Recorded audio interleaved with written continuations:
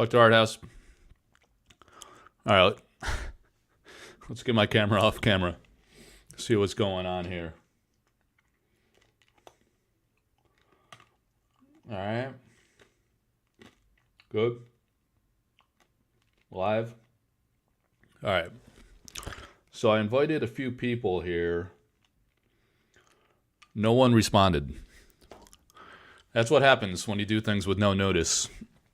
All right, let's see.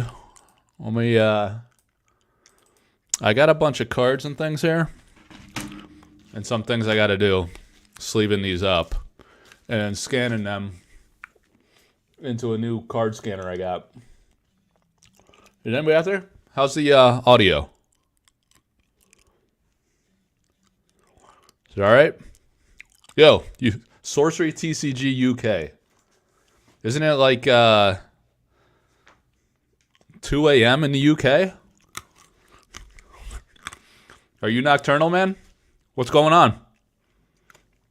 Milo, Saint Michael, Too Fluent. What's up, dude? Hey, John. How's it going? So, John, let me see. There's two things I'm going to send you. Let me see. Hang on a second.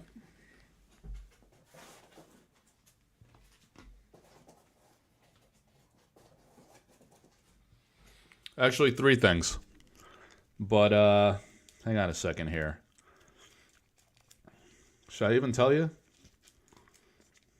Well, one of these, early playtest card and list, since I know you like that artwork. And we'll put that aside. And I'll let the other two things be a surprise. I think you'll be excited about probably both, but at least one for sure. So three things. All right. So let's see. Yeah, I'll try to. Okay, I got cough drops. Yeah, man, I've been coughing for like a week. It's brutal. How do you know I had cough drops? You saying I need one? I got one. The art is a great one. All right, let's see. 13 people. What are we doing? Good question. I got these old school playtest cards. So I just picked up a scanner. I just showed you guys in the Discord. It's like an Epson ES400 version 2, I guess, scanner. So it scans cards. I just scanned like these 42 cards in like no time at all. It's awesome. So what I'm going to do is I'm going to build like a database at collectorarthouse.com, and it'll show. I don't know if I'll at least like post all those as like an archive reference, but what I might do is show like the old school version of Queen of Midland here, and then use some like, I don't know. This will be a pain in the ass because there's like a lot of stacks of cards. You know, they're like 4 stacks deep. You know, so it's like a shitload of early playtest cards. But they're very, yeah, I'm gonna be coughing a lot probably. They're very, very early on, like pre-Kickstarter era.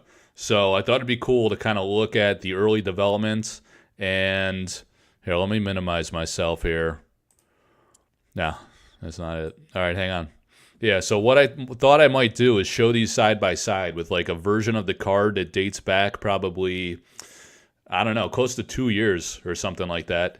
And show it side by side. You see it says playtest there, so it's like an early print and play style. And then, you know, this is pretty interesting. The Crater Eyes. I think I pulled Crater Eyes in my box. Hey, Money Vikings. Best name on YouTube. What's up, man? Hope you're doing well. Yeah. I'm doing all right. I'm like constantly sick, it seems. I don't know if it's like I had COVID back in December, so I don't know if like I'm just permanently damaged or just damaged because I have 3 kids that are all young and 2 in school, one in elementary school, 1 in daycare. So, you know, it's high risk all the time. I can't shake it. I'm always up all night coughing. All right, so I want to find the Crater Eyes, and I'll show you guys what I'm talking about. I'll show the so on the collectorarthouse.com website, what I want to do is have the earliest, most playtest cards that I could find on record, and then show that alongside the current alpha version.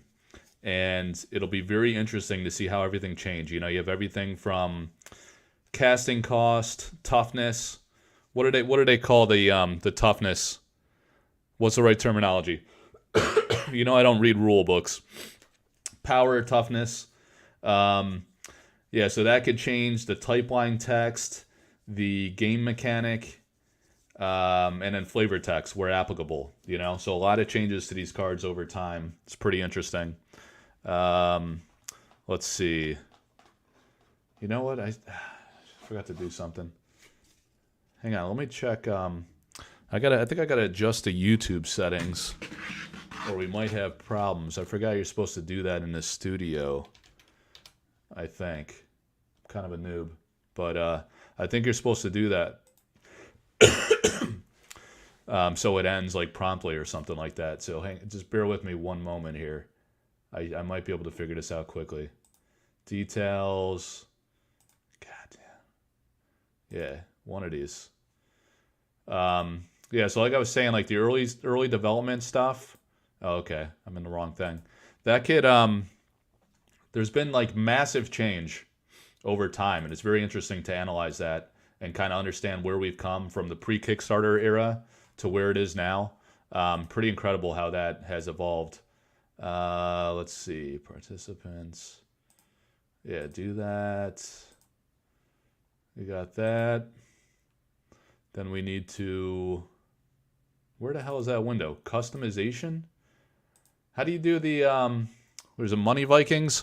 Who does lives here? I don't know why I can't find this right now, but there's like a setting that turns off the YouTube thing like after you're done. And they say that's important, or it might not end or something. Here we go. Enable auto stop. I saw that on YouTube one time. All right, so I think we're good. All right, we got that. All right, back to the action. Yeah, you got a cold. It's normal with little kids. Yeah, definitely. Creator hits for 10. Yeah, creator hits for 10 now in the center space. Oh, yeah. Craterize. Yeah, so it's a typo. You tripped me up. Craterize hits for 10. Yeah, so let me... I want to find the actual alpha card, and it'd be cool to look at that side by side. So I'm trying to... It's tough. Like a booster box has a shitload of cards. When you got 39 packs, that is a lot of cards. Do the math. 39 times 15. It took me forever to get through the box because we had all those guests, and you know the packs are like hard to open. It's not trivial. Some of them I had to like reverse the size. There's no tear strip, which was surprising. I thought there would be a tear strip on those. So you got to kind of just like rip it apart, or some people use scissors and stuff, I guess. All right, so of course this is, what is the rarity level on Craterize? I think this one says it's an elite. Maybe that's the problem. I probably have it sleeved up, so I'm looking in the wrong spot. All right, hang on a second. I got all the the cards look incredible. I talked to another guy recently who just got a few packs, or he got a box, I think, and he opened like a few packs, and he found he was going through and he was saying like, you know, you're right, like the foils do not look the same on camera versus in person. Like in person, they're tremendously different and just pop like so much more. There, look at that one there, John. Yeah, that's his favorite. And this looks really good. I mean, again, you can't really tell on camera. It doesn't do it justice, but it's got a real 3D type look. I talked about this one last time, how the highlighting accents the white parts on the card. So looking at the back, you know, like the line across the Warriors helmets, and then like all these white accents, even the dots on his chest armor. So Vincent Pompetti is the artist there. He's one of the artists that I'm working with for art proofs, and he's already out there hammering away at his art proofs. He hit me up today, and he was like, hey, what do you think? Like, which card should I work on first? And I'd be interested in your guys' feedback on that, like which ones you'd be interested in first. But what I told him is, like, why don't you just take a cut at, like, he has like 25 cards in the alpha set, you know? So there's 25 art proofs per card. So he's got like a lot of cards, you know? And I said like maybe 5, per card, just to have like a sampling, because he's gonna do the work. He's gonna paint on the back, and then he's gonna mail them to me. So it's kind of a slow process, to paint 25 times 5 cards is what, like 125 cards. That's a lot of painting, and he does like a real good job of it. Why don't didn't I pull Crater Eyes in this box? Did I skip it? I could have sworn I pulled that card. So that's what he might do. He's going to do like 2 to 5 of every card in the set, and then he'll mail those off to me, and then we'll start auctioning those off and establishing like a price value for art proof cards. And shit, I could have sworn I pulled that card. Maybe I was just watching like another YouTuber. I could have sworn I parsed out all the elites and sleeved those up. But yeah, whatever. So I guess the point is, you're right. It hits for 10 in the middle. Is it 10? I could have sworn it was like 20 at one point. It's like monster damage. But this old school Crater Eyes in the very early days, you just have an X in the middle, which is kind of interesting. So it doesn't hit like dead on, I guess, initially. That's what they were thinking. It says destroy a site without an avatar and everything on it. Deals splash damage around a destroyed site. All right, so it doesn't matter where it hits because it destroys the site and everything that's on that site. So the actual direct damage does not matter. It's the peripheral damage, the spread of that bomb that craterizes the neighboring sites. More than that, more than the neighboring sites. It's a massive explosion. That's pretty sweet how they changed the design on that. Yeah, let me pull it up on my web browser. I'm curious what that looks like, and if I have the Collector Art House website handy, I can just surf around without the keyboard. So let me go to, let's see, Marta Molina cards. Yeah, it's 10 direct hit, and there's probably not a good way to show this, so I'll just read it off. As an additional cost to cast Crater Eyes, discard a site. All right, so now it's got a discard penalty to play this card. And so it's still 8 to cast, and then 2 threshold. I think it's tripping out because I got so much stuff in the background. Destroy. All right, so you as an additional cost to cast, so you pay the 8 with 2 threshold. Crater Eyes, all right, discard a site, so you discard. Destroy target site and deal damage to each unit above or below a site in the area of effect. All right, so 10 damage on a site, 10 damage to each unit. So that's going to kill most minions, right? Sorcery TCG UK. The only minion I could think of with more than 10 toughness is, what, the Diluvian Kraken, is it? Dan Seagrave. So let's go to the Seagrave cards on my other screen here. Yeah, unfortunately I didn't pull that card. That's a sick card. All the Kraken, we got the Diluvian Kraken, that's 8 toughness, so it's not that. I think it was one of the ones, I'm thinking of Great Old One, I think is what it is. Isn't that like 16 toughness or something insane? So even the Crater Eyes would not kill that freaking thing. It hit it for 10 and leave it with 6. And you got to kill it same turn or it regenerates, right?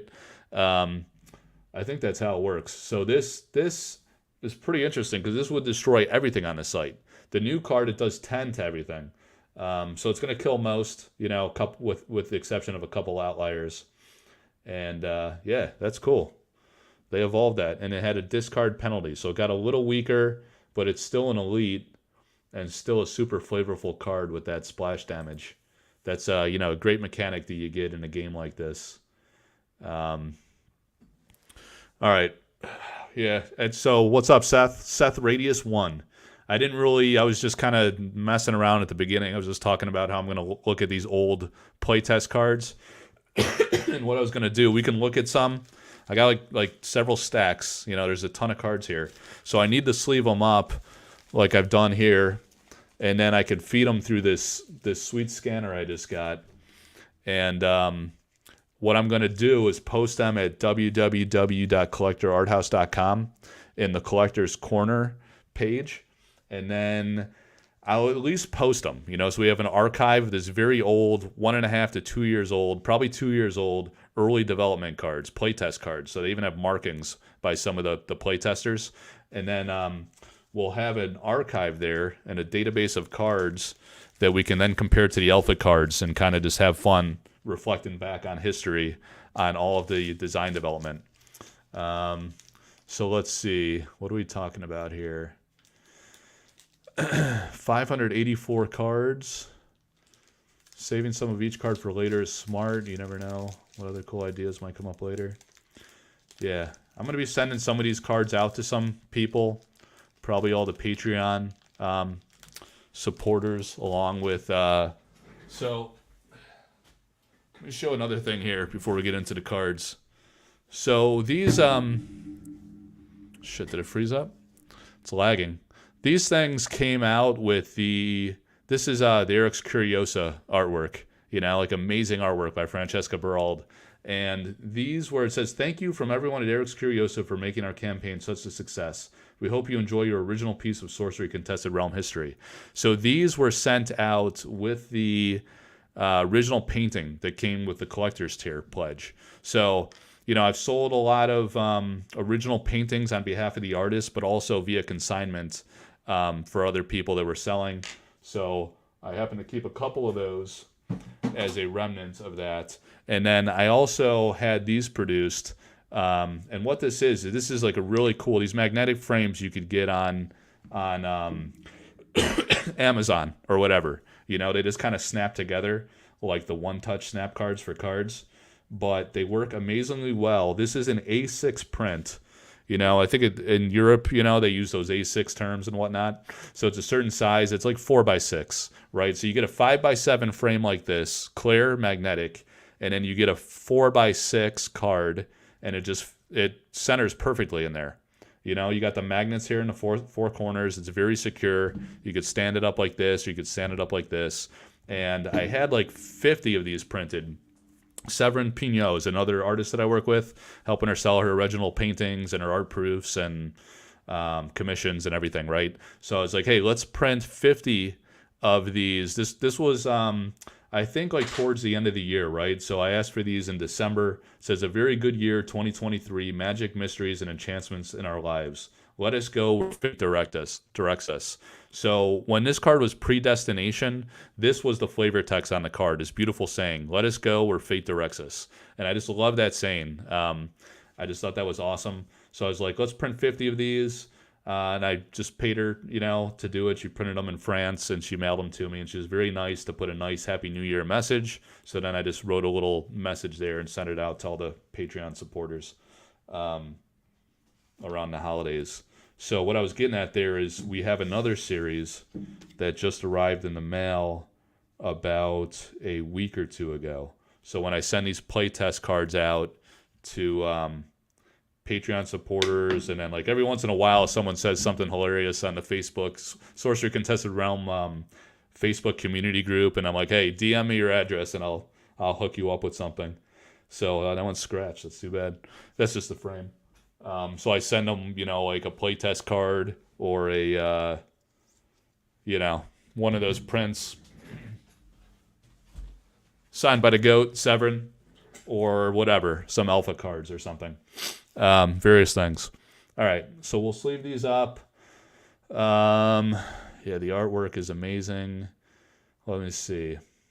I'm going to try to pay like a little more attention to the chat tonight. So if you guys want to talk about some certain topic or have questions about whatever, what the process is going to be with art proofs or whatever, like history of the game, stories from the artists, we got time for whatever. For now, the family is sleeping, and hopefully it stays that way. Actually, speaking of art proof cards, there is one thing I wanted to announce. And so we've been on like 20 minutes. I guess whoever's going to join is going to join. We got 25 people. Europeans are sleeping. It's who the hell knows what time in New Zealand. It's like a day later and probably after midnight, I think. What other markets are there? So Europe shot. We probably got people from the U.S. Sorcery TCG UK does not sleep. Dan is in, where are you at, Dan? somewhere overseas. I know I've mailed you some cards, man. It's got to be some insane time zone where you're at too, right? Is there some kind of program that can compare scanned images to make identifying curios easier? Oh man, I better not laugh. Yeah, Dan's all fired up. Yeah, I don't know. That would be incredible. The other problem I have is like, so I scanned that stack of playtest cards that I showed earlier, 2:50 a.m. Damn, that's insane. So I scanned like 42 cards, and then they want to like auto number them, you know. So I just called them like development playtest cards, just to number them 1 through 42. Otherwise, like if I got to individually like title all these, it's insane. Oh, and that reminds me, I think I promised to send this one to Cedric in France. Sometimes these are so thick, it seems like there's two stuck together. It was just printed on this crazy thick stock. So yeah, I got to set this aside for Cedric. And yeah, you guys might want to go to curiosa.io, or you can go to collectorarthouse.com and compare to the current alpha version of these cards. So again, a couple just joined. These are about 2 years old, early playtest cards from one of the developers. And so let's go. This is a Francesca Berald card.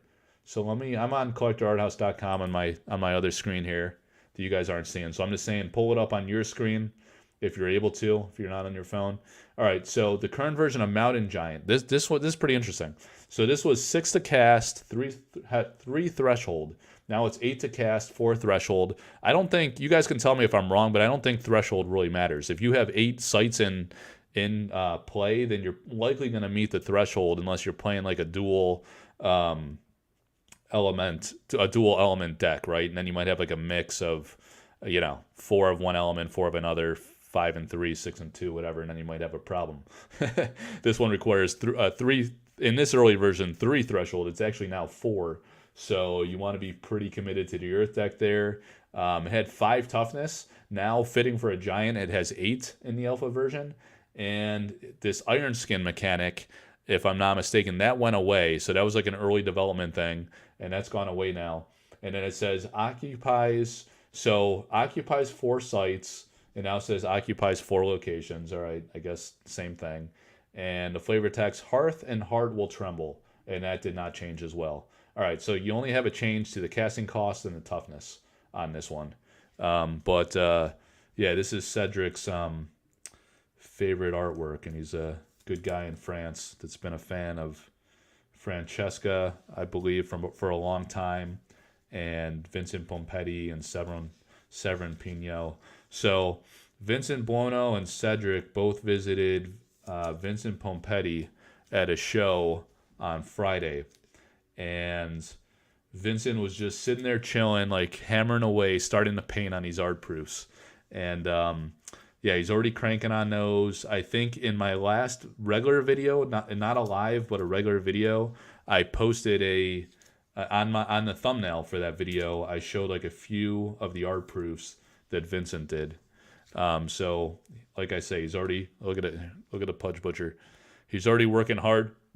He works pretty quick. He works in watercolor, but it's quite a lengthy process to paint on these cards because you got to pre-treat the card with gesso, and then that kind of like preps the surface, so then when you paint on it, it doesn't completely destroy the card and cause folding and things like that. So yeah, more Elvira cards, please. So let's talk about Elvira. You want to see your cards now, or you want the art proofs? I want to talk about Elvira art proofs for a minute because she sent me a message early today. Actually, she posted on Instagram, and she said, I figured out the first card I want to do my art proof painting on, and it was Dream Quest, like one of the most powerful cards in the game. And yeah, so that's going to be a huge card. It's crazy what the prices are going for with Aranja Art, who started selling those, just straight up signed. Yeah, there's shit everywhere, guys. Let me turn my phone around because that's been blowing up. So yeah, I got this crossbeam. It's kind of unfortunate, but yeah. So Elvira's gonna paint Dream Quest on the back of the art proof card. And what we talked about today is she's going to do her early, what she did, like I did a live video with her on the channel here, and it was a live Q&A, and she said that what her process was, and this is not the same for all artists. Some of the artists did not do sketches at all. What she did is she did like at least 3 sketches, 2 or 3 at least, right? I think she said 3 on average, and she would like show those to Eric and say, hey, Eric, what was your favorite, right? And he would come back and he'd pick his favorite. But every once in a while, he picked the one she wasn't wild about, right? So I'm going to show you an example here if I have it. Oh, you know what? It might be in the pledge pack, so I might not have it. So the alternate art for Guile Sirens landed in the pledge pack, not the box topper. That's what I was looking for. I don't think it's in. It might. Let me see. It might be in the. Is it in the box topper? I might have mixed up my cards here, so I might not have all the box topper cards. And you know what? I think I actually gave away the winter. What the hell do they call it? The winter card by Matt Thames. Winter River? Does that even make sense? Winter Mountain? Winter Mountain? Some shit like that. So it was a foil card in the box topper, and I gave that away to somebody. It might have been one of the guys that made a funny comment in the Facebook group. I forget. So I forget what I send to people. I should document this. But I just gave it to somebody. I thought it'd be cool for somebody to see a foil while we're waiting forever for these slow boats, as Eric calls it. All right, so let me. Man, this is a big portfolio book. Hang on just a second. Let me look at this off camera, and I'm going to show you. I'm going to show you what Elvira's going to be working on if I have it here. And actually, I might not. There we go. This is not it, right? But this is the original sketch that Elvira did for Guile Sirens, right? So let me zoom in here. This is pretty. I'd never shown this on at all before, on camera or otherwise, right? See, it says Sirens El Shakarova, August 2019. So these cards were sketched and painted 4 years ago, which is insane, and they're just now seeing the light of day. So it says S2, right? So that's what I was talking about. She did like 2 or 3 versions, and this is the one that she didn't. Oh, actually, is that the final one? There's 2 versions. I think this was the alternate art that's in the box topper, right? And she wasn't like thrilled with how one of them came out, the one that's going to be, and Eric wanted to use it anyway, right? So she asked if she could redo that one, and Eric said yeah, so she redid it, but she had like the original painting, and Eric liked that one, so he ended up using both. Long story short, so let me see. Try not to get too far away from the mic. Let me see if I have. Nah, I don't have it. But she's all right. So for the Dream Quest, here's the concept, right? And I'll show you another one here, guys. I'm not going to show all the sketches. I have several sketches from her, original sketches, and they're all on different paper, so they're kind of cool. You know, like some artists do like very detailed sketches. These are kind of detailed enough where they're pretty special and amazing, right? But here you go. Here's the history. The Elementalist, number 1, covered up by the name here. There's a 1 and then there's a 2, right? And these were from January 2021. So what happened was Eric commissioned her in batches, and they slide around in here. I got to talk to John again, maybe see if there's a better way to make these stay put. But this is an oversized portfolio, and I'll show you why that is in a moment. But she would do like 3 sketches, right? So here's like the Elementalist, the final version that was selected. Here's an earlier version that still looks epic, but this composition made more sense, and it was more ornate, and it was particularly special for an avatar, right? So our idea for these art proofs is she's going to do these sketches that were not selected. So I'm coining these curio art proofs, right? So it's an amazing concept where we'll see the early development of the card and an alternate art that was not selected for the game, so it was not ultimately painted. And now she's going to have an opportunity to paint these on the back of art proof cards. So you have that piece of development history memorialized or captured in a art proof card. And it'll be like an amazing painting because she's like absolutely incredible at painting on cards. You know, she was discovered because she was an incredible Magic the Gathering card altarist. So her, Kyle Calzans, as you're seeing over here, this is the test print when we did this concept with Kyle with the Doomsday device on the back of his Rail Dromedary. So I'm working with Kyle too. You could expect we're going to do a lot of concepts with the Rail Dromedary and the like these crossover concepts, right, with the Doomsday device. That's just one idea, right? We've been spitballing all kinds of ideas, which is awesome. It's kind of like a dream come true working with these artists because like I have ideas, you know, and kind of some creativity in that sense, but I can't execute it. I'm freaking useless with drawing and painting. I actually started like my college career in architecture.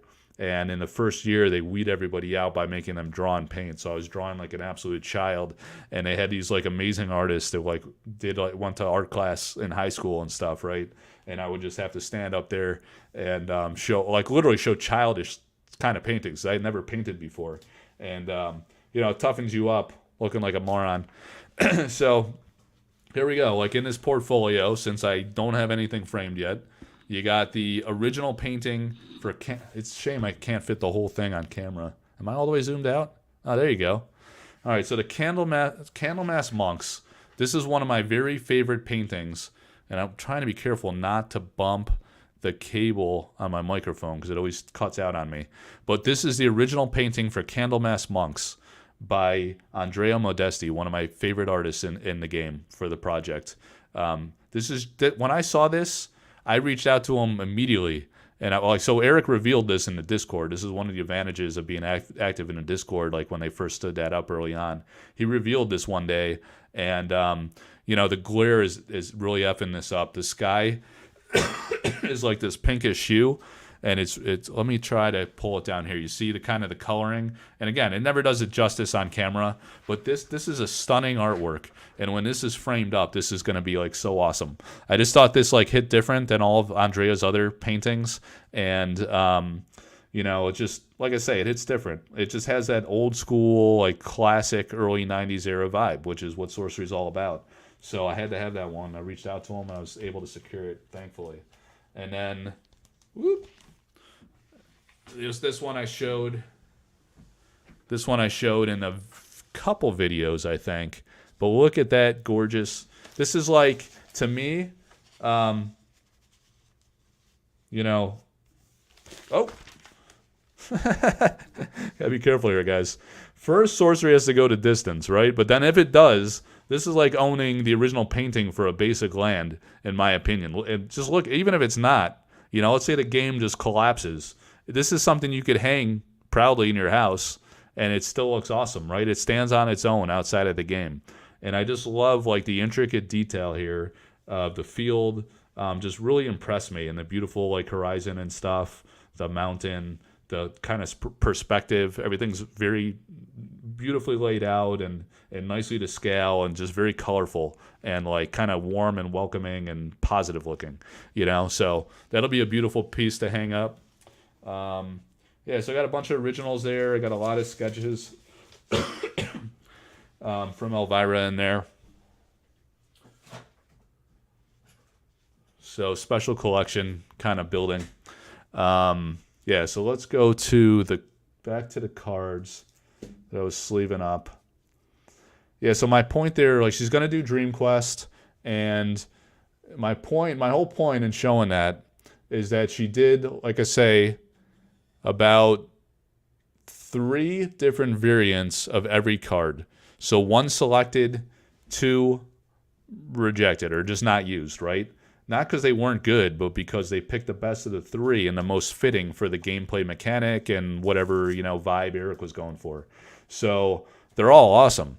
And they've never been painted before. They were just rough ideas, concepts, sketches. So she's going to paint those. And I just thought that was like an amazing idea. I was actually thinking that myself a few weeks ago, and I didn't mention it to her. And then she came today with that idea, and I was like, awesome. I'm glad she wanted to do it, you know, because she doesn't want to do altars anymore. She wants to do like full-scale art. So I'm just really happy she wants to do art proofs at all, because she's like just so great at that. And it's going to be really special. All right, so the Stone Gaze Gorgons. That was a nice one. Did Stonegaze make the final alpha set? Let me catch up on chat. I said I'd pay attention to chat tonight. So yeah, Pudge Butcher's so hot. Yeah, I hate the Pudge Butcher artwork, man. I've had a lot of laughs with Brian Smith about that, and it's like, dude, what is wrong with you? How do you paint a Pudge Butcher? But he nailed it, for the flavor of the game. But he was like, yeah, it's hideous, but that's what a Pudge Butcher should be. All right, let's see. Yeah, how much are you gonna have to spend on Elvira's artist proofs? I think Dream Quest is gonna get out of control. Because that's such an insane card. There's only 25 copies, so it's just gonna be nuts. The uniques are all gonna be unbelievable because they're all powerful and just like feel iconic already. Just really awesome. All right, so let's see. Vincent told you, John? What did he tell you? That I was going to send you some cards? Let's see. I forget what I was talking about when he said that about 15 minutes ago. All right, once you have stacks of each ordinary, you'll spot any anomaly pretty easily. I don't know, man. Like, it depends. Are you guys talking curios? I think it's going to be pretty subtle. Like, I think it could be... Yeah, I mean, like, if you start memorizing the cards, but I think it could be something like a subtle name change or like a type line text or anything. This is kind of interesting. I'm noticing that, like, again, when I showed King of the Realm in the Collector Art House Discord earlier today, which is laying around here somewhere, the font size filled up the whole box. So that was a very significant change from your current alpha cards, which are much more precisely done, right? See how small it is?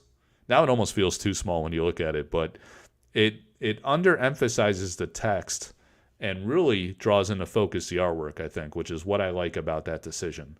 So that's your alpha card, Miracle Workers here, from my alpha booster box break, and there is your early development Stonegaze Gorgons, and here's the developers marked it up and changed the casting cost to 6, and it says other adjacent minions. So even like simple, subtle word text, is being tweaked.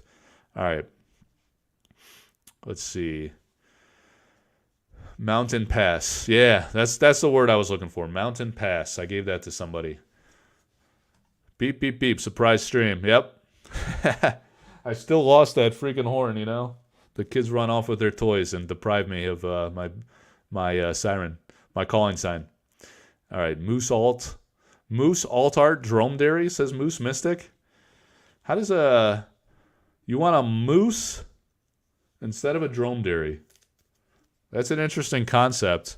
I don't know if I should talk about concepts yet that aren't official, but I had this whatever. I had this ideal for the Royal Dromedary since he's a camel. I was telling Kyle, I was like, hey man, you ever see like the Camel Joe, cool guy Camel Joe commercials from like the 90s? And like Kyle's like young as shit, so he was like, nah. And he lives in Brazil, so he didn't even know who Camel Joe was. Some of you guys might know what's up with that, that have been alive long enough and lived through an age where smoking was more the norm and socially acceptable, and like all the punk ass dropouts in high school would do that behind the schoolyard. Yeah, so I was telling about Camel Joe, and I was like, dude, you got to draw that camel on the back, Camel Joe, on the cool Camel Joe smoking a cigarette on the back of a Royal Dromedary art proof card. Or you might just draw the Rel Dromedary smoking a cig and perhaps lighting the fuse on a doomsday device with sunglasses on, of course. To pay homage and a nod to the art house, and just a cool dromedary and cool Camel Joe killing people out there with his cigarette advertising. They don't do shit like that anymore, because we don't want kids to think smoking is cool. So yeah, he didn't know what it was. I sent him the picture and he laughed his ass off and he thought it was an awesome idea. So maybe that'll happen. I don't want to be like a goofball with the art proof cards too much, but I think there are some fun concepts. Like Sorcery's a fun game. It's very high end art, so we're going to be respectful to the art and do art relating to the original art concept of the card, but also some fun things like that to mix it up. All right, let's see. Yo, what's up, Swami? loves the Candlemass Monks painting. Just popping in, but I've been looking at a lot of original art of various artists in varying areas. Did Sorcery get you into samples and originals, or were you looking at that stuff before Sorcery?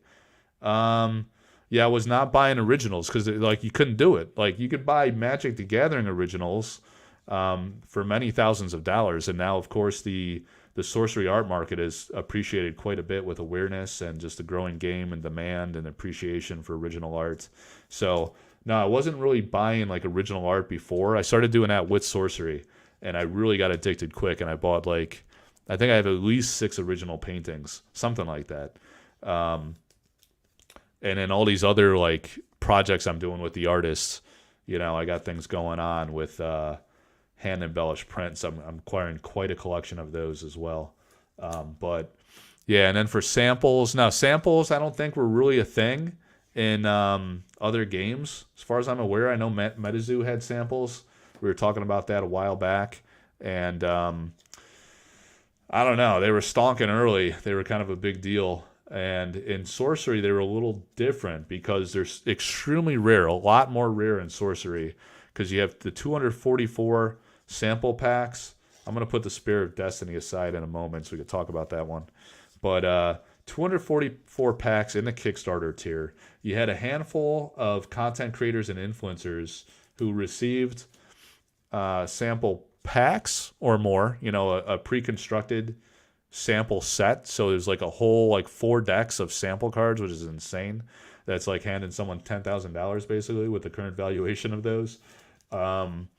And some got, multiple packs, some got 1 pack, various things.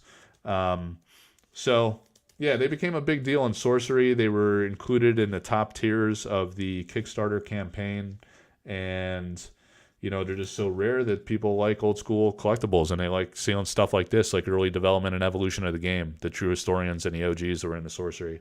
So, yeah, I'm an Avatar of the Realm backer, which means I top pledge Sorcery. So I'm getting 12 sample packs, which is pretty insane. I'm pretty pumped about that. So yeah, I'll certainly keep some, and I'll keep some sealed, but I'll also be doing like sample pack breaks where people can buy slots in the sample break and get potentially high-end sample cards a lot more affordably. Probably be like $250 to $300 a slot or something like that. And then if you hit an exceptional, elite, or unique, you're in the money big time. Not to use gambling terms, but but that's the thing with breaks. Like ordinary sample cards go for about $200. So if you pay a little premium on that, it's not a bad feel where it's like a complete loss and a feel bad. And if you hit an exceptional or elite or unique, then it's massive value. All right. So what is that portfolio called? That is called, I think I saw John talking in the chat here. It's called Itoya is the brand, right? Art Portfolio. And you can get them in all different sizes as they show here. Available sizes, 4x6, 5x7, 8x10. This one, actually, John is the one who recommended this to me. He recommended I get the 14x17, which is a good call for like the original paintings that I got from Andrea Modesti because they fit perfectly. It gives me some flexibility. And then the smaller sketches that I got from Elvira Shakarova, those are all different sizes, and I could slide those in wherever and, just keep them safe. They have like a protective acid-free kind of like insert sleeve. So that protects the original artwork without any damage and, just for preservation purposes until I get stuff framed up. So I'm going to get things framed. But, in the Avatar of the Realm backer kit, you also get a complete set of foil uncut sheets, which is insane. So you get a full set of art proofs. So I'm going to have a full non-foil set just like automatically, which is unbelievable. And then the foil uncut sheets kind of makes it for like a full complete master set because I'll never get all those foils. I'm getting a lot of boxes, several cases, and I'm going to be opening a lot on the channel. So I'll get like a good amount of foils, but there's no way I'm getting 403 foils. They're just too hard to pull, too rare, too many cards. And we're going to do some fun things. I'm going to invite the artists onto the channel again. I'm going to have like probably 1 to 3 guests at a time, artists, a couple of them. And just take more time as we're going through. Maybe I'll have Vincent Pompetti on, and every time we hit one of his cards, we'll take our time with it and get the story from Vincent. Like, how did you come up with this epic idea for the Dalcian Phalanx, with all these spears? And like this is like really awesome, because it's like you got to really take a close look and appreciate this artwork, because it's more than the four guys at the foreground, which automatically catches your eye. Sometimes people just move on and see the four guys and a bunch of spears that they're wielding, but there's like a whole army of people behind them. So there's a lot of detail in this artwork, and I wish we could see it in full art form, to kind of see what's going on under the text box. But it looks like there's a lot of depth there. He's great with perspective, depth, action in his compositions. And man, that's a really sick artwork. I could totally see like an art proof. What's cool about his art proofs is that he might pick one of these soldiers and kind of show a blown up version on the back, or like maybe a couple of these guys, or maybe just the four guys. He's very creative, and he does it in watercolor, so it really looks good in person. Really beautiful when you do watercolor work. Hey, Screaming Skull. So, an exceptional ruined relic of strength. The bearer of this skull can move, attack, or use tap abilities the same turn it is summoned. All right, so this is very marked up by the development team. Hey, what's up? We're going to go to bed soon. Yeah, you can watch your iPad for a little longer. All right. Because it's really dark outside. Yeah, if you get tired, you go to sleep. I'm reading a song. All right, I can't wait to hear it. All right, so you marked up the card here. So let's go. Let me just go. I'm going to catch up on the chat again. I keep getting sidetracked. All right, Melissa Benson. All right, so the Screaming Skull. So this is interesting, because like the Screaming Skull is now 3 to cast. This was overwritten in marker here, so I can't see what it was before. It must be, I wonder if that is a 3. It looks like it could have been a 3 or a 1, but they had the thought to change it to 2 once upon a time. And it changed, of course. It was an exceptional a while back. It's now an elite.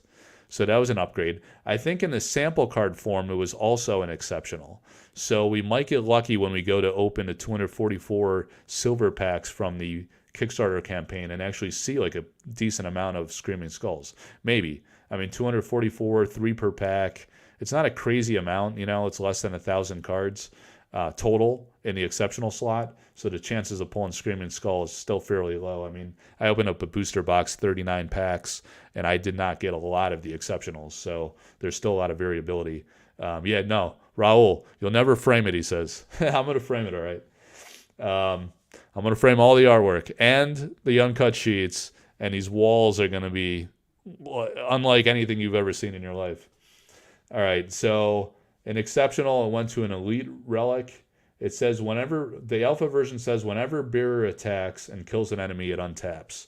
This one says the bearer of this skull can move, attack, or use tap abilities the same turn it is summoned. Wow. So that is a pretty dramatic change on this card. That's pretty fascinating. That's why they're kind of cool to see the early development. All right. So I answered the question on the portfolio. Let me see. That's just ordinaries. Everything else will stick out. Yeah, you're talking curios. I don't know. I do think it's going to be hard to do the curios, subliminal messaging, and Camel Joe. All the insane sports betting advertising in the 2020s will be the thing we look back at in 20 years with shock, the way we currently look at old cigarette ads. Yeah, man. Gambling's out of control. Sports betting, yeah. And it's becoming like widespread legal now, so people might get out of control. I would love the alt art Vanguard on the original Vanguard artist proof. So I was talking about Elvira Shakarova did 3 different sketches per card, but that's not universally true for some artists. Like Brian Smith did no sketches. He just dove right into the painting and paid the price big time because Eric made him redo a lot of paintings, is what Brian told me. Because he's never done TCGs before, so he did things in his own usual style and his own vision. He never had to worry about like what the person wanted as a commission. He just does whatever he wants, and then he throws it up on his social media. He's acquired quite a following over the years, and Yeah, so like he was new to the process, and he didn't realize he should sketch first and get the art director's buy off on the painting. So he would just do the painting, and then yeah, oftentimes Eric would be like, "Nah, man, it wasn't what I was going for. We need to tweak this and that." And sometimes it was salvageable, and he could tweak it, but other times he just had to completely redo it. Yeah, so my point there, Lewis, too fluent, is that not all the artists did sketches. So I don't know. I did do an interview with Truett Parrish, so I don't recall off the cuff what he told me about his process in particular. I know he did do sketches because he sold you some sketches, right? I just don't know if he did like 3 versions of them. You know, he might have just done one, sent it to Eric. Eric was like, you know, if it was a slight adjustment, maybe he just dove right into the painting. But yeah, we'll have to see if he can do some alternate sketches. He's another guy I may be working with. All right. Let's see. Send me Pudgy for personal reasons. Garden Wizard. Remind me that you want Pudge Butcher. I don't know if I have like 2. I'm trying to send out just my duplicates to Patreon supporters right now of these playtest cards, early development cards. Because I have this idea where I like a lot of the artists I work with, I might just send them like a pile of cards and be like, hey, can you please sign these? And then we'll have the markups from the development team, signatures from the artist. These will be like really cool, like historic relics on several levels. All right. Let's see. Yeah, Screaming Skull is Diego's favorite. Screaming Skull is unbelievable. That's wild not doing sketches first. Yeah, I know. That's ballsy. I can't believe like someone wouldn't even think to do that, but he's one that said that. Mikhail Nagy-Paul is another one. Like he did that. The Holy Ground card. I showed that. So I showed on the Sorcery Contested Realm community Facebook group. If you guys want to go check this out, I posted a comparison of a very early card, one of these spellcaster cards. So if you guys haven't seen all my videos, I'm going to show you what that is. All right, so this was like one of the very early prints of Sorcery. I got all these like old school historical relics from Sorcery. That's what I'm really into, the history of the game, and love that stuff. So they had the spellcraft back before they decided on a name for the game. And same Francesca Berald artwork. It still says spellbook like it does today in the alpha version. And I could show you an alpha version by comparison. So you got Sorcery, spellbook at the bottom, right? But they, instead of spellcraft, they came up with the name Sorcery Contested Realm for the game, of course. All right, but these spellcraft cards are really awesome. These also date back several years, you know. So I got it from someone that acquired it from one of the early, this guy that was helping out with flavor text and stuff for the game. He's a writer that's written for many TCGs, and he had like some of these, right? So he acquired some, and I was able to get one. And Vincent actually sent me this, like my friend Vincent, which is really generous and nice of him. But I'll probably try to get a few more of these. But the point being here is that in these, what was my point? Where was I going with this? So in this early vision for Holy Ground, I had a digital image of the spellcraft version of Holy Ground. So it was very old version of that card, probably several years. And then the artwork looks significantly different than the alpha version of Holy Ground. So I asked Mikhail Nagy-Paul, he's another one of the artists I work with, that I talk to pretty frequently, and I reached out to him and was like, hey man, what's the story behind Holy Ground and these 2 cards? And he was like, oh, that was like the first painting I did, and he didn't sketch it, so he did a whole painting of it. He's got a painting of it, and and Eric wanted some changes, you know. So I think he was actually able to change that original. But then, like, I talked to him a couple days later, and I was like, I was poking a little more at the process. I was like, how did that actually go down? And he was like, oh, actually, I had this version, this one, this one. So I did like a write up on my Patreon page, and I'm thinking here. Let me see if I can. I'll share it with you guys. A look behind some of the Patreon articles. I think I'll be able to do this. So let me share screen. All right, so what we're going to do is share my entire screen on this side. And yeah, I think I can make this happen. All right, so you'll be able to see it pretty well. So I'm going to go to my Patreon. Let me just hang on a second. I don't want to show something weird. Like the Patreon value or something. Yeah, so I have like 53 patrons at the moment. So yeah, so this is what he showed me, right? For Holy Ground. That the plot thickened. It was more than just the one image he showed me. So originally, this is the one I shared on the Sorcery Contested Realm community Facebook group. It's a group, not a page. It's a group on Facebook. Sorcery Contested Realm community. So this is the Spellcraft version. I just showed you guys that Spellcraft card. On the Spellcraft card, this is the artwork. And you see like many changes here. The horizon was much higher, right? You could tell by like the spacing on the card. The sky is much different, right? And then the cross itself much shorter. Eric, what Mikhail told me is that Eric wanted a lower horizon and more rocks in the composition. So that's what you see here, right? You have more bold boulders up around here in the foreground, and in the background's kind of similar. What I wasn't sure of, and I don't think like Mikhail still, what got him looking, I was like, hey man, a lot of people are saying they like this one better. I was like, do you still have that original painting? Or like, what's the deal? And he's like, no, that actually is the original, and he changed it. So I asked him like, hey, did you take a picture of it? And he couldn't find it, unfortunately. But I wanted to see if he had a picture before it changed, because sometimes when you see it printed on the card, all kinds of things happen when you send it to the printer. There's all types of color distortion, color values get really out of whack, and you got to reprint like a few times sometimes to get it right and get it really more closely resembling the original. So that's what I was trying to get at. He couldn't track it down. But anyway, you see it had the copyright symbol. This is from a Spellcraft card. It's probably small on the screen. And then you have the alpha symbol. This is the alpha card version. So side by side, Spellcraft and alpha. Yeah, I'm wondering if we could see art like that as a curio. That's a good call. That would be super cool. All right, so that was one, right? And then I got to talking to him some more, and I was like, tell me more about this card. Actually, I wrote up a nice little story so I could jog my memory. Is it showing up really small on the screen? I'll read it out loud. Yeah, I did pull a call to war card. Or it's actually called Enlist now, right?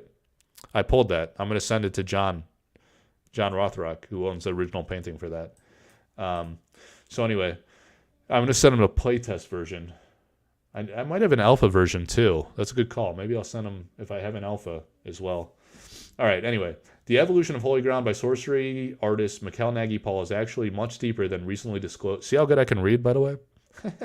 When I put my mind to it. Recently disclosed in a Sorcery Contested Realm community Facebook group. In the group, the two-card image was shown, which compares... See, I could read my own writing.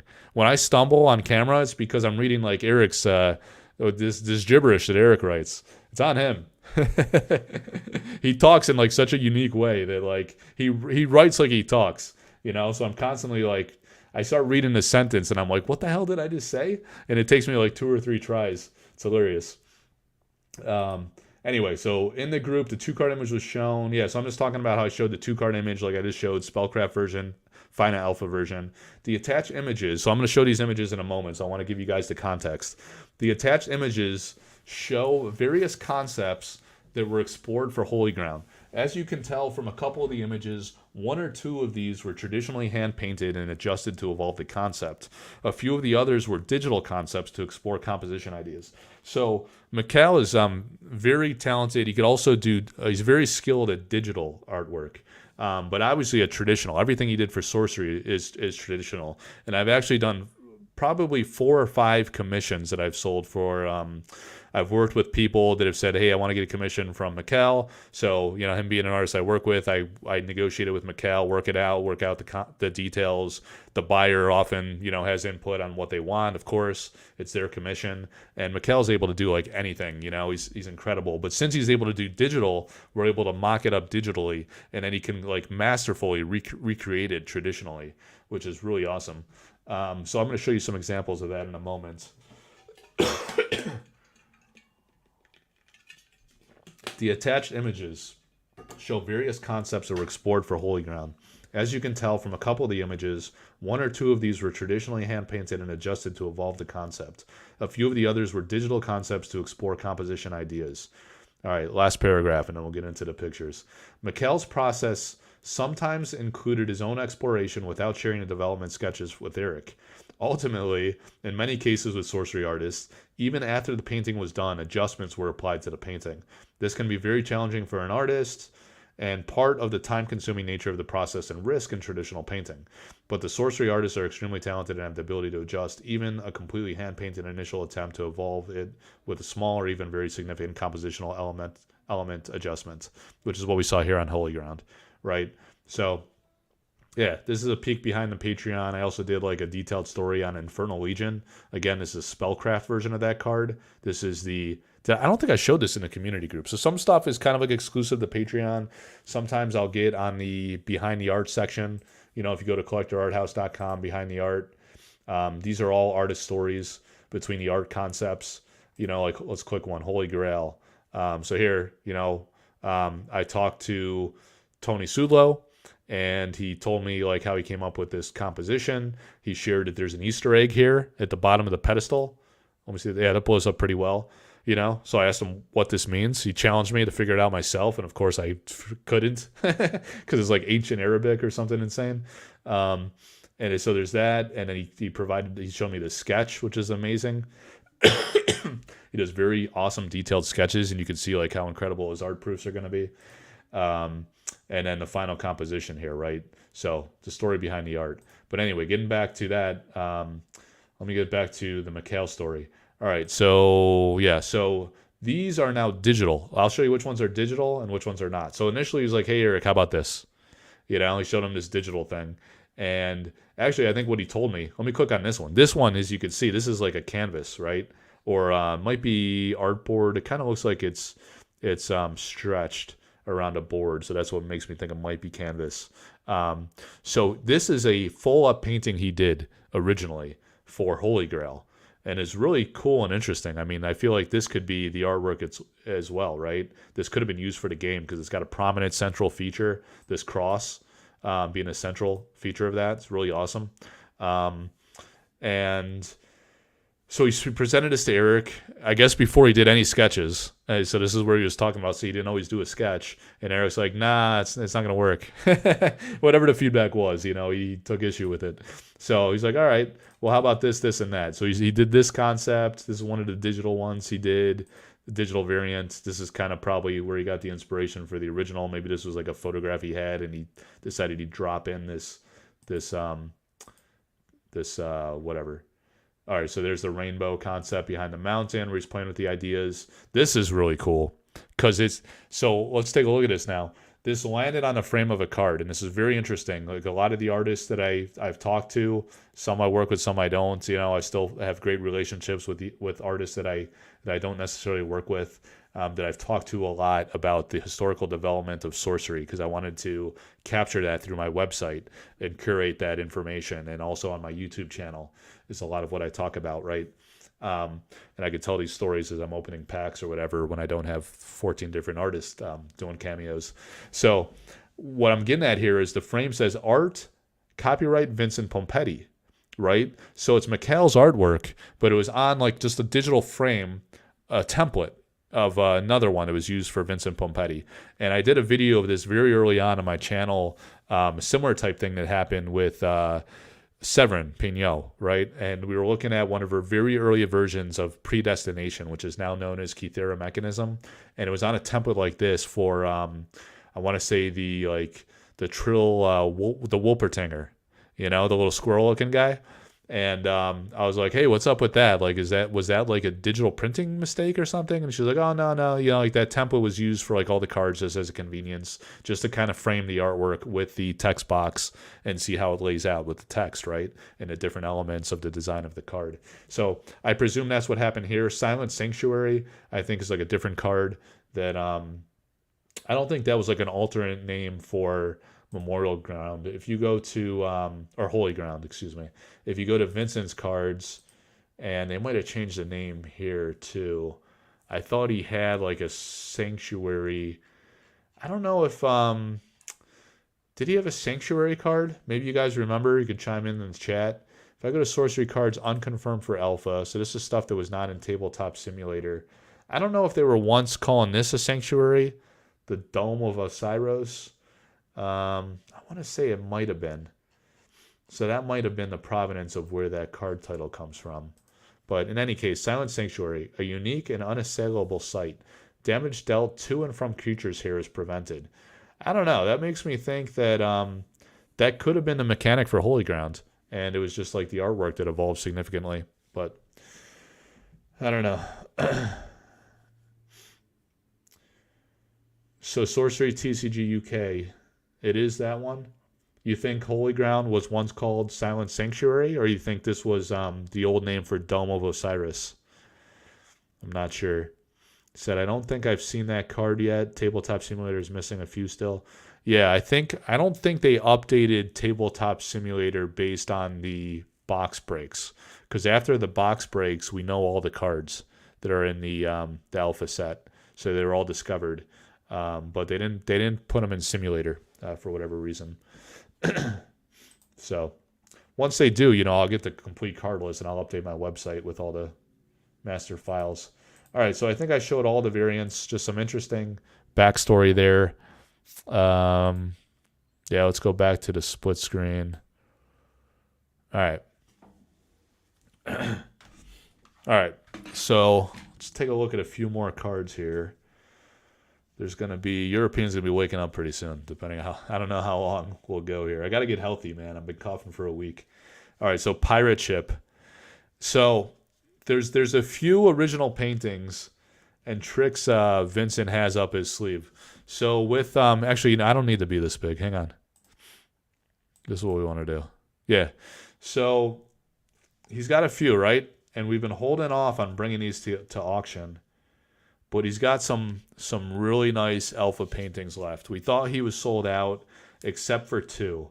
He has, I'll tell you two that he has that we've been planning to auction and are just holding out for the right timing. All right, so we have Backstab. That'll be one that'll be coming to auction on the Collector Art House media platforms. So in the Sorcery Contested Realm community group, maybe the Sorcery Art Market group.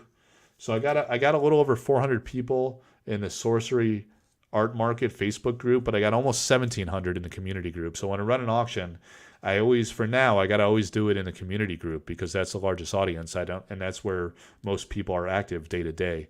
I don't want people to miss an opportunity to bid on something precious like that that's very limited, like an original painting, one of one. So I have that, and then what I always do is mirror it in the Collector Art House Discord. So you guys should join the Discord because I do use, if you're annoyed by the everyone tag in Discord, you can disable that in the Discord. I do use that every time I run an auction. I do an everyone tag because I need everyone to know that there's a live auction going on. I only run them for 24 hours, so if you miss it, it's very unfortunate. So I want to make sure everyone has fair opportunity if you want something limited like that. So the Discord is very important to sign up for that. And then also the Sorcery Contested Realm community group. But then I have these other groups like the Sorcery Contested Realm Art Market, which is different from another group I stood up like 2 months ago, the Sorcery Contested Realm Marketplace Buy Sell Trade group. And then I have a Sorcery Contested Realm, or it might be SCR, Artists, Proofs, and Altars group. And I have a Collector Art House group. I got a lot of groups. But I have a link tree in all of my videos where you can go to the link tree, you can sign up for all these forums. But my point is I'm going to use the community Facebook group and the Collector Art House Discord as the central hub for auctions for the foreseeable future because those other groups are smaller. I've been less active in those. It's very hard to maintain like 10 different platforms. I'm very active in the Collector Art House Discord and then also in the community group. I post every single day in the community group on Facebook. And it's kind of funny, like a lot of guys are creating accounts just to go into that group, which is smart. You should do that. Like if you hate Facebook, you don't have to talk to everybody on Facebook and read all their garbage. Just check out what's going on in the community group because I post every day there. Other people are posting there. Sorcery TCG UK is pumping out videos every freaking day about gameplay, and he's posting it there, so you guys are getting a heads up that those are coming out. which is great because a lot of guys are talking about gameplay a lot more in the community group, which is really important and great to see. Yeah, so that's the strategy on auctions. When those other groups, like after release, they're likely to grow a lot more significantly. We can pivot those type of offerings to their collectible category, and that's the point of that. That's the way the Magic market works. They have separate groups for all of those types of things.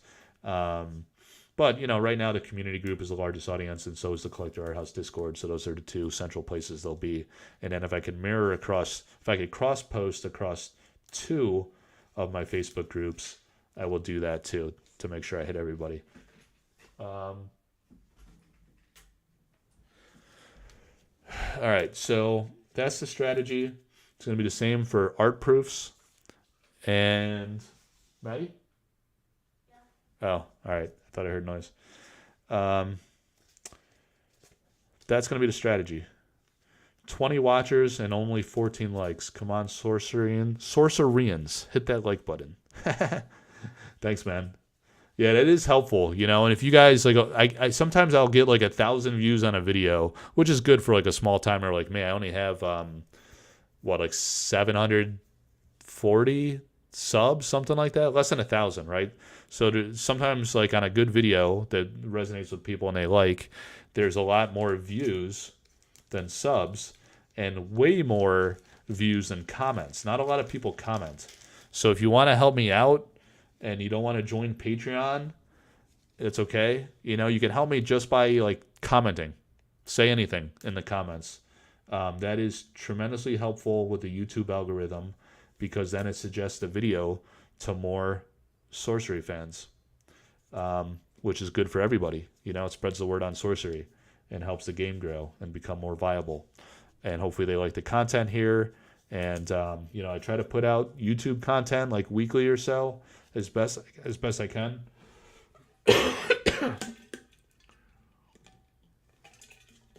But it's also synergistic with the other platforms with having that Linktree link in the comments because then people go and discover all the Facebook groups, the Collector Art House Discord. We have a lot of good, fun, lively conversation in the Collector Art House Discord.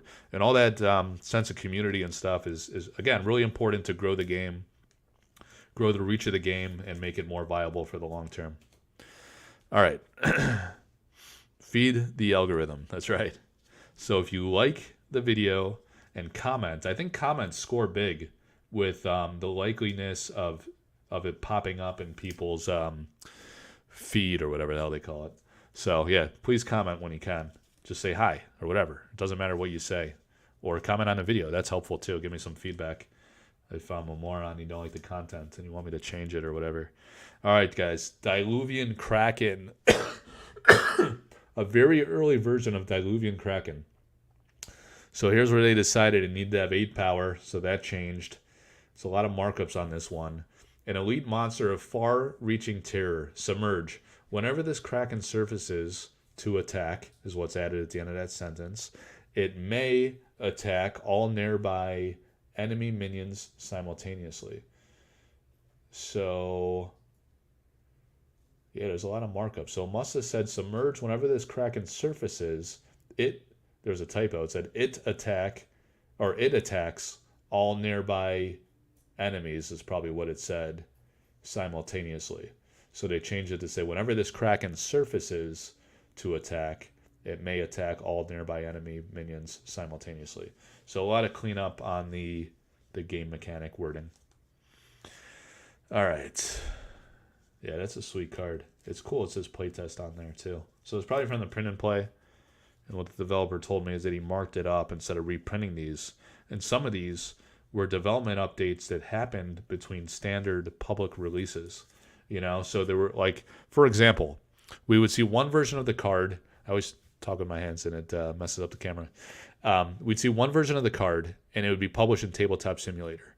And then we'd get nothing for like a few months sometimes. And then we'd see a new version of the card in Tabletop Simulator. But what was going on is the development team was playtesting with these cards. Cards just like this, these actual cards, right? and they were marking it up and making changes. And sometimes they'd change more than once, so we wouldn't see the development evolution between those official public releases. So this is the beauty of these cards, and this is why I bought a scanner, a card scanner, so I could scan all these cards.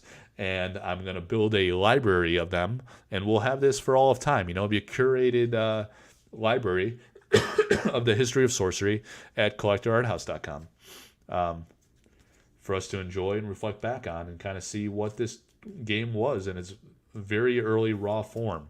But kind of like the Magic Gamma cards, like I never knew those existed until recent years. And I don't know, maybe some of the... So what happened was I played Magic as a kid in the early 90s. I was in like elementary school. So I was playing, I had and I played until like freshman year of high school, and then my family relocated to another state in the United States. So, I lost all my childhood friends, kind of cold turkey like that, and then I never played Magic again, ever in my life. So I kept all the cards. Like, I sold like 20 dual lands, It's like one of those tragic stories where you sell all your dual lands in college because you think you're a slick guy on eBay.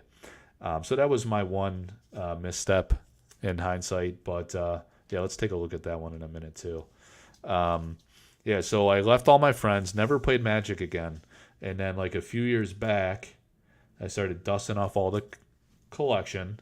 It's like a midlife crisis or whatever, and started getting like hardcore into cards again. But like when I was a kid, I was in elementary school with these Magic cards, and I was like, it's mostly revised. There was still some like Legends packs, maybe Arabian Nights, like going for like $15 a pack. This is like early 90s, like gas was like less than $1 a gallon. It's different times, man. I'm old as shit.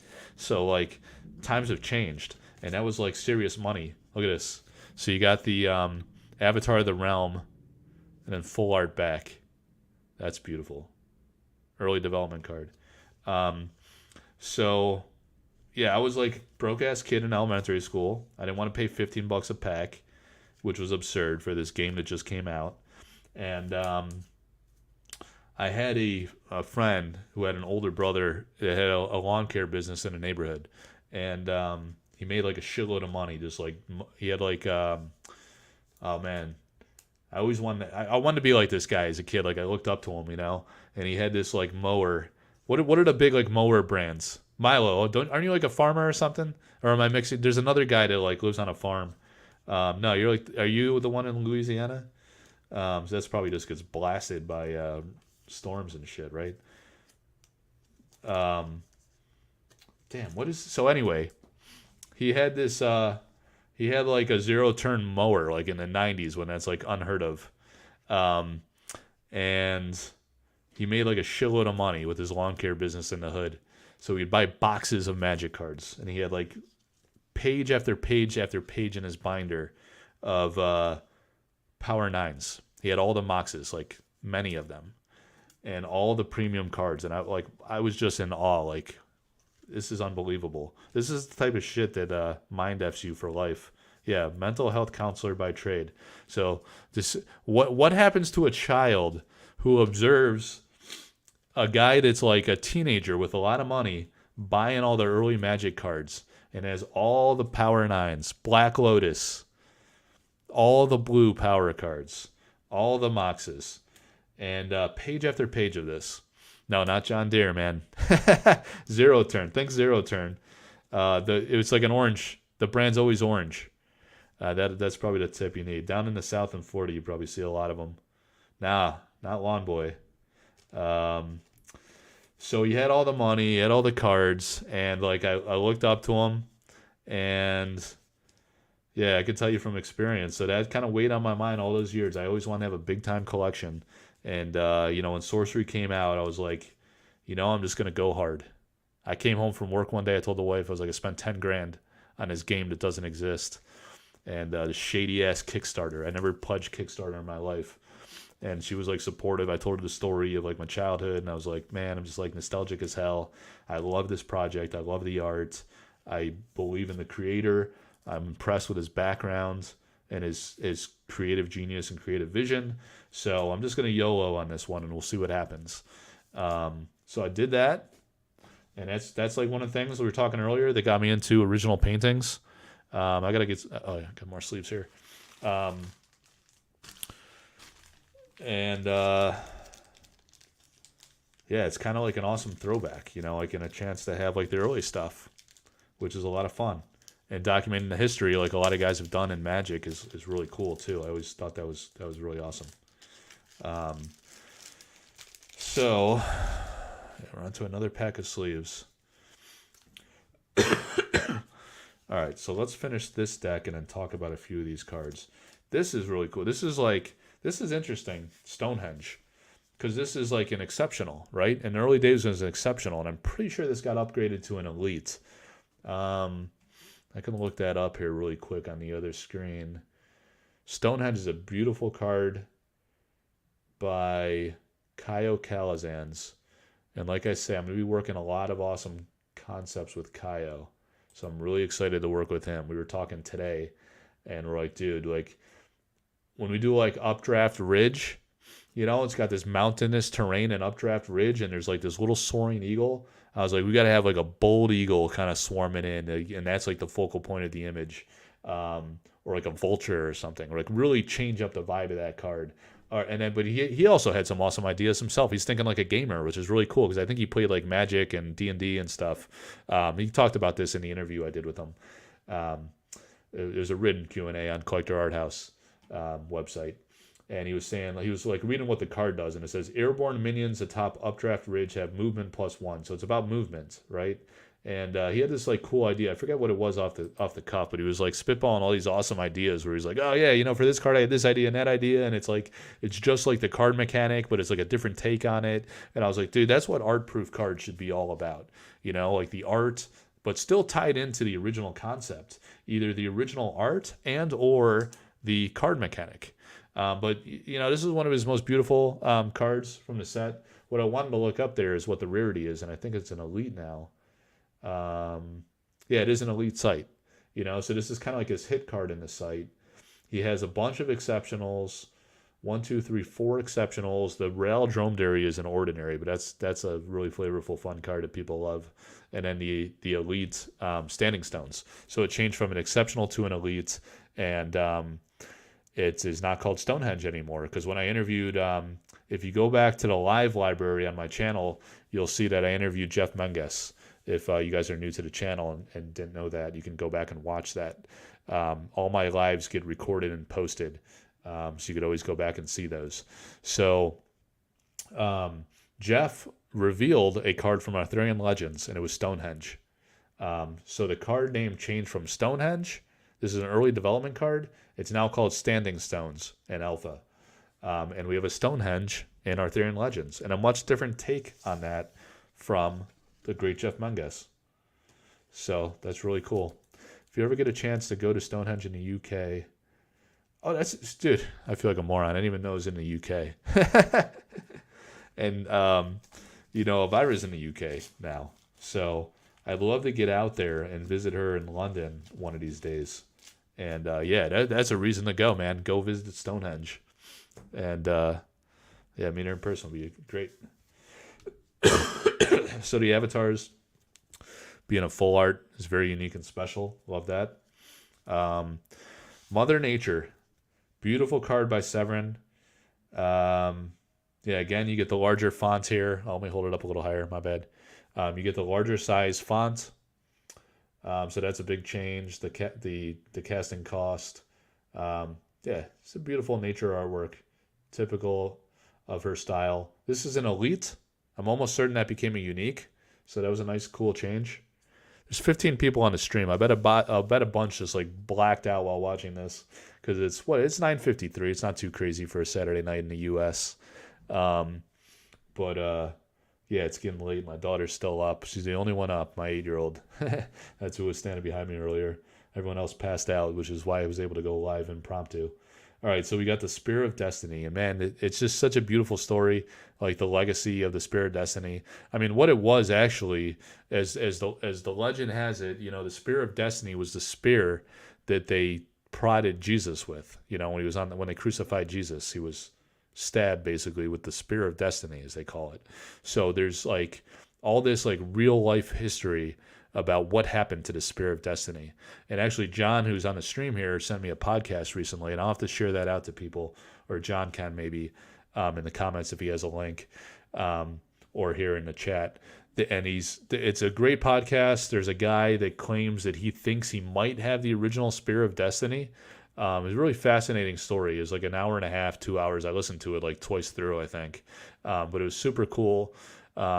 He was talking about how like some of the metallic fragments can be scientifically traced back to that like era when this would have happened, when Jesus was crucified, and there's some other I guess like history I was not aware of with Hitler and Himmler.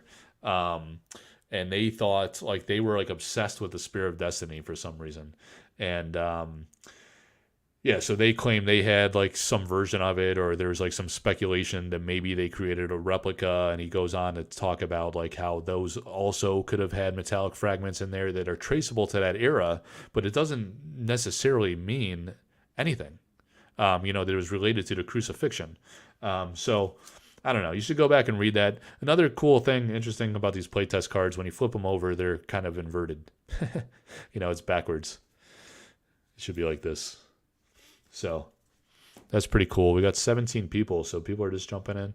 I've been listening to Robert E. Howard's Conan the Barbarian audiobooks. Oh, wow, that's pretty cool. A Sorcery set based on Conan could be amazing. Yeah, I don't know like the history of Conan the Barbarian. I was a big Arnold guy as a kid. I was kind of like a wannabe bodybuilder after I moved from, I mentioned to you guys, I moved halfway through freshman year of high school from Rochester, New York to like Philadelphia suburbs area. So it was a big move, big life change. And I decided I wanted to lift and get jacked like Arnold. So that's what I did. Like junior year, I started lifting like pretty seriously. And I love the Conan. Like what I'm getting at is I love the Conan, the Barbarian movie as a kid with Arnold in it. And it's funny. I was joking the other day about how he spits on the camel. There you go again with the art of the avatar inverted. Yeah, so that was like an amazing movie. But that's all I know about Conan the Barbarian. I don't really know the history of it. All right. Great stream, but you have to go to sleep now. Oh, you have to go to sleep now. All right, Dan. Thanks for checking in, man. Appreciate it. Leave a comment after a post. Help the algorithm. Especially with these lives. They bury those lives. You can't find shit anywhere. It's a pain in the ass. People are going to be stumbling and drunk now at this point, or maybe coming back from the LGS. Here you go, guys. Holy ground. So, an old version, but the updated art version. Man, I'm glad I got this one because this card's special. It's more special to me now that I know the story. Shared by Mikhail. A great piece of history. Yeah, Mikhail's like amazing, guys. He does all the frog arts, the reptiles, the snakes, the towers, Dark Tower, Lone Tower, some other tower I'm blanking on. And those are based on real life history too. And I think I mentioned that a few times on the channel in different places. Hey, later, Diego. Dinner time. Yeah, you're behind us in Texas, right, man? All right, cool, dude. Yeah, thanks for hanging in there for a while. Always good to see you. All right, still on a silly set referencing Discworld? What is Discworld? I don't know what that is, dude. Never heard of that. Gothic. Well, oh, yeah, Gothic Tower. Yeah, that's the one I was missing. Gothic Lone. It's Lone Tower, not Lonely Tower. I know it's Lone Tower. I love these lands too by Andrea Mondesti. Discworld would be so cool. Terry Pratchett. What the hell is Discworld? I don't know what that is. Rift Valley, Dan Seagrave. The Quagmire by Guy Kayo. That's an exceptional still. Terry Pratchett is Discworld. All right, so who is Terry Pratchett? I don't know who that is. Maybe I'm too old. Or too young. I'm not sure. Vantage Hills by Jeff. So Vantage Hills, isn't that a card that is I I thought that was one of the ones that they calling a dual land. But this I see is only Earth in this version. So let's go check this Jeff Menges page out. Oh, I'm thinking of Aqueduct, I bet. Yeah, that's it. Yeah. Yeah, I got it wrong. So Vantage Hills, it's just an Earth threshold. An exceptional site with striking views. You used to say a rugged site with exceptional views. Slight change there. Mixing up the words. Ranged avatars and minions here have +1 range. Range units atop the site have +1 range. So some minor tweaks in the development of that card. Let me introduce you to Discworld. Read the Hogfather.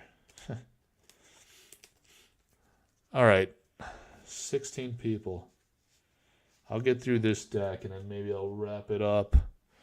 I'm just looking around. Oh, I got something I could show you guys. All right, let me get through these cards. And then I was showing you the collector of the realm. I'll show you something you haven't seen before that the Avatar of the Realms got with the original painting that I received. The Avatar of Fire is the original painting I have from Severn. And we just saw that a bit ago, right? The Avatar of Fire. All these freaking cards. Yeah, so like I said, I'm going to send some of these out to Patreon supporters, but I'm going to keep a bunch as well because I have a thought to maybe get them signed by artists and have a great collection from the development team. So I own this original painting. It's a gorgeous painting.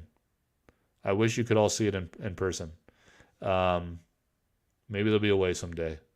But it's beautiful oil on canvas. And I'm so honored to own that. All right. Not sure if you showed it, but you mentioned something earlier about a new series of Predestination postcards. That is actually an older series I did. Let me show you.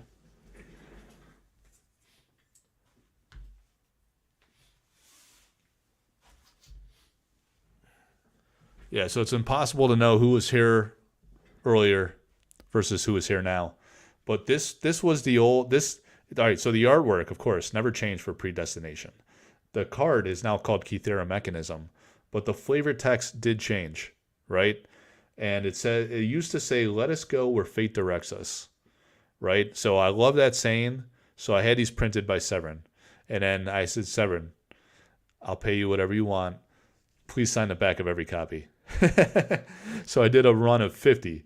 And she was so gracious. She not only signed it, but she had this beautiful message. It says, "Bonne année," I guess. I don't speak French.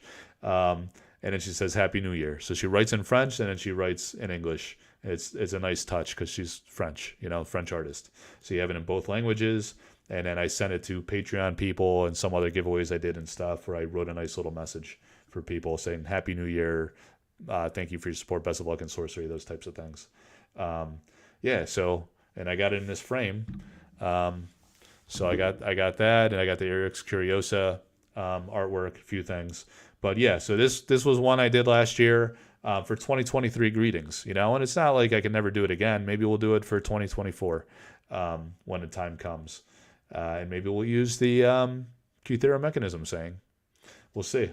I love these, because I'm going to have several of these over time. This is something I'm going to do with the artist as like a Patreon support type thing. Is my idea.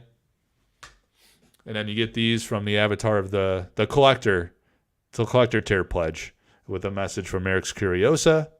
And then the nuance, which I'll show you in a minute. Let me put this aside. We'll talk about that in a minute. And a few more cards I wanted to sleeve up. But no, it's not Kuba. You're still trying to guess the mower. Kubota, Arians, Cub Cadet. It's none of those. It's orange, guys. It's always orange. It's like the signature color that you can't mistake this brand with.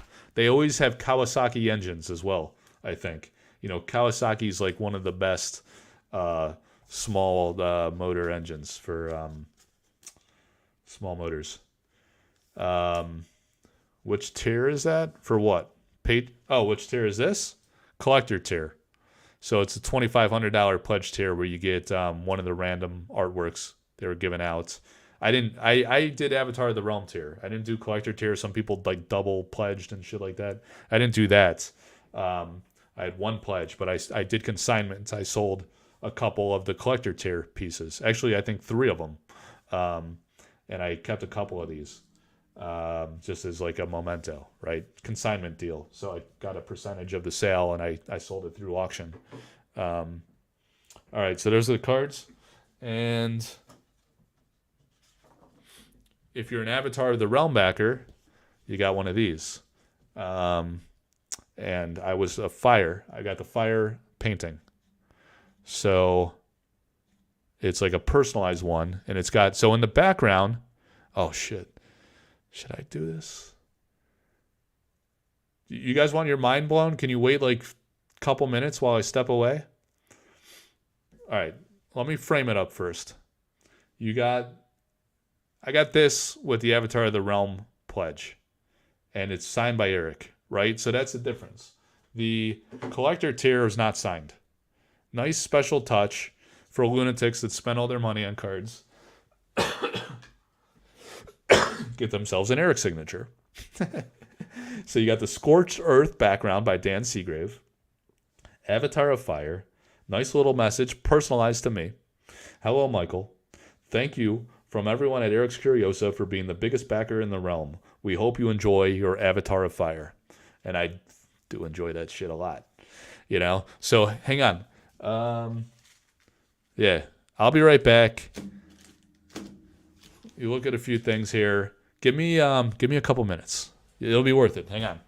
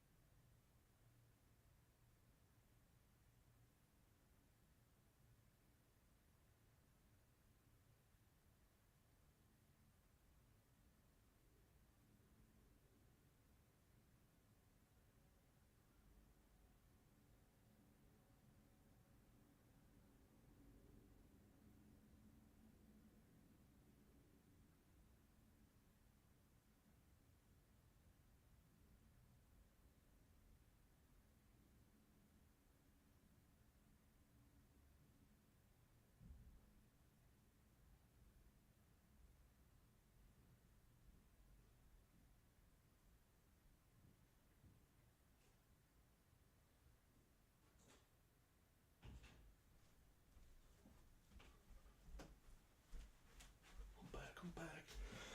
All right. I'm back. You guys entertain each other? All right.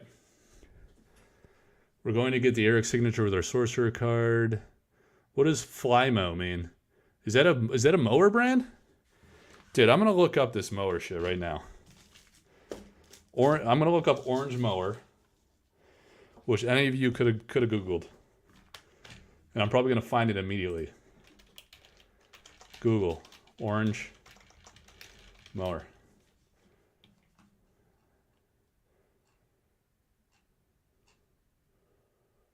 That's why he said Arians. I see. Lawnmower. Why am I talking about bad boy mowers? Why am I talking about mowers on this channel? Here we go.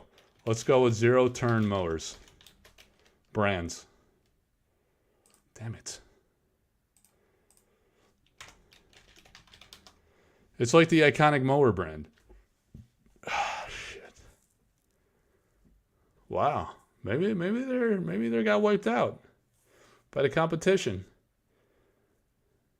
This is annoying. I don't know. It's mind-boggling. Follow your curiosity. You'll be amazed what you find. I don't know, guys.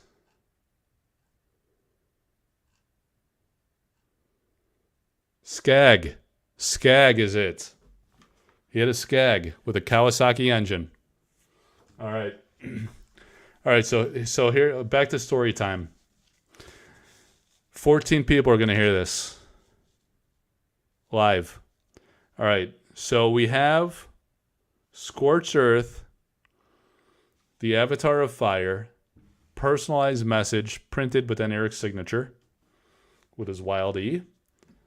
And then, so what I do is I work with a lot of the artists, right? And I sell their original artwork, embellished prints, art proofs, things like that. But I also do consignment with community members. So I've sold like close to 30, maybe 30 paintings or so between like artists, directly for artists, you know, and they get most of the proceeds. Of course, I get like a commission, a modest commission, which is pretty fair and reasonable. And then likewise for community members. And, you know, the value there is the convenience and then also the reach, you know, like across my platforms, a few thousand people that are directly into sorcery. So it's usually like a healthy market and people looking to buy paintings, which are rare. And, you know, art is a different, unique kind of market. You don't want to just like put art on eBay or maybe even take private offers. It's hard to figure out valuations, and auction format works well and things like that, right? So sold a bunch of paintings, and I have a couple more in stock right now for consignment from community members that I'm going to do when the time's right. You know, we ran like a couple Seagrave auctions. Was it like in April or something, March or April? And they did all right, you know. Probably could have done better, but the timing wasn't right. There was kind of a lull in the market. Things were slow. So, you know, things are picking up now with alpha release. So we got this back, the Scorched Earth. And this is the original painting by Dan Seagrave for Scorched Earth. And again, it's not, I'm going to, like, when I'm ready to kind of properly showcase this is some tape, you know, it's like nicely packaged between some hardboard. But when I showcase this properly, you're really going to be able to appreciate all of the detail and depth and color that you always get in a classic Seagrave artwork. And like if I get close to the camera, actually I'm going to do a zoom. So you see it full scale now, right? It's probably like roughly 8x10 or something like that. Hey, what's up, Simon? All right, so we're looking at some original paintings here. Dan Seagrave this time. So if you take a look at the incredible complexity and detail that he gets into his paintings. Just the mastery of the brush is really incredible. Yeah, holding it closer, you really get a much deeper appreciation for the detail, the color. There you go, signed at the bottom. Trying to get it very close to the camera so you could really get as true as possible as you could get in live video. This is probably 720p. Because that's all StreamYard will do unless you upgrade to the max, which I probably should do. It just doubles the price, so it's kind of a pain. But that's it. That is Scorched Earth. Scorched Earth. Pretty cool, right? So I've been very fortunate to see 5 Seagrave paintings. I actually own one myself that I've not shown on the channel yet. So, but there you have it. A preview of Scorched Earth by the great Dan Seagrave. Let's see. Dan's paintings need to be like 4 times bigger than they actually are. They are so detailed. Yeah, it's really amazing. I'm always amazed how much detail like these card altars can get on a on an altar, on a card. And the scope of a card. It's really impressive. What I was thinking was I wanted to show something to that point. So let's go back. I'm going to go back to we're just screwing around now. We were looking at cards for ages. If you just joined, Simon, sleeving things up and just telling stories. It's a good time. But I want to go back to present. Oh, Yeah, it should be fine. Got to get into Instagram. So for some reason, all right, this is what we're gonna do. We're gonna present the desktop. Oh, I'm already sharing screen. Oh, okay. Gotta add that. Okay. And I'll leave overhead cam there for a moment. All right, so I'm at Instagram. Let me see if this helps getting rid of that. That's a little better. Nice. That's what that little person means. All right. Yeah, so we're going to look at Scorch Wallet. Yeah. Sid collects Seagrave? I guess we'll find out. So I actually have 2 Seagraves that will be coming to auction. I'm not going to sell my own Seagrave. I'll probably just keep that one forever. I haven't sold any. I've literally never sold anything for all the things that I've sold: sample cards, paintings, embellished prints, crossover paintings, full painting commissions, almost every category. I've never sold anything that I own personally. That's always been a weird thing with me. I hate selling my own stuff, which basically just everything becomes a money pit. I just have such a strong emotional attachment to it. I just hate to sell anything that's mine. It's kind of funny. All right, so what I want to do is go to Elvira's page. Oh, look at this. I decided which AP I will paint first. This is what I was talking about earlier. She's going to paint Dream Quest. And I don't know if you're on earlier, Simon, or if you're still there now, but what she said is that we were talking today about what to do on the back of these art proofs, and her process with Eric is that she would do 3 different sketches and then let Eric decide which one he liked the best. So what we're going to do for some of the art proofs is do the 2 that were rejected, which are still beautiful, but maybe they just weren't fitting for Sorcery for whatever reason. So that's going to be really cool and fun for her to bring those to life. So that's one of the ideas. Let me see here. Here we go. Yeah, so I wanted to show you some of her, we were talking about card alters and just her ability to do incredible detail on such a small frame painting, which is unbelievable. And this one, it's not clear. This looks like it could have been done in colored pencil, I'm gathering, maybe just kind of looking at it at first blush. But there's some absolutely unreal things that she has done on a card. So I'm very excited to see her art proof paintings. Look at this. Now, what do you guys think might have inspired the chase cards in Arthurian Legends, like the ones she revealed in our live event? It looks exactly like this, right? Where it's kind of off kilter. Because, and I asked her why that is, why the central piece isn't perfectly framed.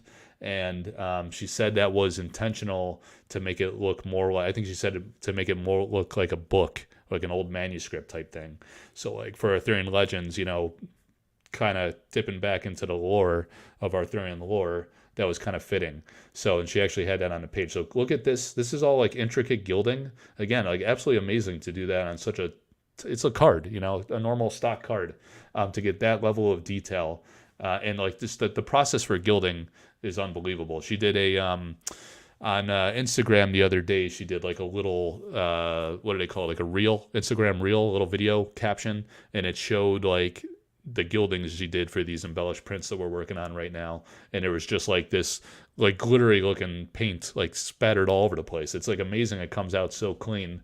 The clean lines you see on the border of this is really phenomenal. But yeah, so keep this in mind. You have the element here, and then you have the thinner border on one side, thicker border on the other side, composition in the middle. Because I'm going to show you her piece from Arthurian Legends that Eric let us reveal on the channel. And look at that. Same border, right? Same concept. So you have the little design here. This is all gilding. This is actually a very large, this is the largest painting she has done for Sorcery to date. And this gilding just looked amazing in person. She sent this to me, and then I sent it off to the buyer. And yeah, it was just incredible to see in person, because I've never seen something of hers that was gilded like this. I think I sold six or eight of her paintings, but none of them had the gilding, and that is kind of like her calling card. Like her gilded altars are like her trademark. And it was funny because she told me like, I'm never doing gilding again. Like it's freaking disaster. It takes forever. It's such a mess. It's so hard to work with. And like she just keeps doing it. And even for the embellished prints, like I didn't tell her to do gilding, but she just came back and did it. Like we were kind of brainstorming some ideas, and I was like, the first one I had was like, let's do the crossover concept with the Melissa Benson gems. So she did these beautiful like Jiggly canvas prints, which are really nice. They look a lot like the original painting, and they're on canvas, so they're really nice material or nice medium to work on. And then she painted the Melissa Benson gems on the mix cards, so it's like that crossover concept, which was really cool. And then a couple of the others, she just like started working on the others, right? And she came back and surprised me with this gilding that was really ornate and cool looking. So there you go. That's kind of like where her art proofs draw inspiration from. Or at least the her paintings, right? Now look at this one. Another. And Simon can't tell us, but you got to wonder if there's going to be something like this in Arthurian Legends. I don't know. I think there's going to be more knights. Eric kind of alluded to when he said I could reveal those, and he said this was okay to say. I always try to respect the boundaries of what he's trying to keep private, but I was like, how do you want me to describe this knight that she's going to show? Because what he said was, let her pick one of her knights to reveal in your interview with her on YouTube. And no, I'm not asking you, Simon, unless you're talking about somebody else. But and he was like, one of the knights, right? So I was like, oh, so you're telling me there's multiple knights? I'm always trying to read into his words. And he was like, yeah, you could say that, these are going to be like special chase cards in the set, and like they're going to have gilding. And he was talked about how the gilding from the painting is also going to transcend like into the card print itself. They're going to do some kind of like special foiling. And I don't know if it'll be like the same type of foiling approach, or if they're going to come up with something like kind of next level innovative to more closely mimic gilding, which is like a metallic type paint that she uses, gold and silver, like you see here. So it really shimmers, and it looks really awesome, almost like a more controlled glitter, or like paint with glitter in it. So this one is just really stunning. Here you go. In video form, this was really nice because you could really see how that picks up the light and shines off of it. And this is what these knights are like in painting form. Like, again, the largest paintings she's done for Sorcery to date are going to have this like crazy gilding all around it. So it's really exciting. This is kind of like a process piece to show like what that piece looked like before she added all the gilding around the border. So obviously this card needs to be heavily pre-treated to absorb all that paint that goes on there and all that fine detail. This was just mind-blowing to me. I hope she sold this for an absurd amount of money, because this must have taken her like an unreal amount of time. You see everybody flipping out in the comments. So yeah, there it is again. We talked about this one. Let me catch up on comments. Yeah, anyone going to Gen Con? I'm not gonna make it. Are you going to Gen Con, Simon? I was shit. If I knew you were like back in the fold and you were going, I might have taken it a little more seriously. Probably. It's just a tough trip with my little kids. So I'm gonna go to the IX Art Show. Oh, you're going? Damn. Yeah, I wish I could go. Maybe you can go to the IX Art Show. I know it's a long way for you to go to Pennsylvania, but a lot of the legacy MTG artists are always there. Like Drew Tucker will be there. Jeff Menges. It's cough drop time. Margaret Organ Keene will be there. Drew Tucker, Jeff Menges, Margaret Organ Keene, Alan Pollock. Jeff Easley was there last year. I'm not sure that he's going to be there this year. Liz Danforth is going to be there. You'll be in the UK. Damn, that's awesome for you, but shame for me and others. But yeah, Liz Danforth has not done that show in ever. Maybe, I think she might have told me. She said she always wanted to have her pieces be like voted into that show, the showcase. And she was like, oh, I never thought I was like good enough. They never selected me. I was like, that's insane. Like all the Middle Earth work she did and TSR stuff and Magic, now Sorcery. So she's gonna be there, and she has a lot of her Sorcery pieces still. So I am anticipating I might be able to see Mirror Realm in person. I don't know if she's going to be willing to sell just yet. Like her, Melissa Benson, some of these legacy Magic artists are really holding out. I know Drew Tucker still has a bunch of his. Jeff Menges does. Jeff Easley, interestingly, sold all of his. And Alan Pollock sold all of his. And Tony Sulo sold all of his. So it's kind of a mixed bag. But a lot of not all of them are alpha artists. Some of the alpha Magic artists are kind of slow rolling it. But yeah. Anyway, my point is a lot of them will be at the IX Art Show in Reading, Pennsylvania in October, and I'm going to be there as well. So hopefully I can meet a lot of you guys. So just scrolling through, you see a lot of her Sorcery artworks, but I wanted to focus on her altars because this opens the door of possibilities for art proofs. This is the type of work she can fit into a small card frame, which is insane. So if you guys have ideas, let me know. We don't want to do the same type of painting on every single card, but so she's going to do those like alternate sketch ideas. They're kind of like, I'm calling them the curio of art proofs because they're the early development and the sketches she presented to Eric as possibilities for the card that were not used. So she's going to bring them to life and paint them.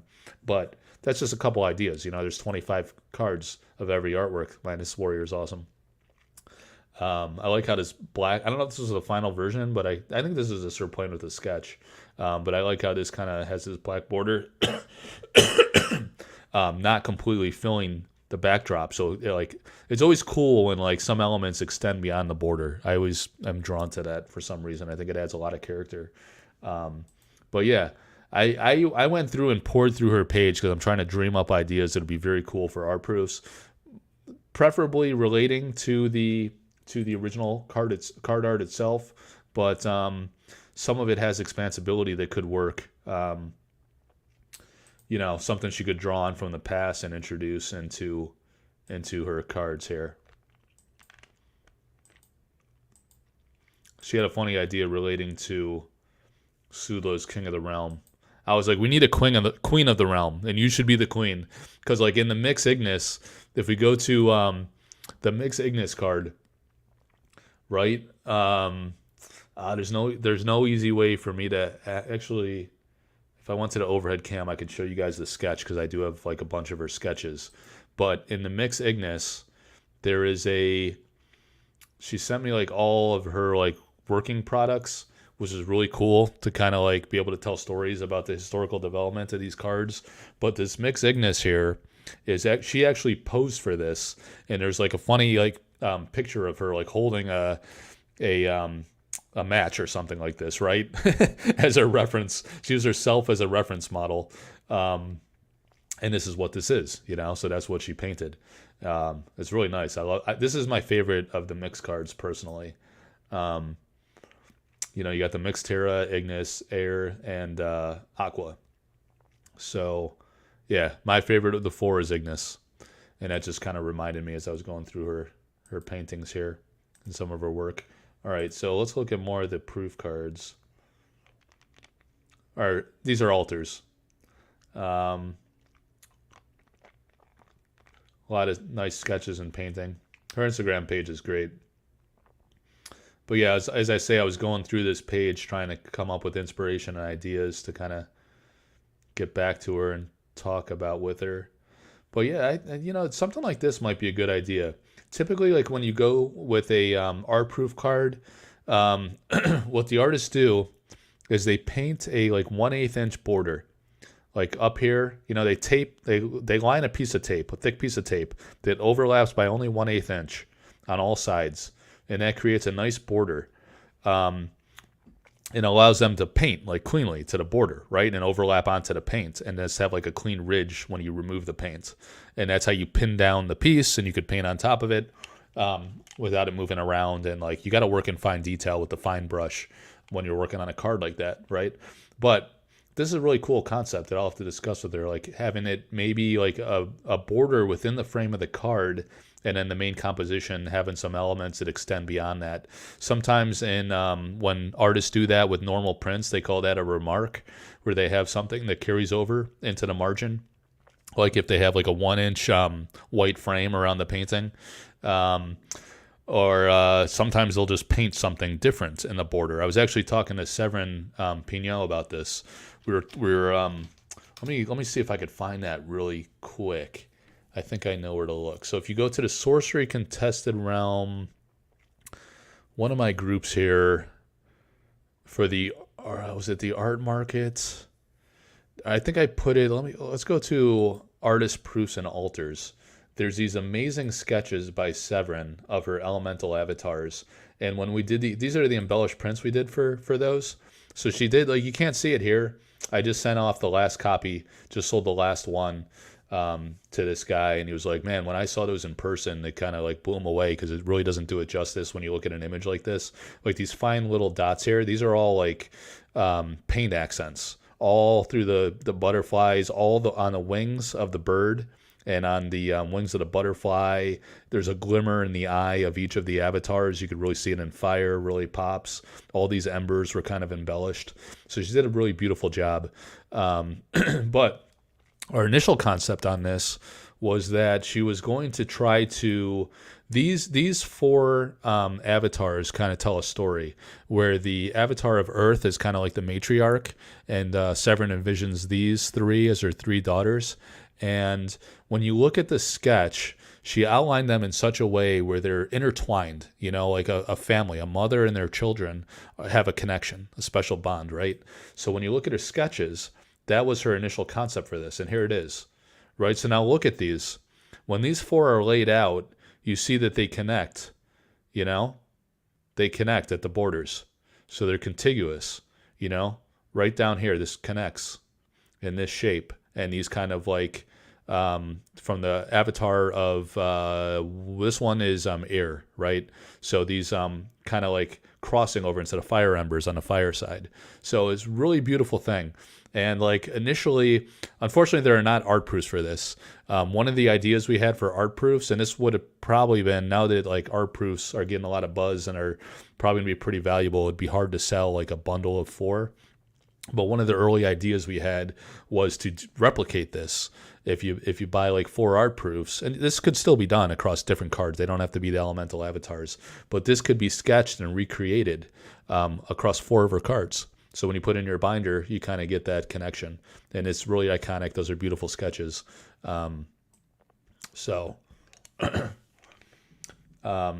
just while I'm on the page here, I showed this in my last impromptu unannounced live from her book Asombre, where she had these elements that kind of influenced and inspired the Philosopher's Stone. The guy in the Philosopher's Stone right here, and then also this eye is on the left part of the stone. So left and right is what I just showed. This is on the left, in the upper left quadrant, so to speak, and then the this guy right here is in the upper right. And in the lower right, you have the philosopher. In the lower left, that monster-looking guy. Predestination. Someone was asking about predestination earlier. This was the card. Let us go where fate directs us. That is the old version of the card. And then if you want to see the new version of the card, while I'm here on Facebook, go to Sorcery Contested Realm Community Group. I'll just go to the media page so I can find it quickly. Vast library. Since I posted every day there's a vast library of images, which is kind of cool because if you go back to when the page was first created and kind of go from like back then to modern times, it kind of tells a story of how sorcery has evolved all this time, and the different phases we went through in the pre-alpha era.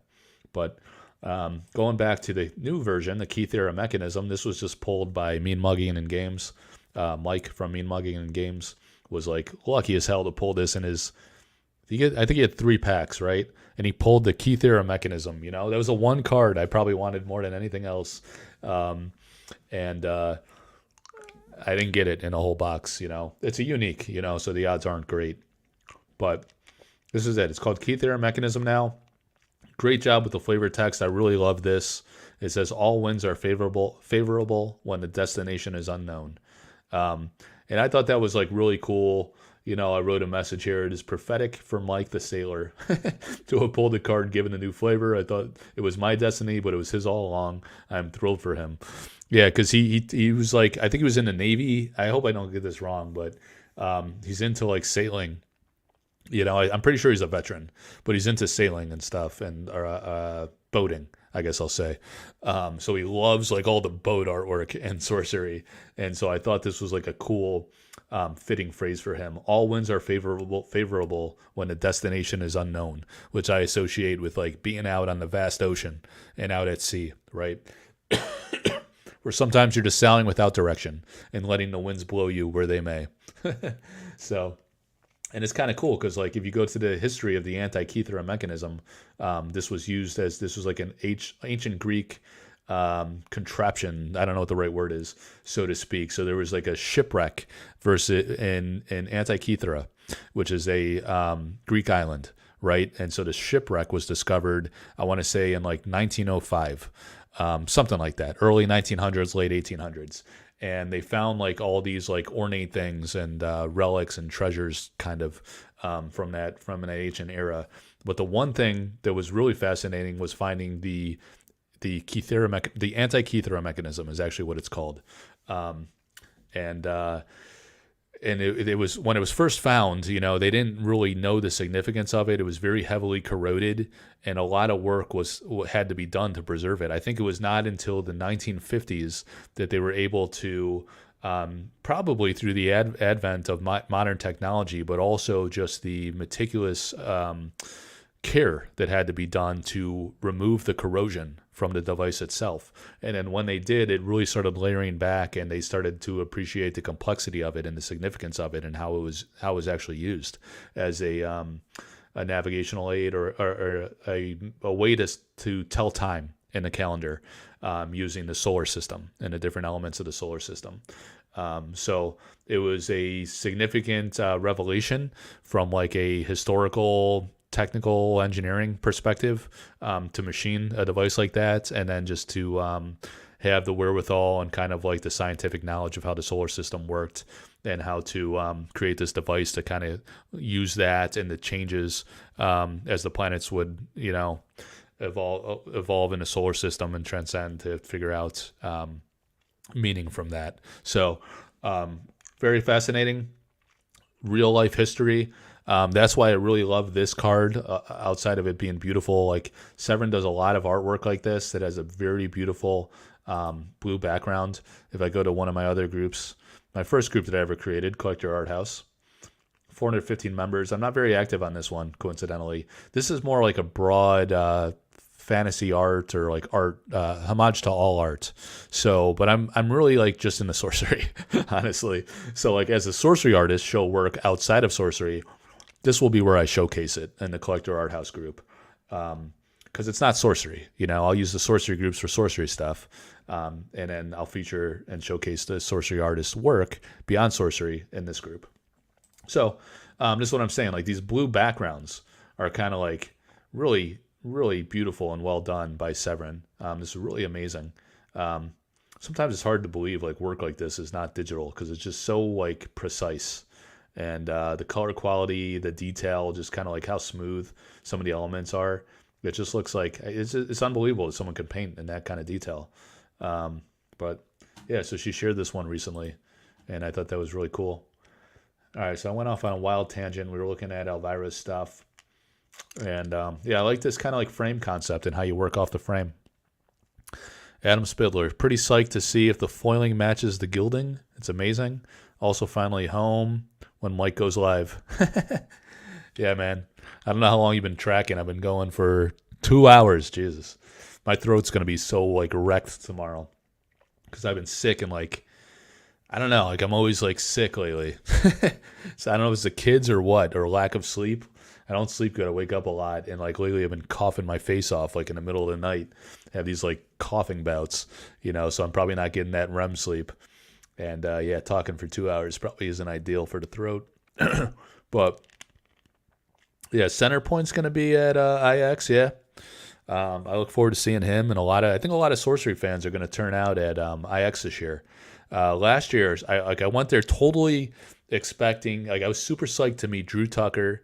So I met Drew Tucker, Jeff Menges, um, Alan Pollock, Jeff Easley, and Margaret Organ-Keene.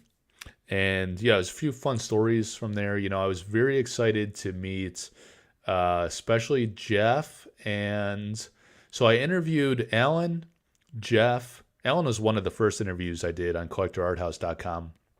If you go to the site and go to interviews and articles, this is kind of like a blog style. I did an interview with Eric. He's the most recent one I did. It's funny, like Elvira, I sent her questions like a year ago, and it just took forever to get that interview done.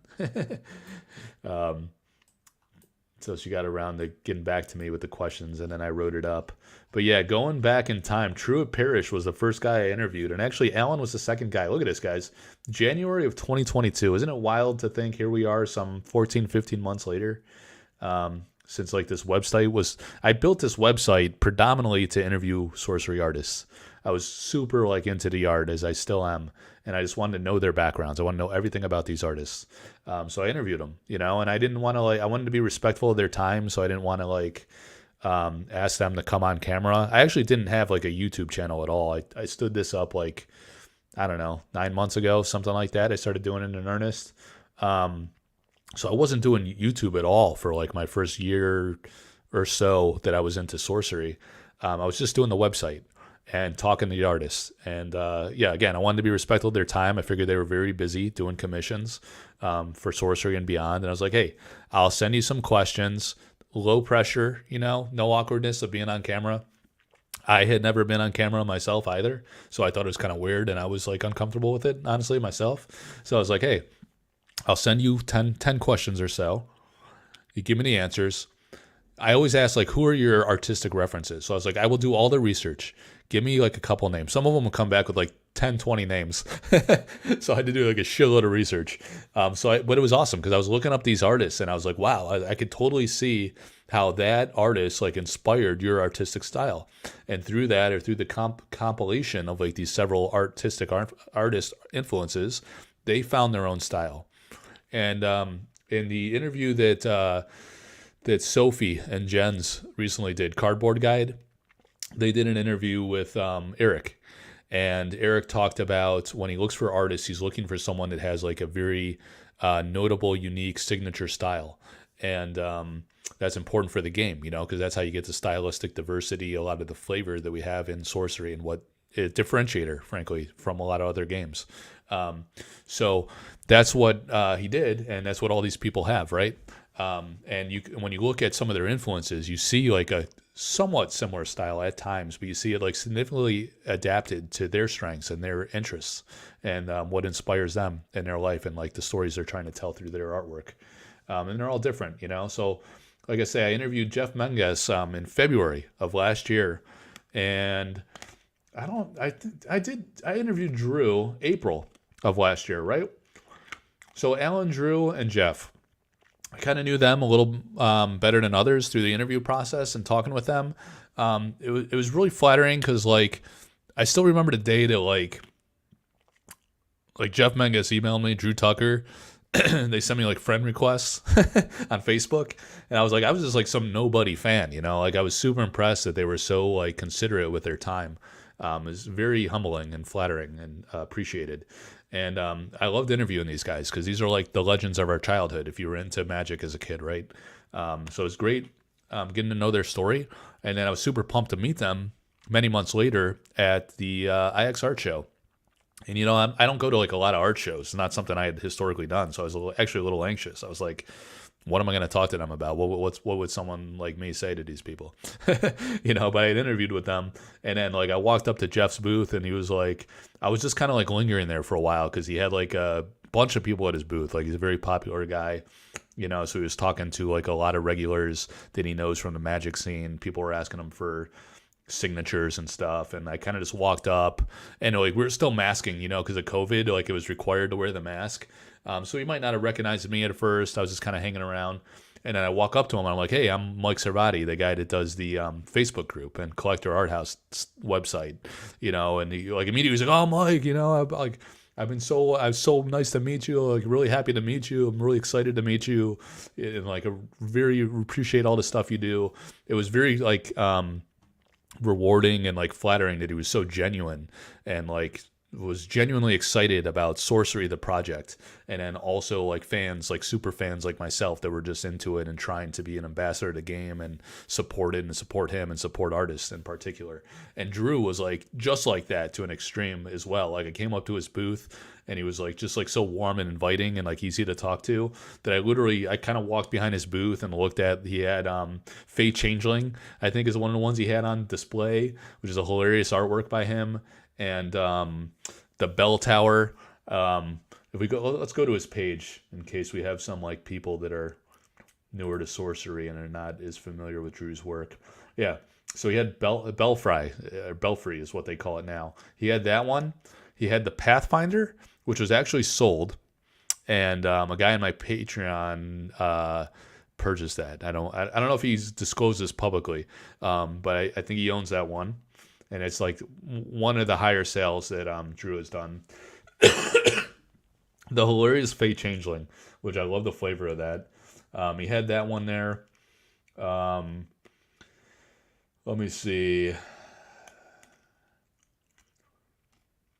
Or was it? Yeah. Those are the ones.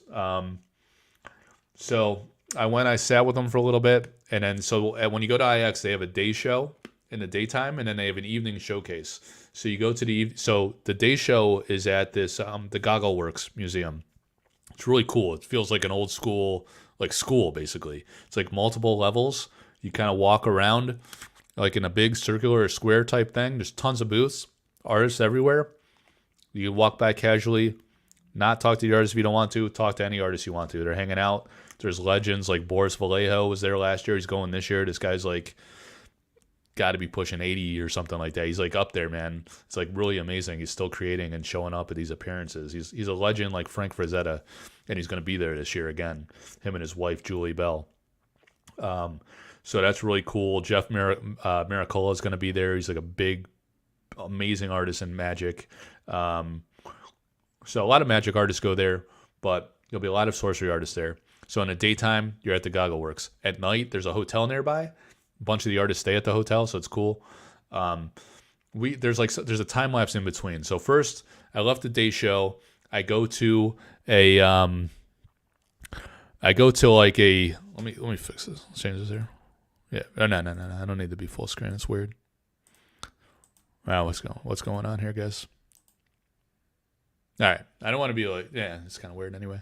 So anyway, you go to the day show, then you go to, you have like a couple hours to kill in between. So we went to this local restaurant in Reading, Pennsylvania, and Reading is not the most, it's not the nicest little city, right? It's just kind of like in the middle of nowhere, kind of. But it does have some good restaurants. And there's a section of it which has some really good restaurants, and it's almost like walkable. I think we drove with the car from the Goggle Works, and it just so happens like me and my wife won, right? And we're sitting at this restaurant, and we're kind of like 10-15 minutes into dinner, and like in walks shit, I always forget this guy's name. He's Italian too. Oh God, it's brutal. He's like one of the guys that influenced Alan. So let me go to Alan Pollock's interview. I think these guys either went to school together or they were like in New York City around the same time when they were in art school. And this guy, Donato, yeah, Giancarlo. So he's Donato is like a really big time magic artist, amazingly talented. And he does this like wild stuff with like Lord of the Rings type art, like these big epic like wall size mural style paintings. And so he walks into the restaurant. Oh, it's Donato Giancola. So he walked in. I think he was there. It was like him, Margaret Organ Keene, um, and like probably like 10 other artists. Another guy that happened to be from Watsy. I had met him at Drew's booth. He was just hanging out, and somehow we got to talking. And I was like, "Oh, are you an artist or something?" And he's like, "Nah." He's like, "I work for Watsy." And I was like, "Oh, that's cool, man. Like, what do you think about sorcery?" He didn't really. He's a magic guy, So it's kind of awkward. It's probably like an awkward question to ask him, but I care about sorcery. But I was like, "Yeah, magic. That's cool. Yeah, nice. Watsy. Yeah, I played magic as a kid." And Drew's like Drew still does art for Magic. So he was with them, like bunch of artists, right? So it's kind of cool at the restaurant. And then we went to the hotel. We still had like an hour and a half before doors opened. So we're just sitting there hanging out in the lobby, and we saw like Drew Tucker just standing there, just kind of like hanging out, talking to nobody. I think he was like about to go out for a cigarette break or something. Actually, I think like my wife walked up to him because like she like was even talking to him at the booth. Like he's a super nice, like outgoing guy. Again, very welcoming, easy to talk to kind of guy. So she's like, hey, that's Drew Tucker. And I was like, yeah, hey, Drew, what's up, man? And so we went over and talked to him, and then we had a seat around this little table, and we literally talked for like an hour and a half.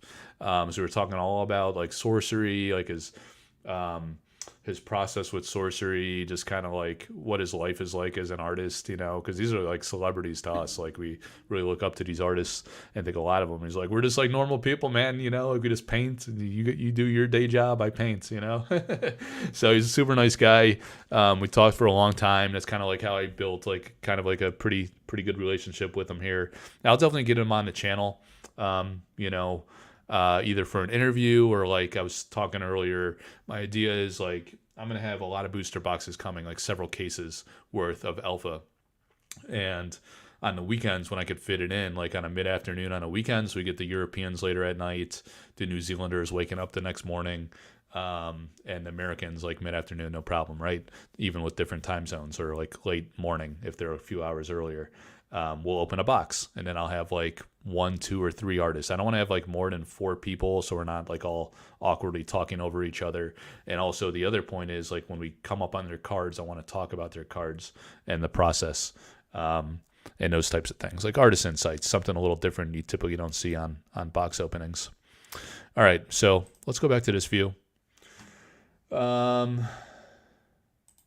so that was my IX art show experience.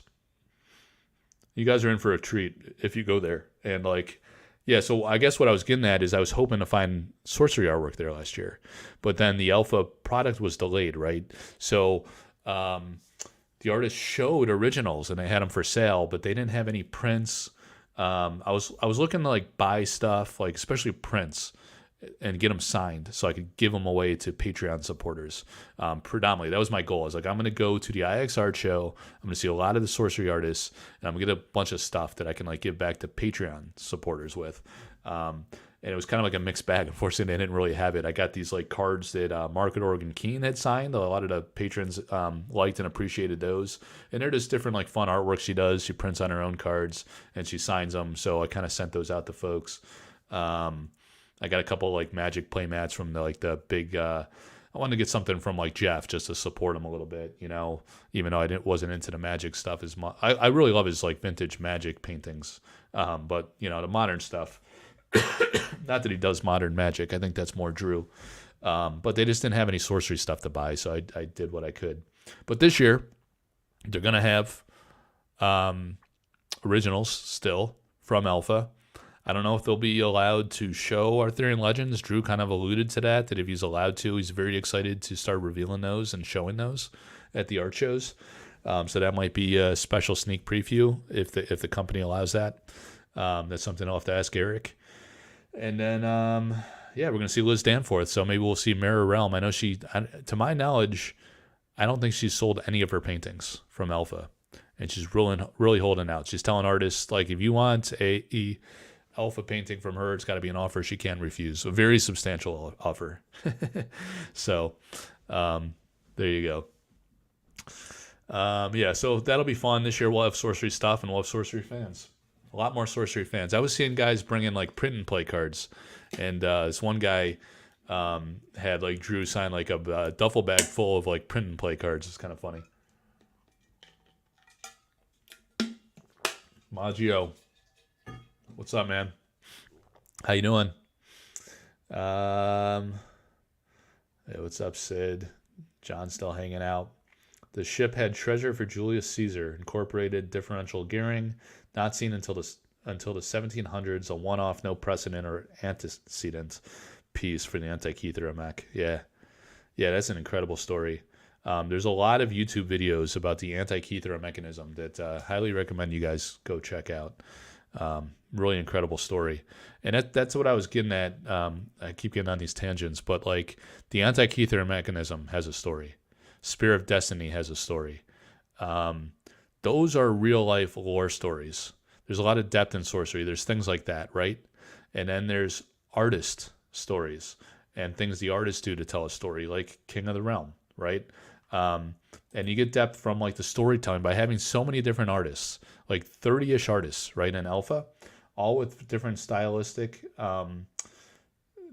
style, like different styles, but they're different people too, different age groups, different life experience. So they're all telling different stories from their life experiences. And if you go to the behind the art feature, that's where these stories shine, right? Like King of the Realm by Tony Sulo, like an older guy, right? That was inspired by Rembrandt's. And I've talked to Tony a lot, right? And I remember the first like conversations I had with him on the phone.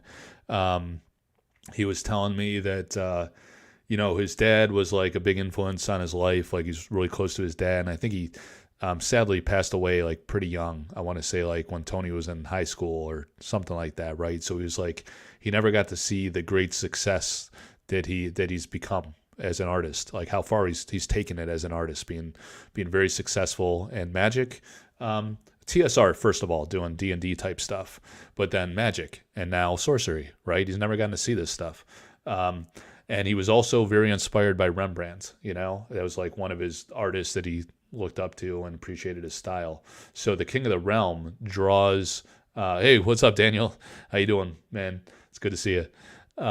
So like when he did King of the Realm, it's based on Rembrandt's self-portrait. And he's like, I got this idea, Eric. He's like, I'm gonna do a self-portrait of the King of the Realm. So that's why I call I call Eric the King of the Realm, just because it's funny, the realm being sorcery contested realm.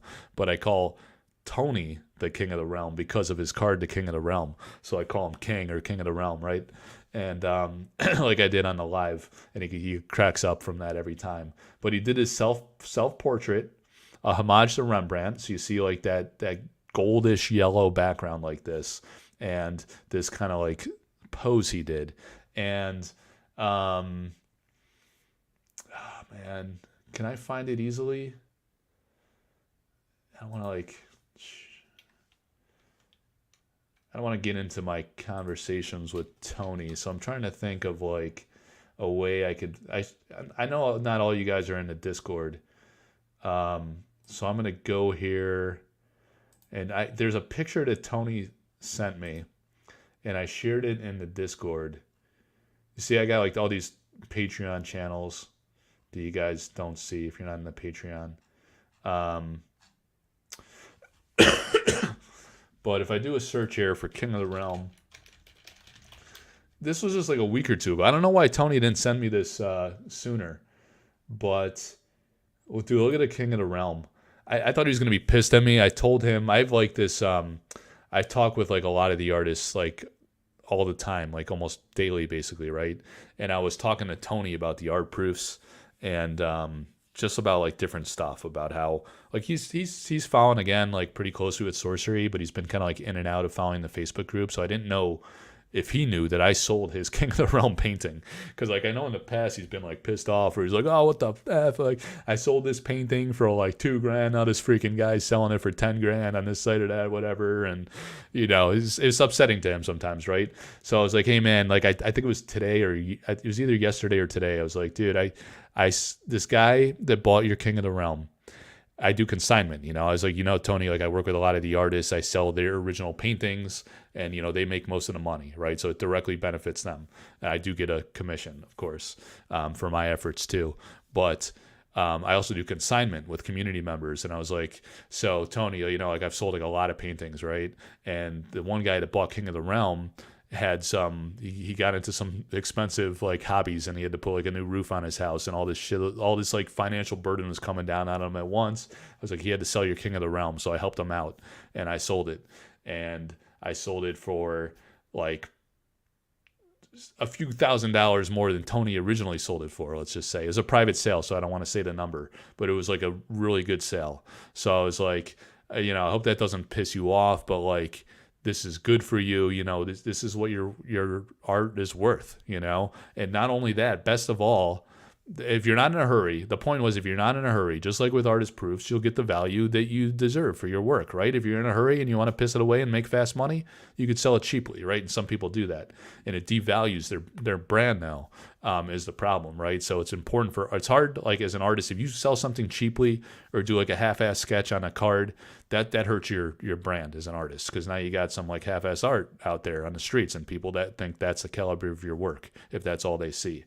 So I was telling them, like, it's always worth like taking the time to do a good painting on an art proof, and taking your time to sell, if you can afford to, like, get the value you're worth. Like, just like any skilled professional, you shouldn't be like painting for minimum wage, like $20 an hour. I see people selling like art proofs for like $50, $100. Like, that is, they should be insulted by that. Like, that's absurd, because for one, it's either like the underlying value of the card is worthless, or your time doing the painting is worthless.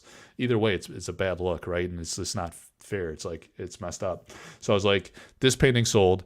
I auctioned it. I had a reserve on it. It didn't meet the reserve, but I was patient and I was uncompromising on the value of that piece. And then about 3 or 4 weeks later, it sold for the ask price of like what I thought it was worth, in consultation with the person that wanted to sell it through my consignment services and my auction system. And he was patient and willing to wait too, and we got the price we were looking for. But best of all, the buyer owns a big like comic store in New York City. So this piece, he framed it like amazingly, and he put it up on his wall. And Tony had like a great attitude. I was relieved now that he knows. And hey, what's later, TJ? Thanks, man, for stopping in. Appreciate that. Yeah. So the elemental avatars, those embellished prints are all sold. There was a series of 10, but yeah, hit me up if you're still there. We could talk about whatever you had in mind.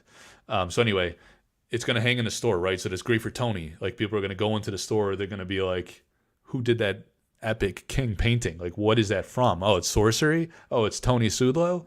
It's awesome for him, right? So he was happy, he was like, yeah, that's great. And he's at like a later time in his life. He's like, I want to give back to the community. He's got this like new attitude where he's like, I want to give back. I want to help the other artists. I want to, be an ambassador of Sorcery.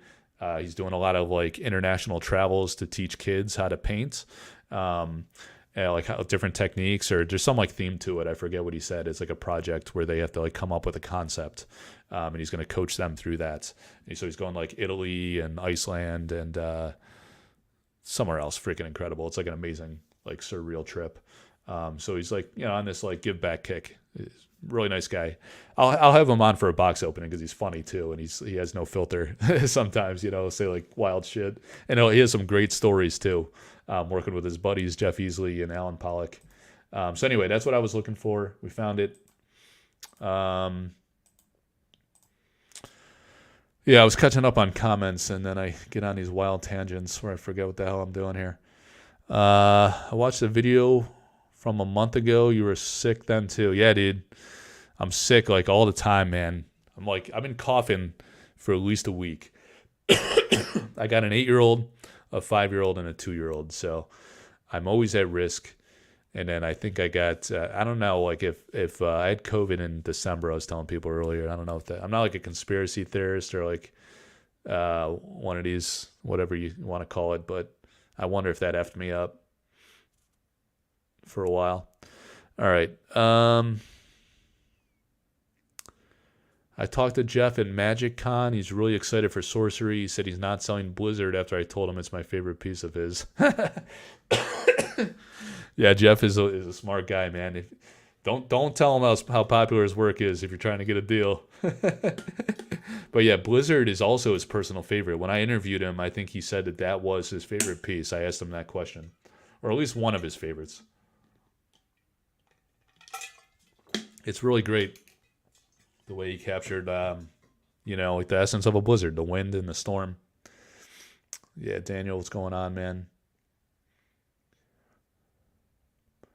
Um, I want the artists to make as much as they can, but it saddens me I can't afford them. That is my big fear of Elvira's upcoming Dream Quest artist proof. Yeah.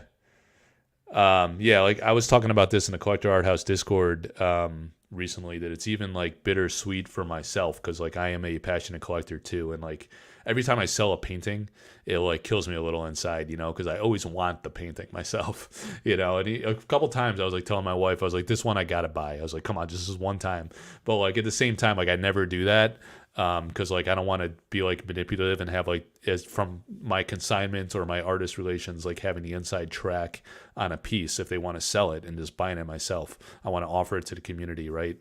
But yeah, so I always sell it, as intended by the community member or the artist.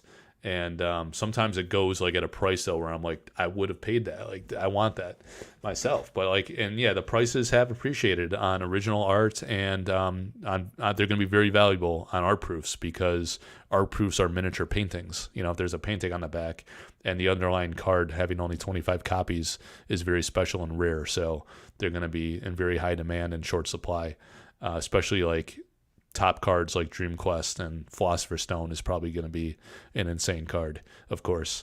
Those types of things, key theory mechanism. But yeah, I guess my point is like I'm even pricing myself out of the market in a way. But if it's not me, it's going to be someone else, right? It's going to be on eBay, or someone else would have set up like a auction forum or something, it's good. Ultimately, I'd rather the artists get fair value, and I have like 6 paintings, right? If they were selling them for like $600, I'd own like a lot more paintings. I don't know how many, like 20, 30, like, because like, I'm not like a wealthy guy or rich guy, but like at that price, you could just afford a lot more, right? But I'd rather the artists like do well, especially in a game like Sorcery. Some of them, like their core bread and butter, their big time commission opportunity is Sorcery. So if they're only able to sell those paintings once per year, they have to do well on the painting. It sucks like when they sell for like $1,000 and then it sells again for 5,000 or 6,000-7,000, right, to somebody else. The artist doesn't get any of that. Some people have like complained like, oh, well, you get a commission, like you get a cut. Like, yeah, of course. Like I invest a lot of time. I promote their brand. I build awareness. I do the interviews. I talk about them in videos and articles and behind the art articles, the website, all that stuff is time. Time is money. I got a family and my time is valuable too. So yeah, the commissions make sense, right? But it's generous, and like most of it goes to the artist. So they're happy. They're doing well. Yeah, community members still want to buy art for $600, $700, $800, $1,000, but that's not fair value for their time. So I'd rather own like less pieces and them be financially viable so they can continue to do this, right? And continue to, yeah, just create. That's the whole point, and that's a large part of why they work with me too. The convenience of, for like a modest percentage commission, it's worth it for them to spend their time painting, creating, have more to sell, right? And not worry about business and getting inundated with requests and stuff like that. So Mike is sick from lack of sleep from all the auctions he did. You know what? I think that actually like permanently mind effed me because like it was kind of funny when I was doing the sample card auctions. Again, like I've never sold anything that I personally own in Sorcery, not a single thing ever. So all those auctions I did, they were all 100% consignment. So community members were coming forward and were like, man, what's the process? Like, are you getting, like a lot of people are coming forward and wanting to sell their samples. Like literally almost everybody that got samples to preview or for whatever reason sold at least some of them, right? I have the one pack that I've sealed and I never opened it, to sell it, and I'm keeping it. But a lot of people sold. It was fine. Like people sell for all kinds of reasons, but they were getting nervous because like there was a lot of interest in selling, and they were worried that the market was going to get fatigued. And I was like, I don't know. Like these are pretty rare. They're pretty special. It's a historical collectible. So they're valuable, and I think there's like enough interest. Let's just see how it goes, right? So I started doing the auctions, and I did like a. I remember, like you guys might remember, for some of you guys that have been around a long time, I did like a Legends of Fantasy Art marathon for like a week, right? And I picked like I had sample cards of like 7 of the artists that were from TSR, Magic the Gathering type artists, the MTG Alpha artists, most of them. And I did it for like 7 days, and that was making people nervous. And they're like, "Oh, you got my cards too." Like they're gonna get fatigued and not want to buy them. And then I did like a up and coming artist marathon, where I did like the Mikhail Nagy Pauls of the world, Elvira, Truitt, the younger artists, Kyle Calazans, that type of stuff. And then they started getting nervous about that. And then I was like, we're just going to go full ass marathon indefinitely, right? And I literally did like a marathon, I think, for 60 plus days. And these are like 24 hours around the clock auctions, right? So everyone's in different time zones, so bids are coming in at all is it weird that like I'm in this little tiny thing? I'll do I wish I could do like, I don't want to do full screen. It's kind of whack. I don't know. So like I was doing these marathons. Do I want to do full screen? Is that weird? Let's do that. I was doing these marathon auctions for 60 plus days around the clock, different time zones. So I did it on like the Sorcery Contested Realm Facebook group, right? There's always action going on. Like someone private messaged me. I got 13 notifications of shit going on, probably in the Sorcery Contested Realm community group. There's Ed Bear Jr. at a show. I shouldn't show that because he's got he's got Dragon Lord stuff there, man. So I'm doing auctions on this group, mirrored in the if you go to my Discord, right? This is what I do. I run an auction here. Let's just do let's look at like Spear of Destiny, right?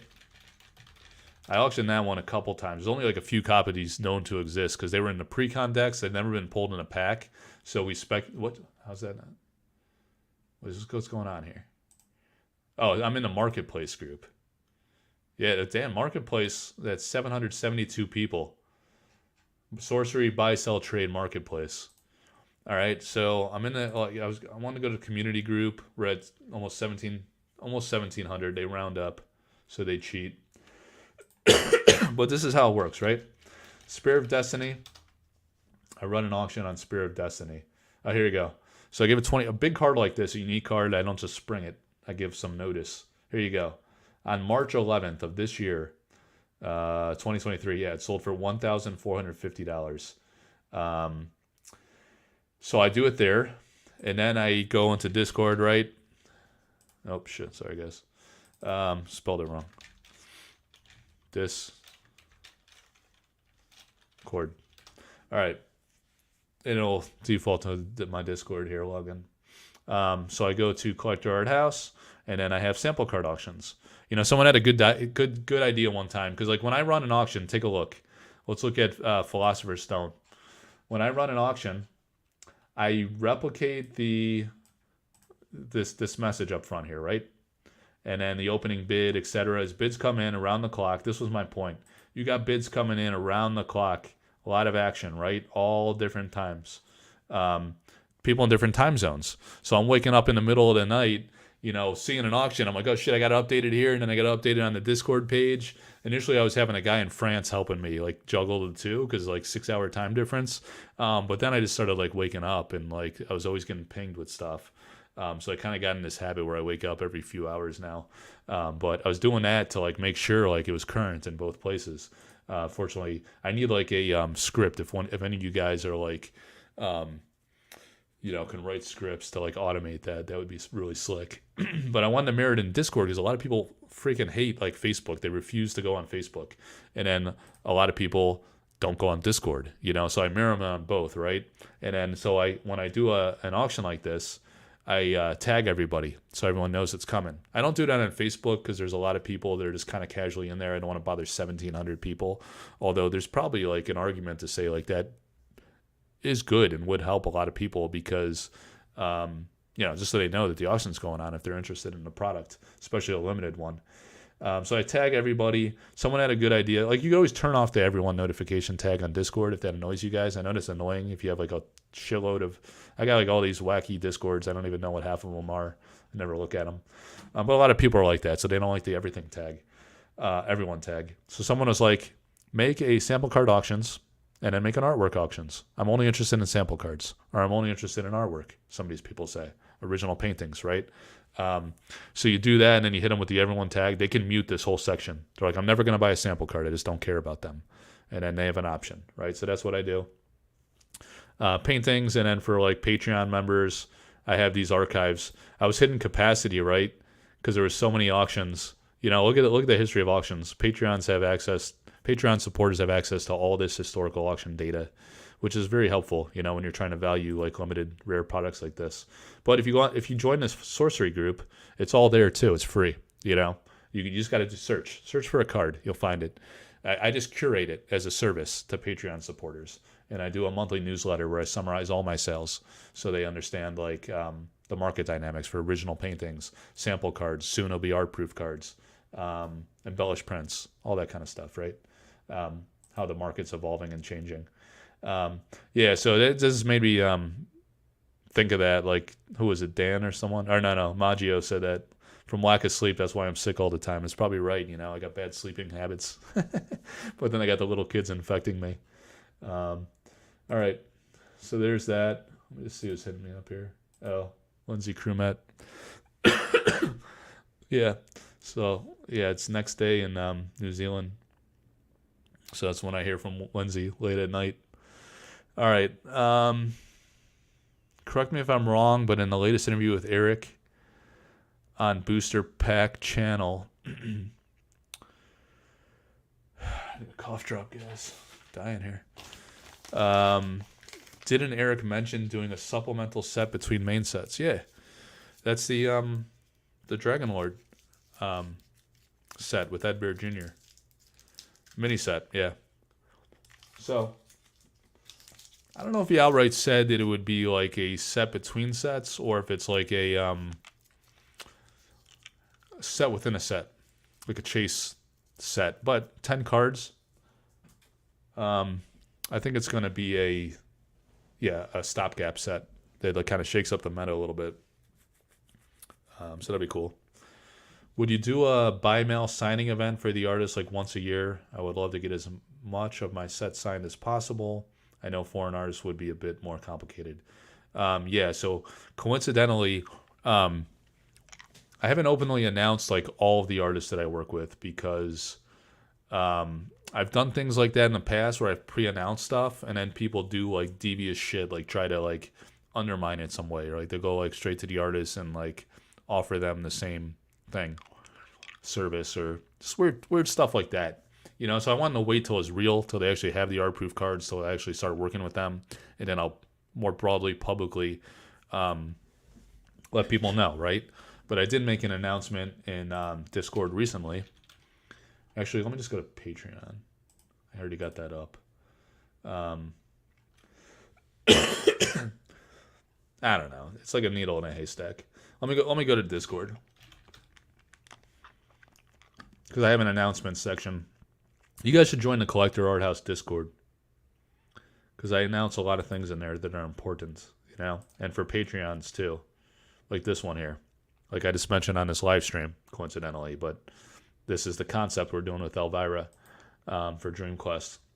All right, but in the announcements here, I don't know, a few days ago, I'll be working with Elvira Shakarova, Severin Pino, Vincent Pompetti, Kyle Calazans, Elvira Palakowska, Lindsay Crumet, and Mikhail Nagypal, and likely several other artists. But these are the ones, definitely. 1, 2, 3, 4, 5, 6, 7 artists, right? I got that right? 1, 2, 3, 4, 5, 6, 7. All right, those are the 7 that I'm definitely working with for art proofs. There's several others that they're like, well, I didn't even get the proofs yet, and kind of want to wait and see. Like, I'm not in a hurry to sell. I'm very busy, yada yada yada. So there's a lot of maybes, right? And they don't even know what their plan is yet. And you're probably hearing the same things if you're contacting them directly. If you contact these artists, they'll probably tell you just come talk to me, or like just wait for the auctions or whatever. So those are the ones that I'm working with for now. But to answer your questions about signings, the point I was getting at here, you notice that they're look where these artists are. Elvira is now in London. Severin, France. Vincent, France. Caio, Brazil. Elvira is in shit, man. Poland, I want to say. Somewhere around there. Lindsay, New Zealand. Mikhail, Slovakia. All international artists, right? So that is why it's helpful to funnel it through like a artist representative agent type situation. Yeah, Poland. Yeah, thanks, Maggio. Yeah, she's in Poland, right? So they're all international artists. None of them are the MTG artists because a lot of them have agents that they work with, that they've worked with over the years, or they have they do their own thing, like through a website, or just they're active in the community and just sell their own way. So I work with a lot of the international artists. So yes, signature service is something I am strongly considering, and I have some ideas on how to approach that. But likely, there would be a minimum number of cards you'd have to send for it to make sense. Like I don't want to be mailing around like 1 or 2 cards. It's kind of silly for everybody involved. So there'll be like a minimum number of cards. It's got to be worth the artist's time too, or and just like efficient to ship, right? So we'll figure out some system where you could send in the cards, and then I will collate those like into one shipment of many different customers or interested people. Definitely with Patreon members, I wanted to do this, but if it's not too much to manage, I will consider expanding that more broadly to the broader community. And I also have some ideas on how to partner with certain establishments and things on how to do this, which I'm not ready to reveal yet. But yeah, signature service is a good option. It's something that actually the artist asked me about as well. So they want to do it too. So I think I will offer that. With maybe even like beyond the list that I work with to sell their original paintings. I've sold originals for Matthias Frisk as well, who's not on this list yet. He's figuring out what he's going to do with his proofs. But yeah, I have like very close relationships with a lot of the artists and even the Magic artists too. So we might be able to do signatures with them. Really, most of the sorcery artists, I would say. So it's got to be a smart system that makes sense for everybody, where you can do it effectively, efficiently. I'll also be going to the shows and seeing these artists, so there might be a window of opportunity to send me a batch of cards, and I bring them to them in person at the show and get the signatures there, and just mail it back to you. All right. Yeah, so good question. Thanks for that. All right, I don't use Facebook, just Discord. Yep, that's why I mirror the auctions, so everybody has an opportunity. So hopefully you're in my Discord, Collector Art House Discord. Actually, I can post it here, right? Invite people. Edit. Never expire. Copy that. All right, here you go. If anyone wants to join the Collector Art House Discord, there's a link.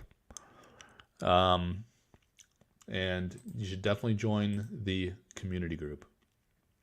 Actually, you know what? Let me see if this thing can figure out. Yeah, just go here, guys. I don't know if people like notice this in my YouTube videos, but you go to this link tree. Linktree's got to be the dumbest ass website on the planet because it's linktr.ee. Like, who the hell is going to remember how to spell that? That kind of pisses me off. So I always got to like Google my own Collector Art House Linktree page, which is absurd. So how could I expect like, new people just finding out about Collector Art House stuff to like figure this out, right? So I put it in all my videos in the description, and then you go here, you can find the Patreon link, my website, YouTube channel, community group. So I have all these Facebook groups: community group, buy, sell, trade, marketplace group, art market group, artist proofs and altars group, Collector Art House group, which is all art appreciation stuff, and then my Discord. And then I also actually have Instagram, and I use Instagram a decent amount. I have a Twitter account, but yeah, not really into Twitter. I just like the trolley aspect of it during football season. It's pretty funny. But yeah, Facebook's my main platform. My website and Discord those are the important ones. Guys should pay attention to if you're into original art or like anything about the artist. You're probably going to get. No one else is doing that kind of in-depth detail on the artist. That's kind of like my niche, right? I could see Mike creating a sorcery art convention for fans to meet and greet the artist in the distant future. Yeah, like doing a convention. Yeah, that's actually possible. Or what I would more likely do is leverage my artist connections to work with a retailer establishment, a store that has a good size footprint, and have a bunch of artists come out. you know. But yeah, doing like a convention hall or something, or like a hotel like convention hall or something. That'd be pretty sick too. Yeah. Just have them come out, do signatures, showcase their artwork. We could all buy, sell, trade, play the game. Yeah, that'd be pretty awesome. That's a good call. Yeah, that thought has crossed my mind, but I'm not sure when. Someday. All right, there's 17 people on. Probably 12 of them are sleeping and just forgot to log off. What else is going on, guys? What else you want to talk about? We did the overhead cam earlier. I was sleeving up. Hey, Maddie. Hang on one second.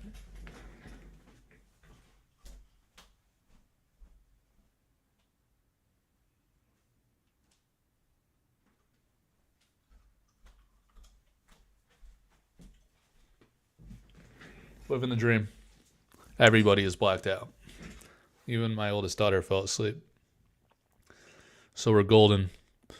All right, so let's remove that.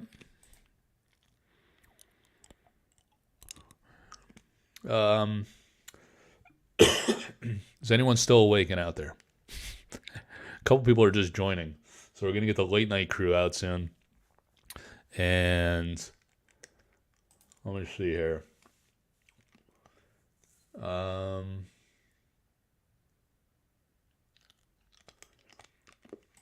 Let's see what Lindsay said here.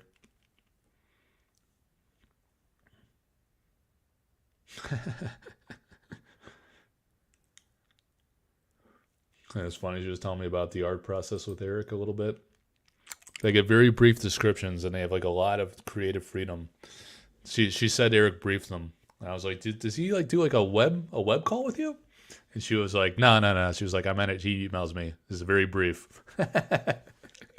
There's a brief. She called it a brief, which is like classic Eric. I'll give you a one-liner, and then you won't hear from him for 2 weeks. All right.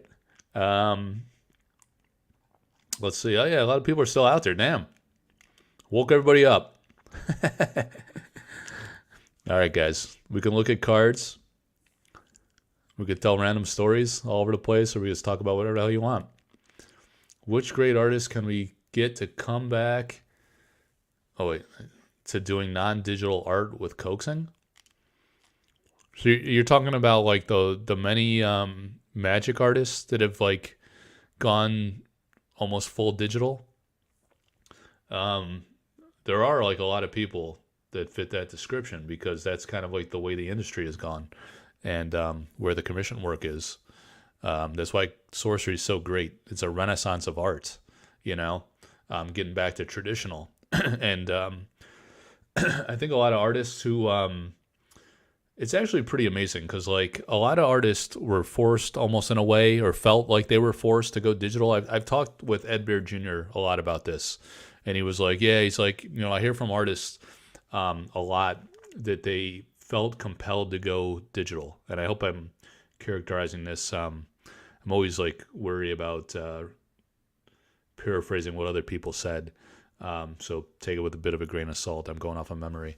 But I think what his point was like, they felt almost compelled to go digital, right? And it was kind of like a shame in a way because they were very skilled professionals in painting and in that trade craft, right? It's like a skill, you hone it and then you got to keep at it to maintain it, or else your skills can atrophy. So they went full bore digital, and some people kind of got rusty on those skills. And it reminds me of Tony Sudlow. I've told this story before, where I didn't notice about Tony. Like, first few phone calls I had with him, he was like telling me about his background. He was like, "Yeah, dude." He's like, when Eric called me up or reached out to me, he's like, I hadn't painted for like 15 years, I think is what he told me. He was a prison guard. I was like, dude, why did you become a prison guard? For one, like, I get it, like, you took a break from painting, maybe you had your reasons, but of all things, that's why I joked with him when he came onto the stream. I'm like, when he came onto the live box break for the box opening, and he had all those like weapons behind him, or those little like dagger looking things. They were probably just decorative, or maybe they're real. I don't know. I was like, dude, that's what it reminded me of. I was like, oh, this is a tough guy. He was like, he was a prison guard, right? So actually, you know what? Let me see. Hang on a second here. I'm gonna see if there. Sometimes Tony is like nocturnal. You know what he told me one time? Oh shit, he's active right now. I'm gonna see if he could come on.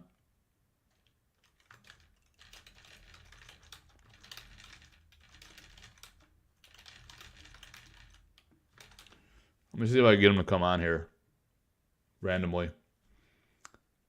Oh shit, he just actually sent a message in this other group I'm in. Oh shit, he said he's having a bad day.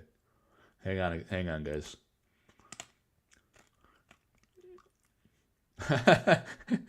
Hey, you don't want to know what he's talking about.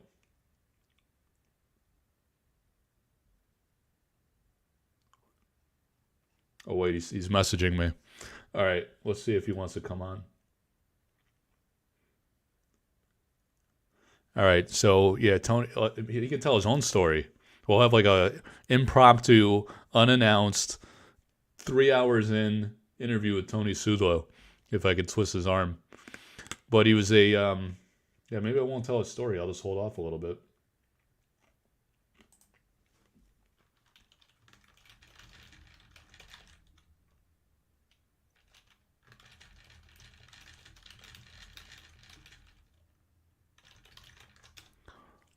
I think he's typing, man.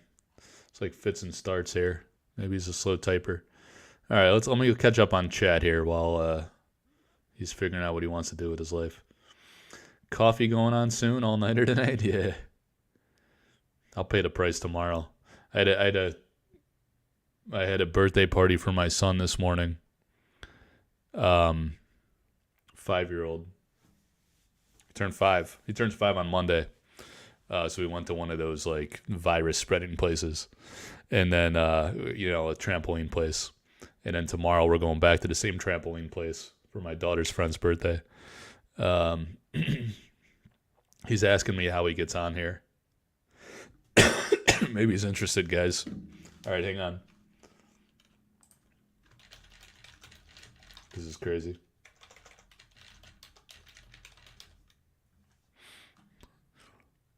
Tony's always down, man. When we did that live, he oh wait, am I screen sharing? He was just chilling backstage, like in StreamYard. And he was watching it like it was YouTube, So I was able to just grab him and throw him back into the live.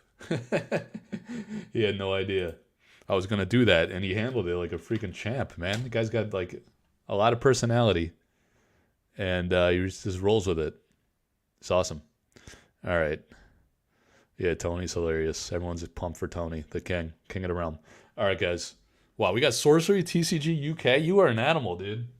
How are you like even alive, staying up this late? All right, what I gotta do here is that is insane, man. I think I'm staying up late at 12:30. This guy's in the UK at like, it must be 4 a.m. or something. It's too late. It's too late for me to do math like that. All right, let me see if my AirPods work, in case we get the king on here. Oh shit! All right, hang on. Now I got to see if YouTube works. So I test the sound. better if I didn't have the sound muted. Nah. Hey. Hello? Alright, hang on. Are you guys getting an echo now? I might have woke the beast. Alright, hang on. Let me pair this thing.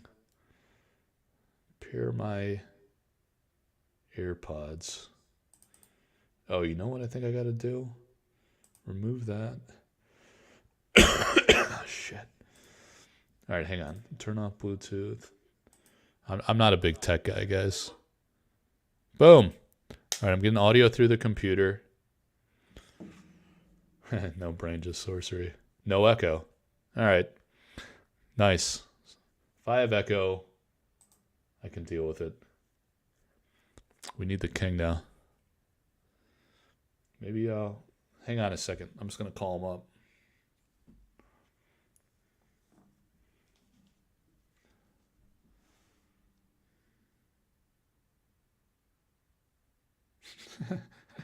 Second he put it on his pewter.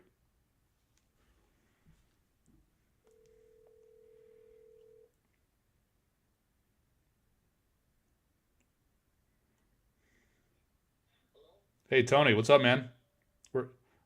Yeah, are you at home? Sounds loud.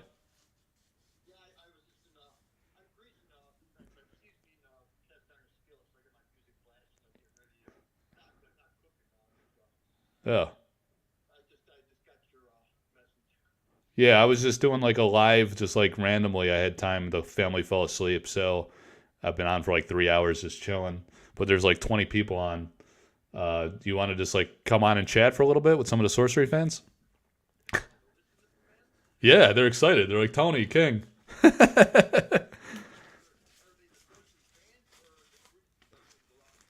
uh, Largely both. Yeah, they're in the group. Simon's on. So your buddy Simon's on too. I know you like Simon. Yeah, he's excited.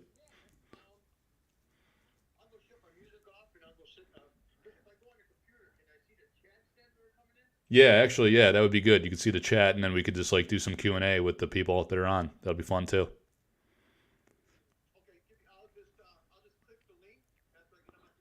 Yep. All right. All right. All right. Sounds good. All right. See ya,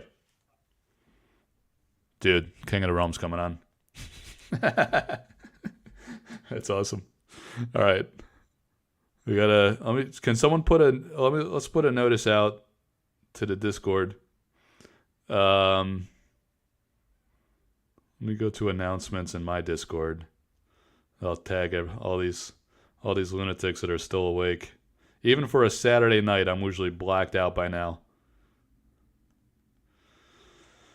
Like I say, for a few hours, and then I'm wrecked and waking up again. Usually coughing my face off.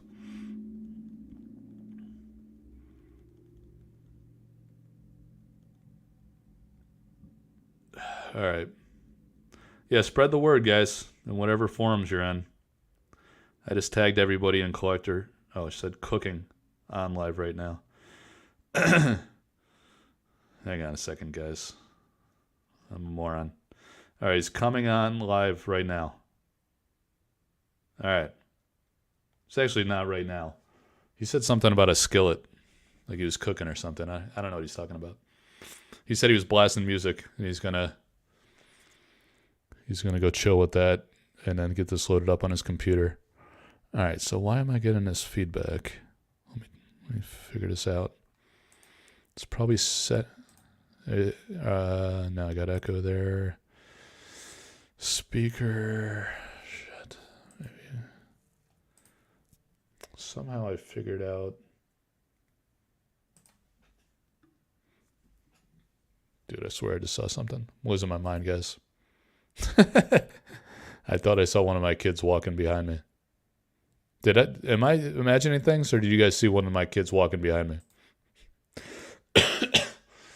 I'm losing my mind.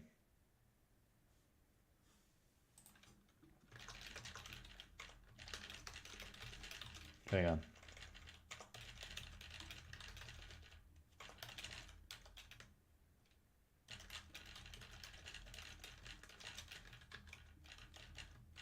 Yeah, I am crazy. You're right. You're right, Maggio. All right.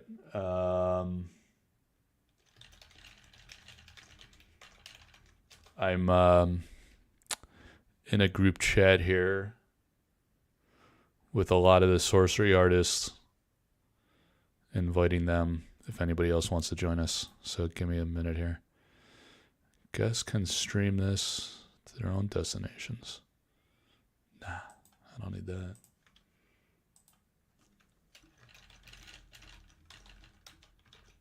Truett Parrish just saw the message. Lindsay saw it. Margaret Organ Kane. Artists. I'm talking about artists, guys. I don't know if they'll come on unannounced.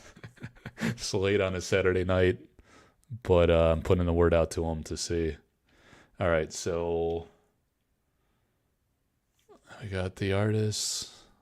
What was the other thing I was going to do? Yeah, I was trying to troubleshoot this wacky audio.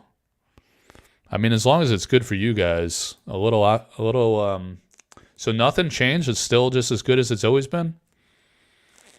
I don't know why I get that echo. I had this conversation with somebody. It's like something on the second browser that I have up.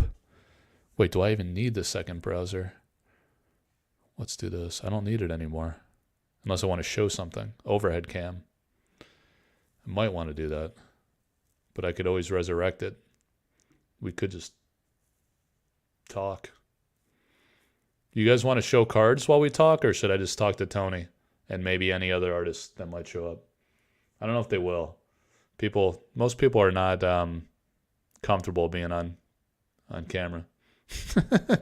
Especially when you give them no notice and they're probably doing God knows what in the privacy of their own home. Yeah, so I could kill the overhead cam, and that would probably resolve my own personal echo problem. All right, well, let's look at some cards while we're waiting, I guess. Yeah, Tony said he had to get things together, and then he's going to jump on here. King of the Realm, Tony Sudlow. All right, actually, you know what? I got to get the word out in the Facebook group. And actually, I need the YouTube link. That's what I was going to send the artists. So they can watch if they don't want to join. So I need a link. All right.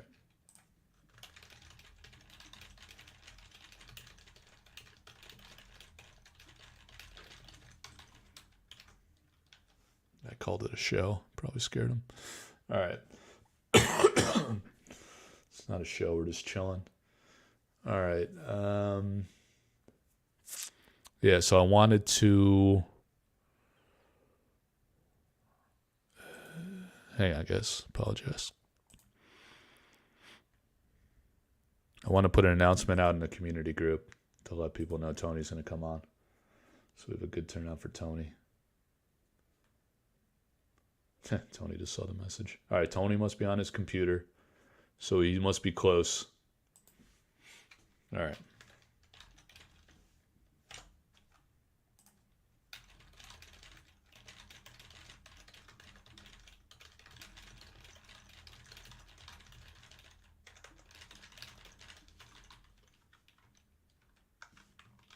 All right, so I got the link. Excuse me. All right, hang on a second, guys. This must be boring as hell for everybody. How do I... God damn it. All right, it's going to post that.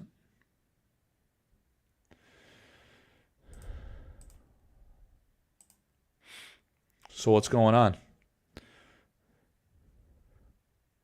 Time to get the chips, Maggio. Maggio's in Puerto Rico, man. What time is it there? I can't keep track of it. Hey, John Rothrock's still around. Man, you guys are dedicated. 3 hours. It's awesome.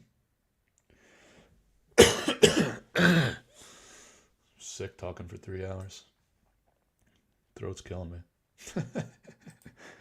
11:43. Oh, all right. I guess that makes sense. I'm just an idiot.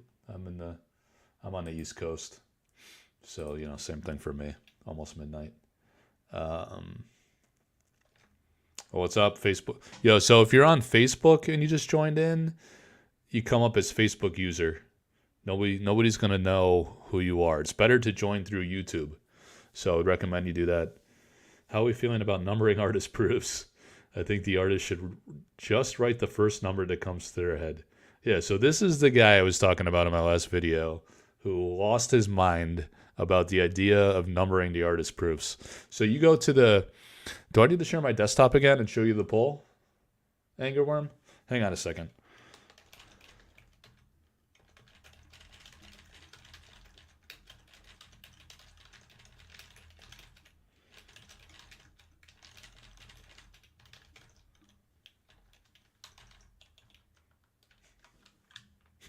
You absolutely lost your mind, dude. Don't act like you didn't lose your mind. All right, hang on.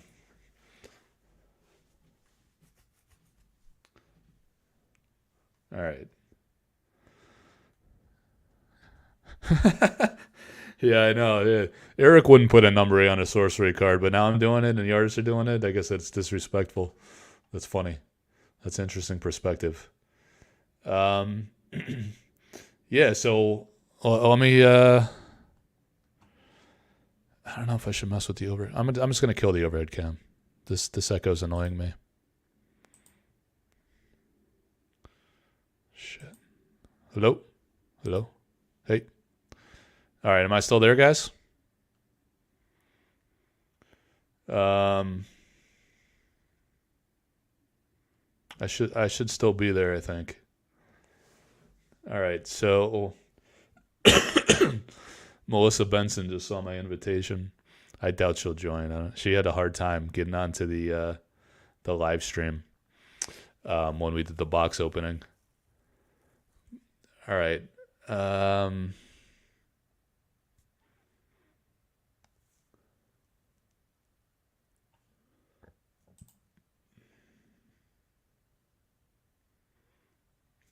right, we should have Tony soon, guys.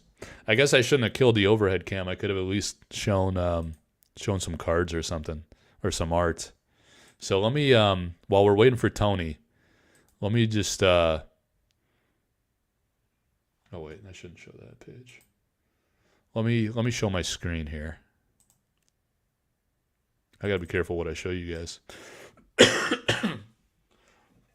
All right, this is my Linktree page.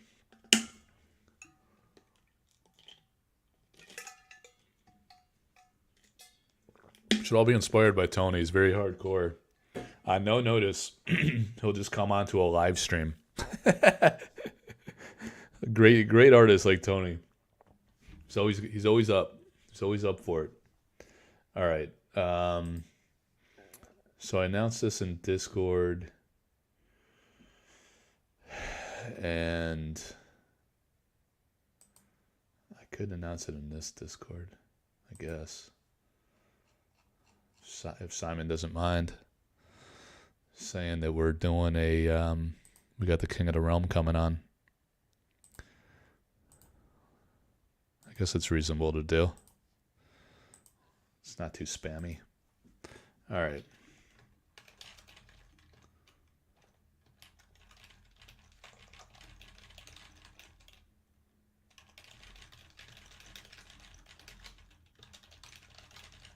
All right, thanks, Simon. Oh. All right. So, have you framed any of your originals? No, you missed that earlier, dude. I was showing. Yeah, I wish I didn't kill the overhead cam now because a lot of people probably were not on earlier when I was showing my portfolio binder. It's like an art portfolio thing, and all right, I don't need this anymore. Yeah, let's just look at Elvira's artwork. I was showing an art portfolio binder, and all right, I'll just get rid of that screen share.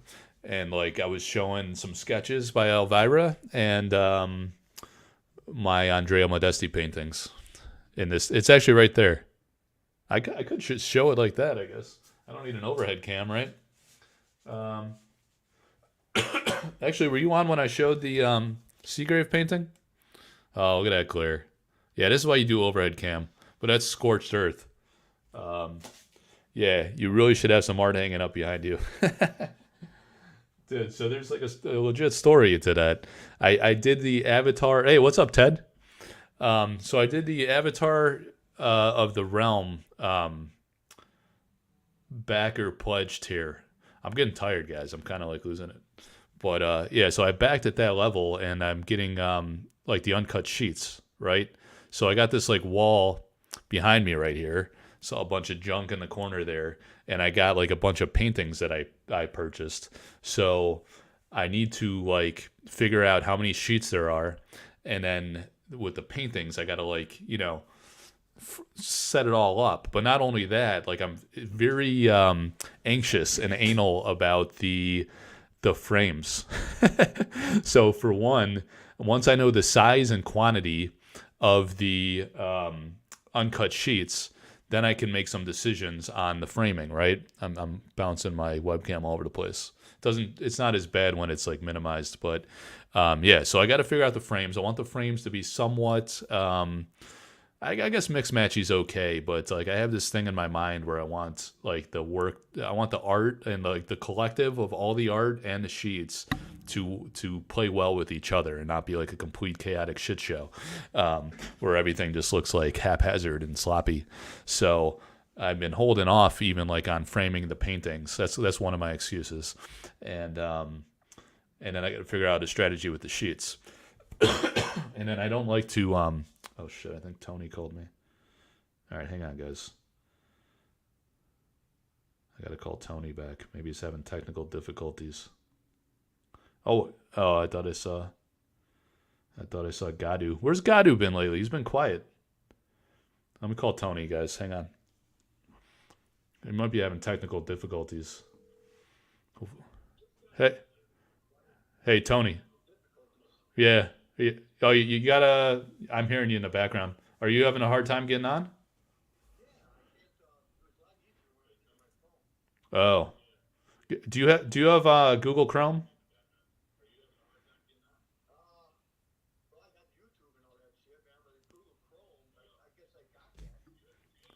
Yeah, Google Chrome's a better web browser to use. Um, so do you need the link again? What you got to do is just pull up Google Chrome, take the link I sent you, and just put that in a web browser, just like you would do on your phone.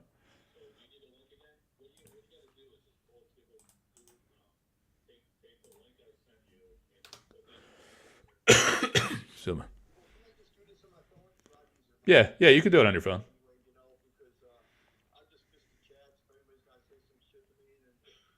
It, no. If someone has a question, I could pull it up on the screen. So just come on your phone, and then I'll show you the questions. Yeah, just click the link, and it should pop you right in like last time.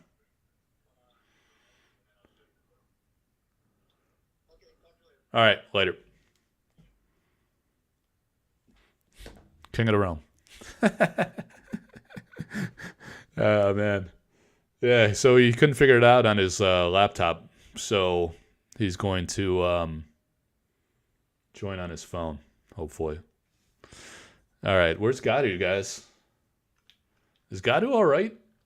I'd like. Oh, you know what? It's 12 hours time difference, dude. It's like prime time for Gadu. I'm gonna send him a message. Hang on. Where the hell is Gadu lately? Gadu. Oh, he's been away for 5 hours.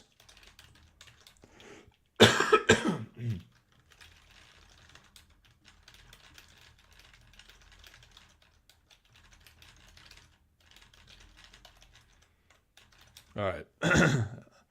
I sent Gadu a message, but yeah, usually Gadu's all over it, but maybe he's got some stuff going on.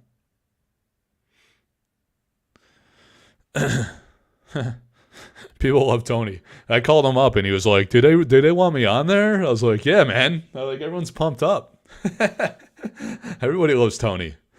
Uh, yeah, he's fired up. Um, my boy Tony's cooking it up on Bing. He's like, "Yeah, I got Chrome. We'll see. You couldn't get it. You couldn't get it to work for some reason."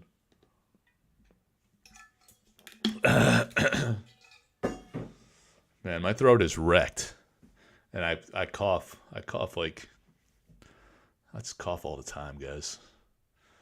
Um Weekly Tony hour with some cocktails. I thought I was gonna. My plan was really to wait until like. So Eric said he's shipping these cards on slow boats. You guys heard him say it to the artist. It's a slow boat, right? So it's coming over, and when it gets here, I'm gonna do more openings with the artists. So I was gonna wait for that, but I don't know why it didn't occur to me sooner. I just figured, everyone's sleeping in my family. I might as well see if Tony wants to come on with no notice. And he was down for it. So hopefully you can get this figured out. I don't know what's taking so long. I sent him the link. You guys know how StreamYard works. You usually just click the link, but he seemed like he was watching it on YouTube. Tony, if you're hearing this, close the YouTube and just open up a web browser and click the hyperlink I sent you. And then just follow the instructions for audio. Oh shit, Gadu just emerged. Dude, it'd be so sick if we could get Gadu. The guy's got like the most positive vibe of any human being on the planet. Awesome guy. Maybe I'm just begging all the artists, and maybe we can get somebody. But Gadu has resurfaced. I'm actually pretty hungry. I should have thought this could go long. 3.5 hours. I usually eat every few hours. Starting to become a problem. So we got RV from Finland. What does it say? FI? What does that mean? I'm just a dumb American. I don't know what FI means. But yeah, thanks for joining. That's awesome. What time is it in Finland? That's awesome. I love how international this game and community is. At least you ain't a radio host or your throat would be dead. Yeah. I don't know how Howard Stern does it. Starting the show at like 4 a.m. It's a hilarious guy, though. Controversial, but it's funny. I feel like Gadu Mary Poppins around using a canvas to catch the wind instead of an umbrella. That is a hot take, if I ever heard one. 6:56 a.m. Wow, that's amazing. That's great.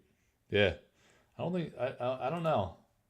Should I ask God if Gadu joins us? We'll ask him if he's been Mary Poppinsing around.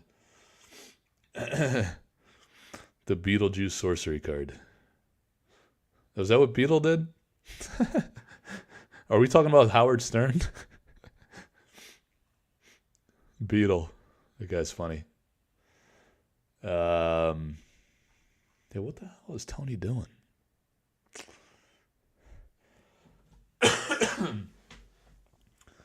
What is Gadu doing? Is my StreamYard link is good. It's got to be good. All you got to do is hit the invite button. All right, bring speakers, moderators, or assistants into the show. Send this link to your guests. You may also want to share instructions for your guests. I don't want them reading instructions, though. You just got to click the link. So that's it. Click the link. See if he called me again. I got my phone muted.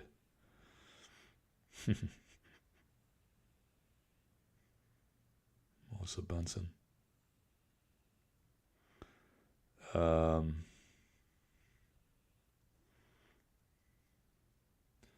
Yeah, I don't know what's up with the king. Hopefully this will work out. What are you doing, Ted? You want to come on for a little bit and fill some time? Or anybody want to just hang out? Or what do you guys want to talk about? We got to fill time here. The king's struggling. All right, he saw my message with the link. I'd call that a positive development. I could go get a drink, but I'm running out of water too. But we must wait for the king. Tomorrow's Sunday. I got a day to recover before Monday, and I got cough drops so I could persevere. Where is the king? What's the Lakers score? I thought they were eliminated. My wife told me they were eliminated. 15 booster boxes coming to Finland. Ted's half asleep. I would have been literally blacked out 3 hours ago. But when other family members fall asleep, it's carpe diem. You got to seize the day. I'll go on Let's Ball. Garden Wizard. All right, man. If I could figure out how to message you, I'll send you a link. How do you private message on StreamYard? Shouldn't be that hard. I guess I could send it to you in Discord. Put user in timeout. Block user.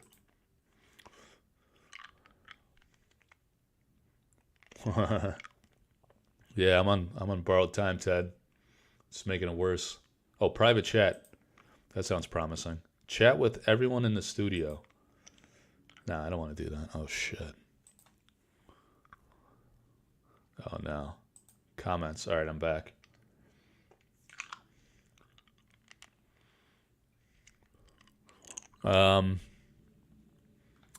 Hey, Garden Wizard, I'm going to send you a message in Discord. I think. If it lets me. I should be more technically competent. It would make things a lot easier. Yeah, dude. I send you a DM. Why don't you pop in? It'll be a good test to see if I'm the problem. And poor Tony here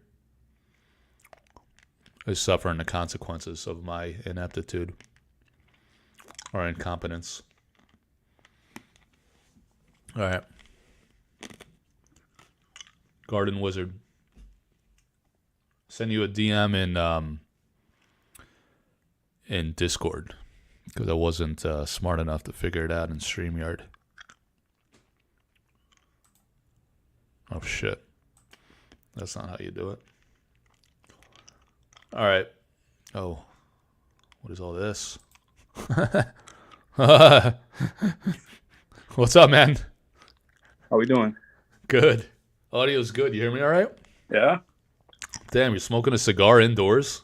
You're an absolute savage. Ballsy. Do you live by yourself? Are you drinking too? I got my lady with me. She lets you smoke cigars indoors? Yeah. That's a big ass cigar too. So what do you do to get in? You just click the link, no problems? That's literally it. That's it. What the hell? What is Tony Sudo doing? All right, let me should I call him again? Probably. Let me see what's up. What are you using, a laptop? Me? I'm just on my phone. Oh, yeah, see, phone should be. Hey, Tony.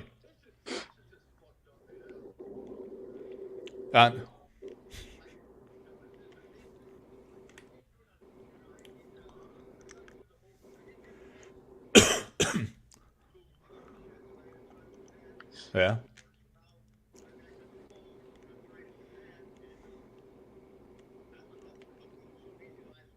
You don't need well, why don't I text message you the link? You got to copy it and put it into the browser. You don't want to launch it from Facebook Messenger. That might be problematic. So, yeah. Yeah.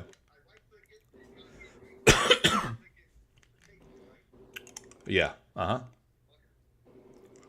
But you could do that on the laptop, or if you're doing it on your phone, you just hold your thumb over the link, and then it It should come up to copy it. Wait, let me test that out. I think that's right. Hang on.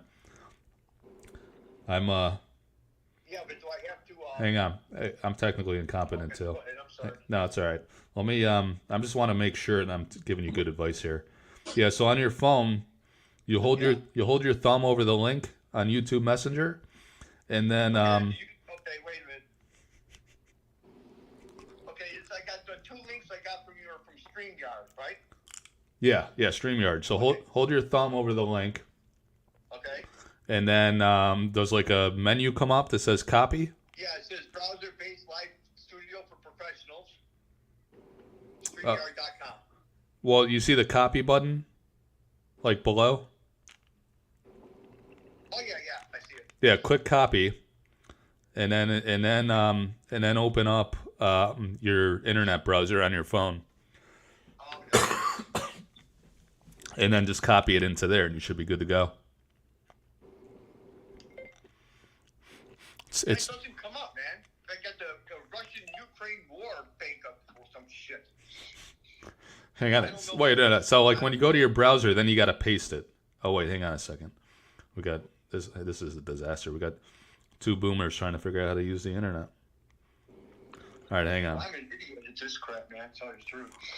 I'm not lying. I'm a computer moron and a phone moron when it comes to like gadgetry. You know what I'm saying? Yeah. So after you copy it, you pull up a web browser, and then you got to paste it. Like you click it, and then there should be a paste option. Okay, so my web browser on my phone is Safari. Okay. Yeah. So That'll be I fine. just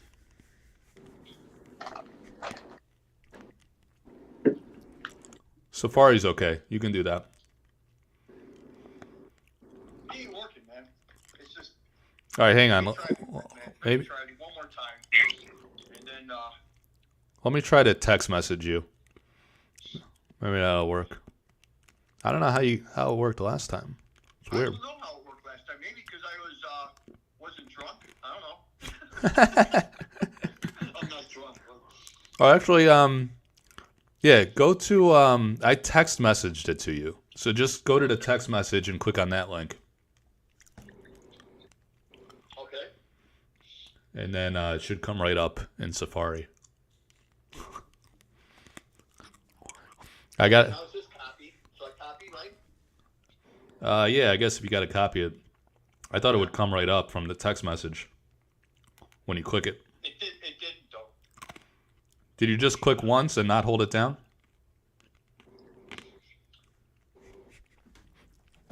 Just click once, not hold it down. We're working it out. Yeah, just click it like quickly. Don't hold it down from the text message. No, it's not doing nothing. What? If I hold it down, then it says reply, copy, translate more. From the text message? Yeah, from the text message. If I held it down. No, don't hold it down. If I don't hold it down, it don't do nothing. What the hell? That doesn't make any sense. From the text message? Doesn't make any sense, and it's I'm probably pissing off a lot of fucking people over there, man. But you can tell them I'm more pissed off than they fucking are. Nah, it's all right, dude. I just don't understand why it's not working, and before it worked fine. Yeah. I did the same thing. I hit copy, I copied the link, and then it said paste the link into Safari. But We're working it won't out. come up. Okay, so okay. What? Sorry, man. I got a cough. We're working it out, guys. So, oh wait.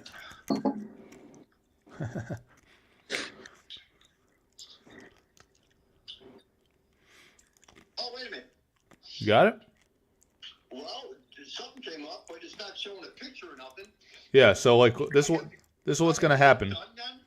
No, what you do, you click it and then it should come up, StreamYard.com. It says entering the studio.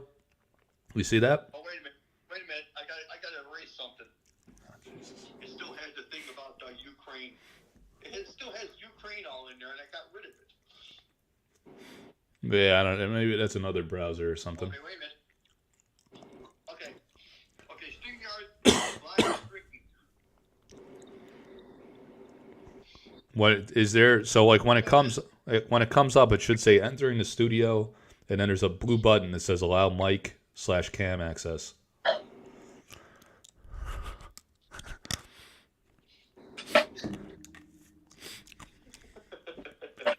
Yeah, okay, contact us, pricing, log in.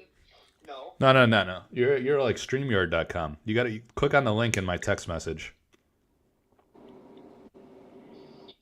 Okay, your text message on my phone. Yeah, I'll send Not it. in Messenger. No, I'll send it again for you, so you have it there. Yeah, it says you read it. So just click it with your thumb. Just real quick. Don't hold it down. Yeah, Mike, it ain't doing nothing when I do it real quick. It doesn't If say. I hold it down, then it says copy. It doesn't say enter the studio. It should launch the web browser. No, it's not doing anything. Because it's not coming up blue. It's like black. When it comes up blue, that means it's a link, right? It kind of just launches it. Yeah. Yeah, I don't know, man. It's just getting to be too much of a hassle for you and everybody else waiting for me, man. So I'm gonna have to figure this. I'm gonna have to figure this crap out if I'm gonna want to be doing this kind of stuff, you know. So Yeah. Well, you could try it on your laptop again if you want to. Just you got to copy I it don't have a laptop. I have a. or whatever. You have to have a mic and camera if you're using a regular computer. But all right. But I don't understand why it worked fine before. Yeah, I don't know what else to tell you at this point because you should be able to either just copy and paste it into Safari or just click it and it should launch right up. If it's not doing that, I have no idea. Okay, well, I'm doing it one more time. If it ain't gonna work, then you can tell everybody I'm a fucking moron. You got an iPhone? Yeah. I don't know, man. Should be able to just click. Now it comes up to StreamYard.com. So do I get rid of .com? No, it should. Does it say entering the studio? No, it says sign up free today, multi-streaming. It doesn't say nothing about entering the studio anywhere. So you're at. Now, just easiest way to live stream and record. This is email address and it says get started and just doing all this weird shit by then. So. No, you shouldn't have. You shouldn't. I don't know who the fuck you are. I think you're just at the StreamYard website. You shouldn't have to log in or anything. You should. I don't know. The link's not working for some reason. Okay, so don't go to the one that's on Facebook, right? Because there's like several different ones. There's .com, there's sign up, there's login, and there's Facebook. Wait, maybe. Hang on a second. This has to be right though. I don't know, man. It's me, man. Nothing seems right in my life, man. Yeah, this is like a specific link that sends you right into the session. So it should just be a click. I don't know.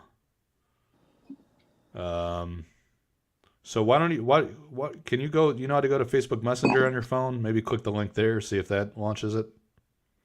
Do that. I just sent it again. Click that one again.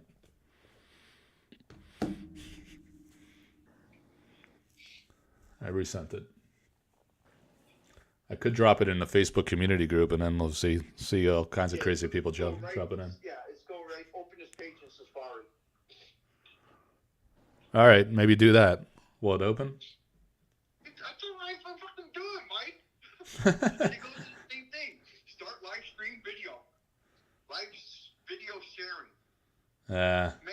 Management tools. Training guide. I don't know. No, that's not it. It should. If it's not sending you right into the session, we got problems. It's not going to work. No, it's not doing that. That's for sure. All right. Because the whole time it was. Because it says enter the studio, and there was something I clicked on before. Then you knew I was ready to go. But it's not doing that now. Yeah. And I have no clue why. So. Yeah, I really don't know. Tell everybody I'm sorry, man. All right. And you probably my thing I wrote in Messenger about pricing myself out of the market, but I really don't give a fuck of what the uniques are. Yeah, I know, it's wild. We'll see what happens tomorrow.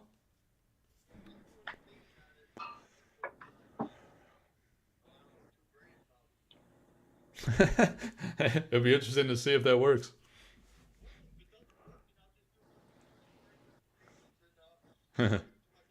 Yeah. Yeah. Just takes patience. Yeah.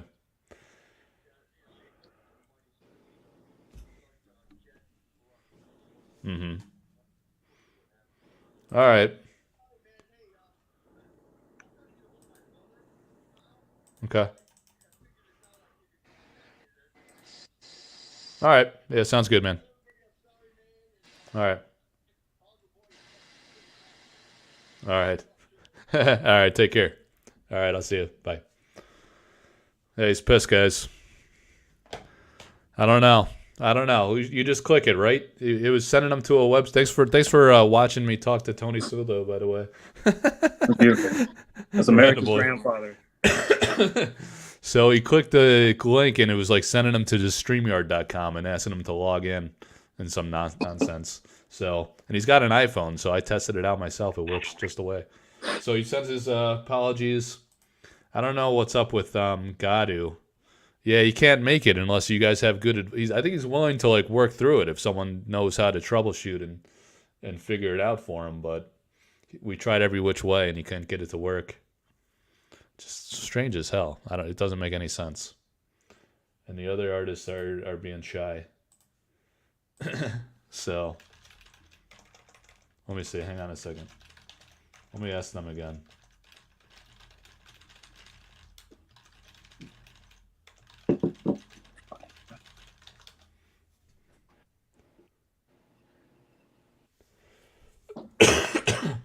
It is midnight for a lot of people. Yeah, so what's up with you, man? Are you playing? Have you played any Sorcery yet? Or are you more on the collector side? I played a couple games. I played one league game. It was Oh, on hard. Simulator? Yeah. What do you think? What other games do you play? Magic very casually, Yeah. and that's about it. Uno, big in the Uno scene. Competitive Uno play?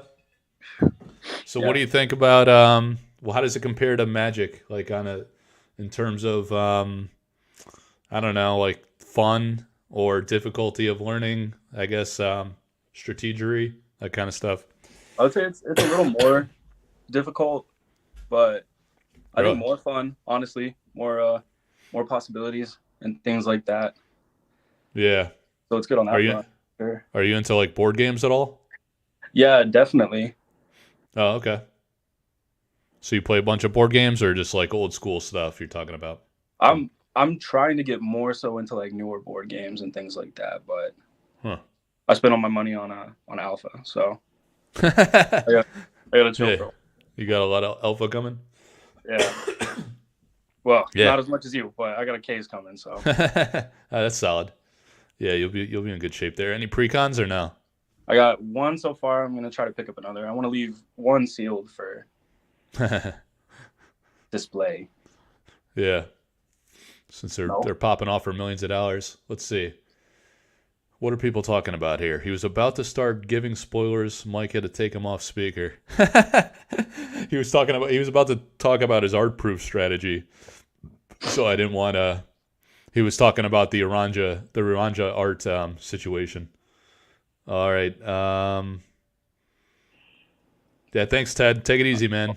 I know it's late. People are going to start falling off. Let's see. Maybe Eric from sharing too early. Yeah. Mr. Mike, I got to dip. I got to go watch The Notebook with my lady before I get killed. All right, man. Before Take she care. bites me.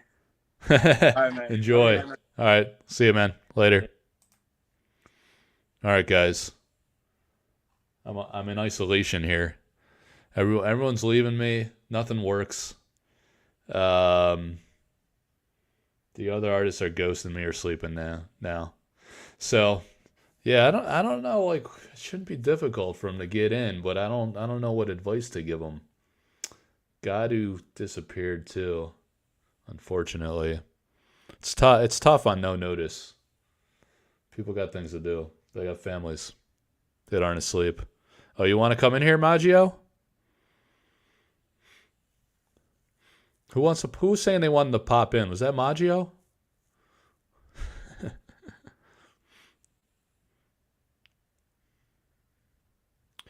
Let me see. Where are all the other content creators at? We got all kinds of different time zones. I know Sophie and Jens are probably sleeping, right? We got Sorcery TCG UK is the only guy that pulls all-nighters, but even he's fading. I don't think I see him anymore. If he's still around, he could come on and talk about gameplay experience since he's going hard at it. Yeah. It's either late or early for a lot of time zones. It's a strange time. Although 6:19 a.m., I think the Europeans should be waking up. It's Sunday. You gotta get after it. Life doesn't wait, you know? Man. Well, so I pinged everybody in the Discord and said Tony was about to join, and then he Yeah, you must be hurting TCG UK. You could come on if you want to for a little bit. I know it's 6 a.m. and you haven't gone to sleep yet. That's pretty hardcore. I gotta hand it to you. What's hang on a second. Someone was hitting me up in the Discords.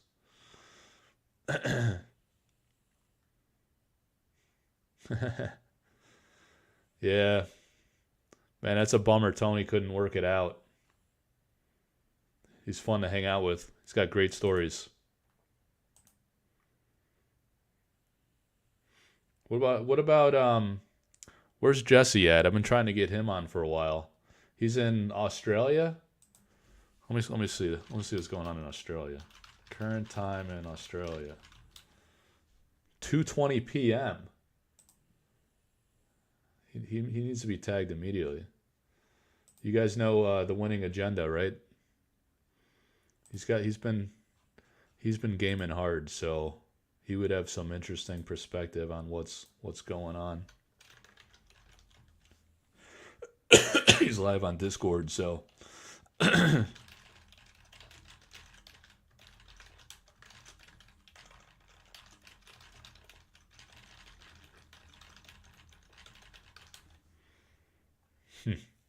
yeah, Tony was really bummed. He really wanted to come on, but nothing was working. It was trying to make him log into StreamYard instead of just jump right in. I wonder if Sophie's online. 6 a.m. It's pretty extreme. He's playing a league match. Ah, come on. The league? Where do they do league matches? Hey, who would you be playing a league match with? All right. It's the problem. These sorcery games, they take a while, right? No quick kills. No, you don't have to download anything, man. Yeah, why don't you come in here, Sorcery TCG UK? Let me send you a DM on Discord, because I'm not sure how to do it in StreamYard. So Sorcery TCG UK. What a name.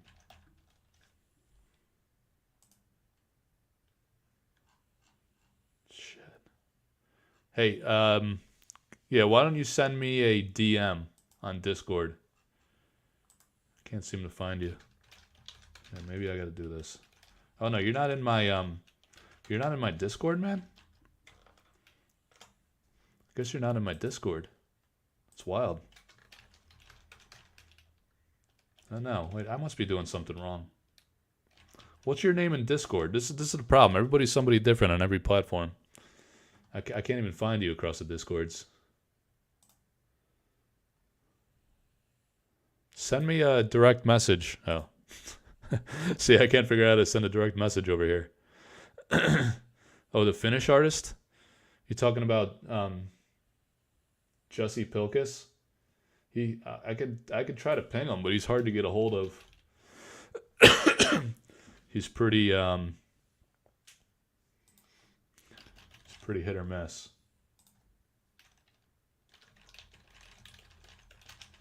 Oh no, he's not gonna come on at 6 a.m. No, you're saying it's like very early. He's sleeping.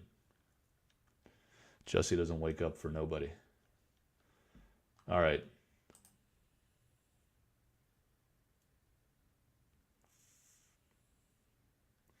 All right.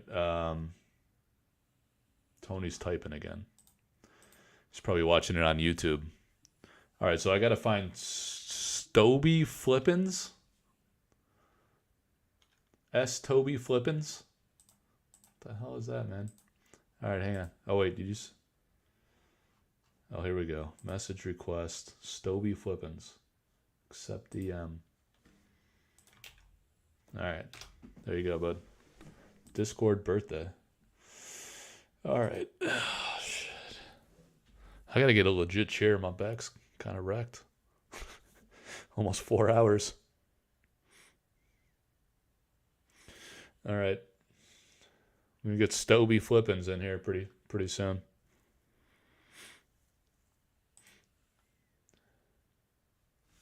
I'm going to tell Tony to keep trying.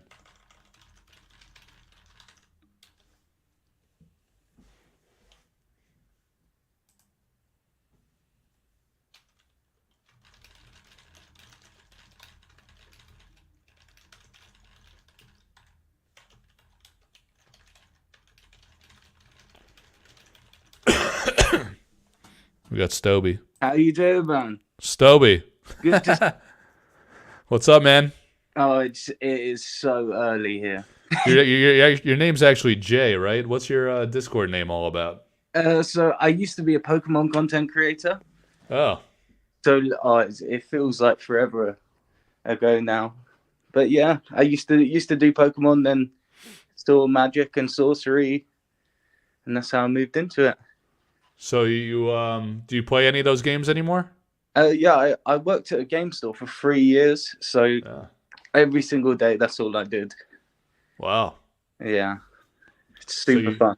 So you still actively play all those games, Pokemon and Magic? I stopped now. I mostly just play Sorcery. Okay.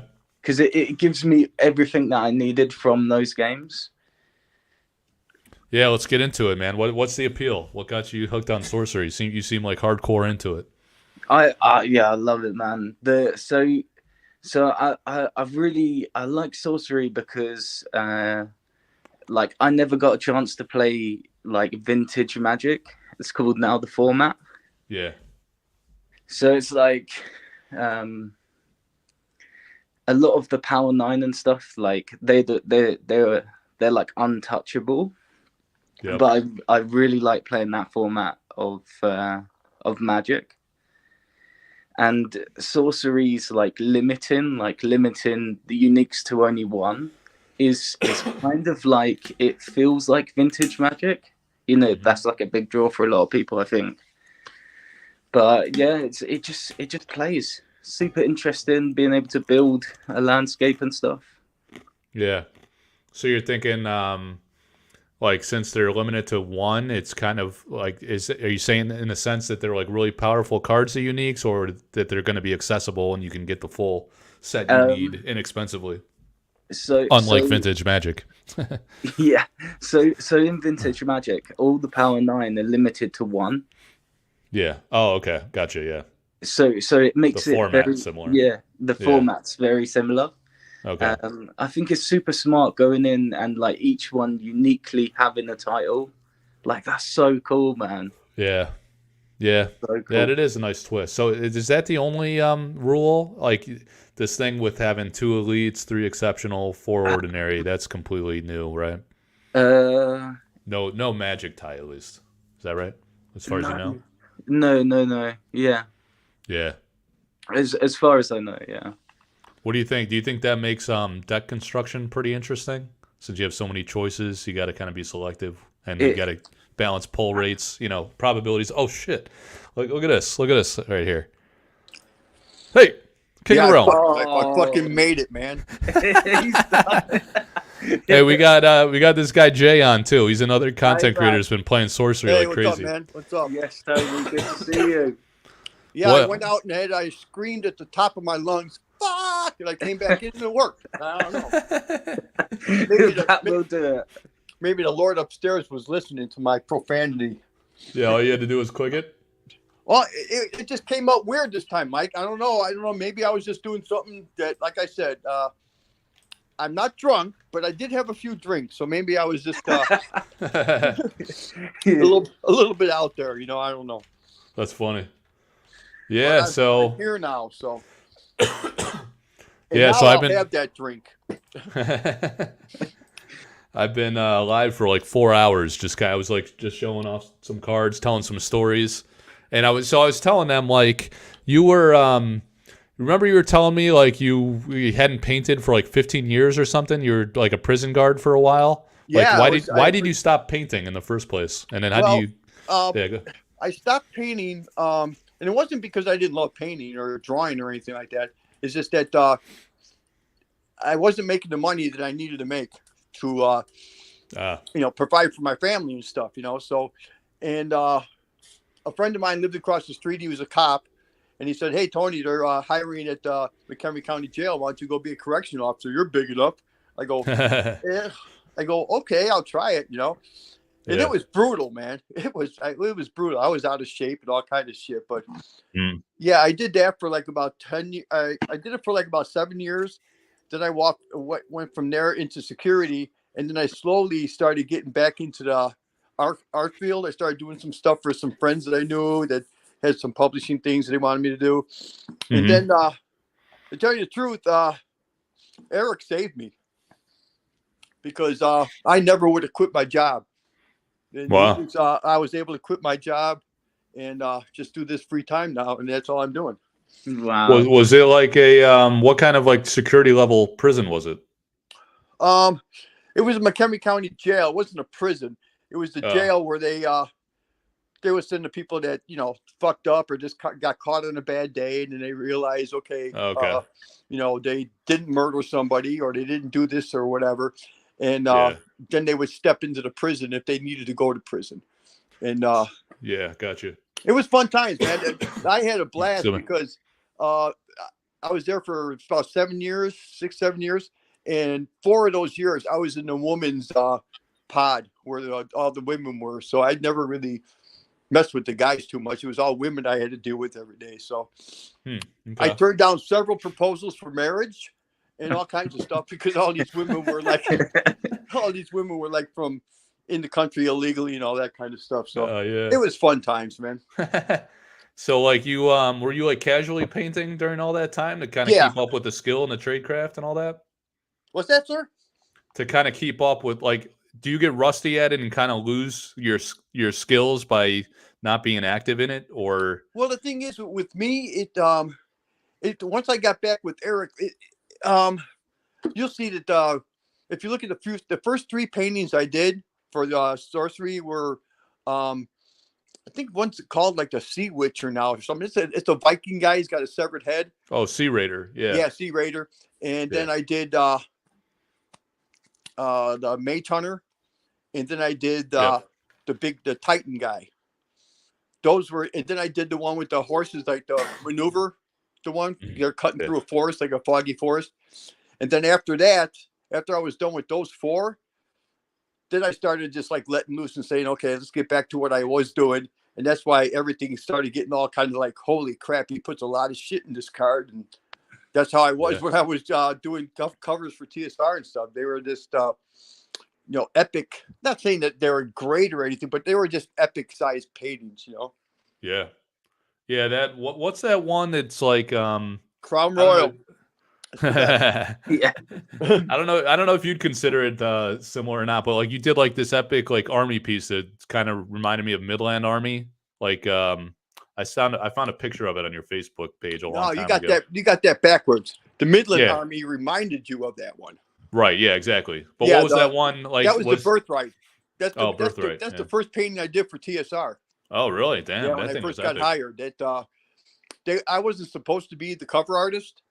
They wanted me just to conceptualize the world and do like black and white interiors or whatever that kind of crap they were doing. Yeah. And I said, well, whoever's going to do this painting, they're going to be bitching my name the whole fucking time because I put like 27 horses in there. I never drew a horse in my life. Horses all over the freaking place. And I just put it, the scene was huge. And then they told me in a meeting, like with all the big wigs, you're sitting in a meeting. I was sitting on the floor next to the owner of the company. Yeah. I felt like a little lapdog or some shit. And that's goes, weird. well, it's obvious, Tony. I guess you're going to do the painting. I'm like, fuck, you know, I was just like, holy crap. Well, Yeah. I wouldn't have wanted it any other way. So That looked like a pretty large painting. Was it the same size as Midland or no? oh, as far as size goes, Yeah, it was size. like about maybe 5 times the size of Midland. Oh shit! Wow. Yeah, it was Midland was just like maybe a quarter of that painting. The rest of the stuff, if you look at it, there's all kinds of stuff going there, but the painting was really big. It was like about maybe, I don't know, 4 feet by 7. Yeah. Okay. It was Damn. pretty big for me. That's unbelievable. For cover art, and they ended up doing it for all the 3 books, the role-playing game, the aids inside, that they covered the 3 books, and the whole game screen was the same thing. So it came out kind of cool. I was pretty happy with myself. I wasn't really impressed with myself at the time because I was sitting in the studio with, you know, Jeff Easley, Rob Rupel were in there, Danny Knudsen, the guys from Planescape, you know. Yeah. So I was looking at these guys painting stuff, and I was just like, oh, I got to step my game up. So I learned a lot from those guys. Yeah, that's awesome. And like you were saying, the question way back before was like, yeah, I had to work up to where I was. I couldn't just like, you know, pick up the paintbrushes and start winging it. You know what I mean? I wasn't. Yeah. I have a question for Tony. Yeah. Do you think doing the work at like the prison did it affect your art at all? Did that come out in your art as you went back to it? Oh yeah, it did. You know, it did. There's like a lot of kind of creepy ideas I got by being in the jail and stuff. Yeah. But I tell you what, one thing when I was working in the jail, I did sign a lot of magic cards. Let's put it that way, you know, because they would have people, they would have visitors and come, and the kids, the guys that were in jail and stuff would bring their kids, would have their cards, and it was just kind of surreal, you know, in a way. Wow, that sounds like, interesting. Yeah, it was, you know, and I was telling them, I go, hey, you know what? I used to get paid for this shit, man, but yeah, it was fun. I enjoyed it. I probably would have done it a different way. I might have maybe moved out to Seattle, you know, when everybody else did. I didn't go. Jeff never left, but Fred moved out there, Fred Fields, and they turned around and laid me and Fred off at the same time, and Fred just bought a house out there. So he had to turn around and get rid of his house and then move. He got into a lot of Southwestern kind of art, Indian and kind of stuff. He was anything with realism. Fred is just fantastic at it, man. He's just he's a killer painter. I wanted him to get into some of the sorcery stuff, but yeah, for some reason he just thought that was below him. Well, yeah. So, but Maybe he'll change his mind. I really don't think so, since he did some magic cards. So he said he got some proofs for his magic cards. He goes, "You actually did some shit magic card art? You, Fred Fields?" You show him after you make a lot of money in sorcery. Then he'll come. Well, he'll come yeah, back. maybe he will. Maybe Larry Elmore might give us a couple before it's all said and done. You never know, you know. I try, man. I try to get these guys on board, you know. A lot of them were just busy, and they probably were just thinking, well, what they paying them? You know, what are they paying the guys? I go, I'm not even going to tell you what they're paying me. You go talk to them and see what happens. You know, I go, you got a big name for yourself. That I go, Eric wants all these guys, like a lot of the TSR artists. If you can get them, that'd be great. You know, so it only ended up with me, Jeff, and Alan. Yep. But then Liz Danforth, I not worked with her, but she did a lot of stuff for when I worked for FASA. She just was up for Earth Dawn and some other games over there. So I knew her work before. When I saw that she was on board, I said, "Oh, that's cool. This is cool." So yep. Can you let me test something here? You can do whatever you want, man. I've been making you long. No, I just want to see. Can you see the message on the screen when I do that? Every box opening I've seen, everyone always stops and comments on your mage. I know it's brutal. Yeah. It's brutal, man. That's true. Like literally every box opening I saw a couple weekends ago, the Mage Slayer, everyone's like, "Oh man, that's an awesome art." They love that one. Really good card. They're gonna really love the one I did for Arthurian Legend. Then Oh, okay. along the same lines. Nice. Somebody brutally getting murdered. Yeah. No, that brings up a good question, though. I wanted to ask Jay. Jay's the other guy that's showing up as Sorcery TCG UK. He's in the UK. Hey, Jay, how's the UK doing? It's early. It's very early in the morning. Yeah, it's like 6 a.m. The guy who won the Reaper print for the Midland Army, the Reapers. Yeah, he's in the UK, in Surrey. Right. Oh yeah. It's Different not far guy. away. Yeah. South London. Yeah. So yeah, I wanted to ask Jay about your cards since he's been playing the game a lot. What are Tony's most powerful cards? So I reckon the Mage Slayer, depending on how the format changes and develops, is definitely a sideboard card. And it's something, if you come across a deck that is full of wizards or what the mage kills, you just side it in for them, and then you have an advantage against them in the second game. You start slicing throats, huh? That's the one. That's the one. And the wizards are all dripping their wine all over their wizard book there. Yeah. Yeah, it's like a card that's pretty cheap to play, right? It doesn't cost a lot to play it. Yeah. And then it just kills something when it comes into play, right? Yeah. And with the death speaker, you'll be able to recast it from your graveyard. Oh, okay. Yeah, that's a nice combo. You got the death speaker? I didn't get it, no. No, yeah, because I watched Mike. I was watching after we had our opening of the alpha. I watched three other shows that were kind of like yours, but they didn't have artists on there, and they were just one guy. All he did is talk about the art, not the art, but the card mechanics and stuff. Right. And he just zip past the art, oh, this one does it, this one does this. I go, I go, why don't you fucking mention who the fucking artist is? This guy didn't. Yeah. But you learn a little bit more about if you're just playing the game. You really don't. If people just play the game, they're not just playing the game just to play the game. They're buying the game because of the art. Yeah. No, it's a big seller in this game. Big seller. Yeah. So I think the other ones, a few of them came up. There was a couple of guys that had one box had about 5 Mage Slayers in it, but no foils of any of them came out. So, so I'm looking forward to seeing some foil. I want to get a whole foil of my own set, but I'd probably be spending $50 to try to get it. You know what I mean? Yeah, I'm sure the community. Yeah. I'll tell you what. Yeah, if I can get into the community, somebody's got a double. Hey, I'll do a painting of that card. Give me the card. How's that sound? Hey, all right. I just went live saying that, so I'm gonna be the first one to call you. I got dibs. I got first dibs. All right. Because I'm gonna be opening a bunch of boxes. That's funny. How many boxes did you buy, dude? Or did Eric give you all this shit?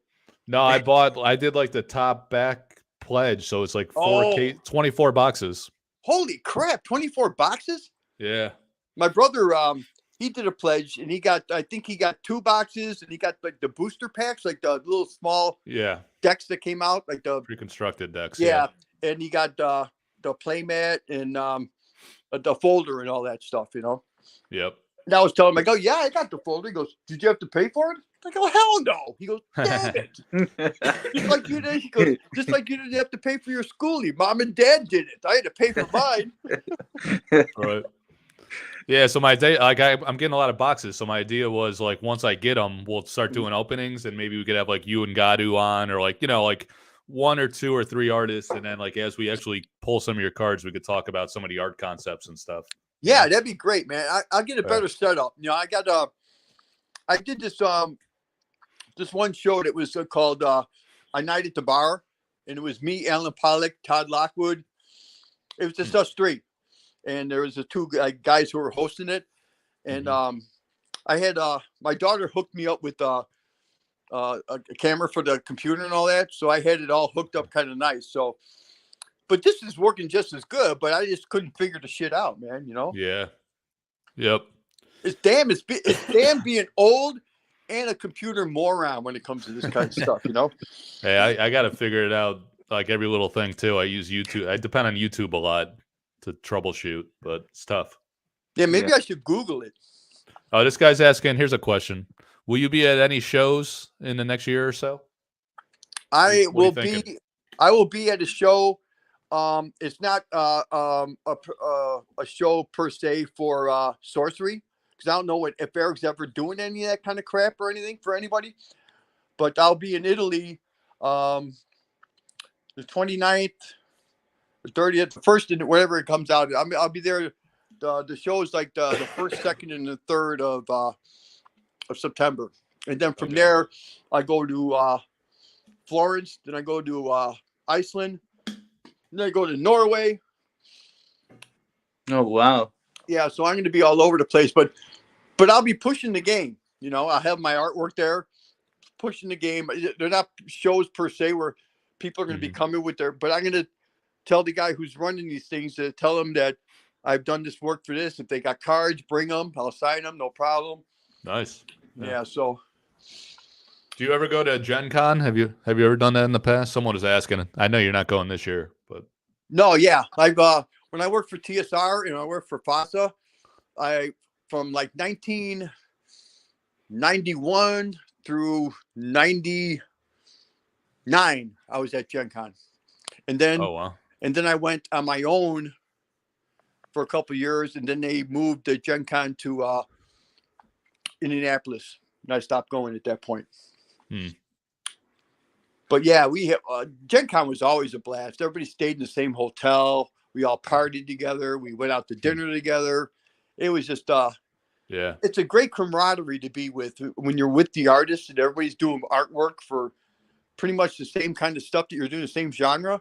And I think it's just tell you the truth, it doesn't take much, but it brings out the crazy in me. You know what I mean? So I get pretty wild at those conventions. Yeah, no, I heard you talking in the group chat earlier with the other artists about trying to get together someday. So hopefully you guys can make it happen. The problem is people are all over the world, so maybe some like common event brings everybody. Are we being like? How many people are watching this right now? It's like 18 to 20. It's going up and down. It's a weird time, because it's late in the U.S. and it's like early morning Europe. So. Okay, so not Elvira, but there's like two Elviras. Yeah, one spelled with a W. Elvira Pelikowska. Yeah, she's in Poland. I'm pushing for me and her to do a collaboration on a card. Oh wow. Yeah, and that would be amazing. And she already said that she'd be up for drawing. She doesn't really want to try to. I guess she don't want to try to paint something I drew. So okay. And I told Eric, I said, listen, if it comes down to money, it doesn't matter to me. I think a collaboration. I've never seen that on a Magic card or anybody where two people collaborated on a card. Me and Jeff Easley did it on a magazine cover for Dragon magazine. I think I posted that, but never a card. You guys know about anything about that? I've never seen. I know a lot of the Magic cards, and I've never seen two artists working together. Yeah, where it's like one guy would just draw it, and the other one would paint it. You played to their skills. Yeah. I think I went back and I looked at a lot of Elvira's stuff on. She did like coloring books and all different kind of weird, not weird, but cool drawing kind of architecture stuff. I would love to paint some of that stuff. So hopefully Eric can give us a card where she's got some architecture in there, and then there's a creepy creature or some shit. I don't know, something. I haven't done any creatures. I got one for Arthurian Legends though. Okay, cool. I got the Question Beast, which is big in Arthurian Legends. So that's my creature. That's my creature card. Cool. Spoilers. Did you do a lot of creatures in Magic? Yeah, I kind of did. I didn't get a lot of them. What they liked of my cards were my land cards. Okay. Like the stuff that I noticed when we were opening your box that they were like the last card in the deck. I mean the pack. Those the Atlas. Yeah, the landscape style Atlas cards. Yeah, that's the kind of cards I did for Magic. Oh, okay. More stuff like that, and I did some stuff. I didn't. my Sliver Overlord, Oh wow. which is probably my Another one? biggest card ever for Magic. I saw that on the internet going the other day, a foil of that card, mint condition, $1,000. Not approved, not signed. Yeah. The Sliver Overlord is it's a crucial card in their like Sliver Tribal Commander decks. So yeah, that's what I heard. Yeah, beautiful card, beautiful because I card. keep asking people, what makes this card so great? Because the art's shit. You know, as far as my mind thinks now, you know what I mean. Yeah. Back then, I was like, "Oh, this is cool," but if I was to redo that card, it would be if anybody who ever wanted to repaint. Remember, I brought up repaints earlier. Yeah. I think Magic. What Magic did for us, if anything, is like pave the way for this type of thing. I mean, because when Magic first started, this hoopla was never like that for Magic.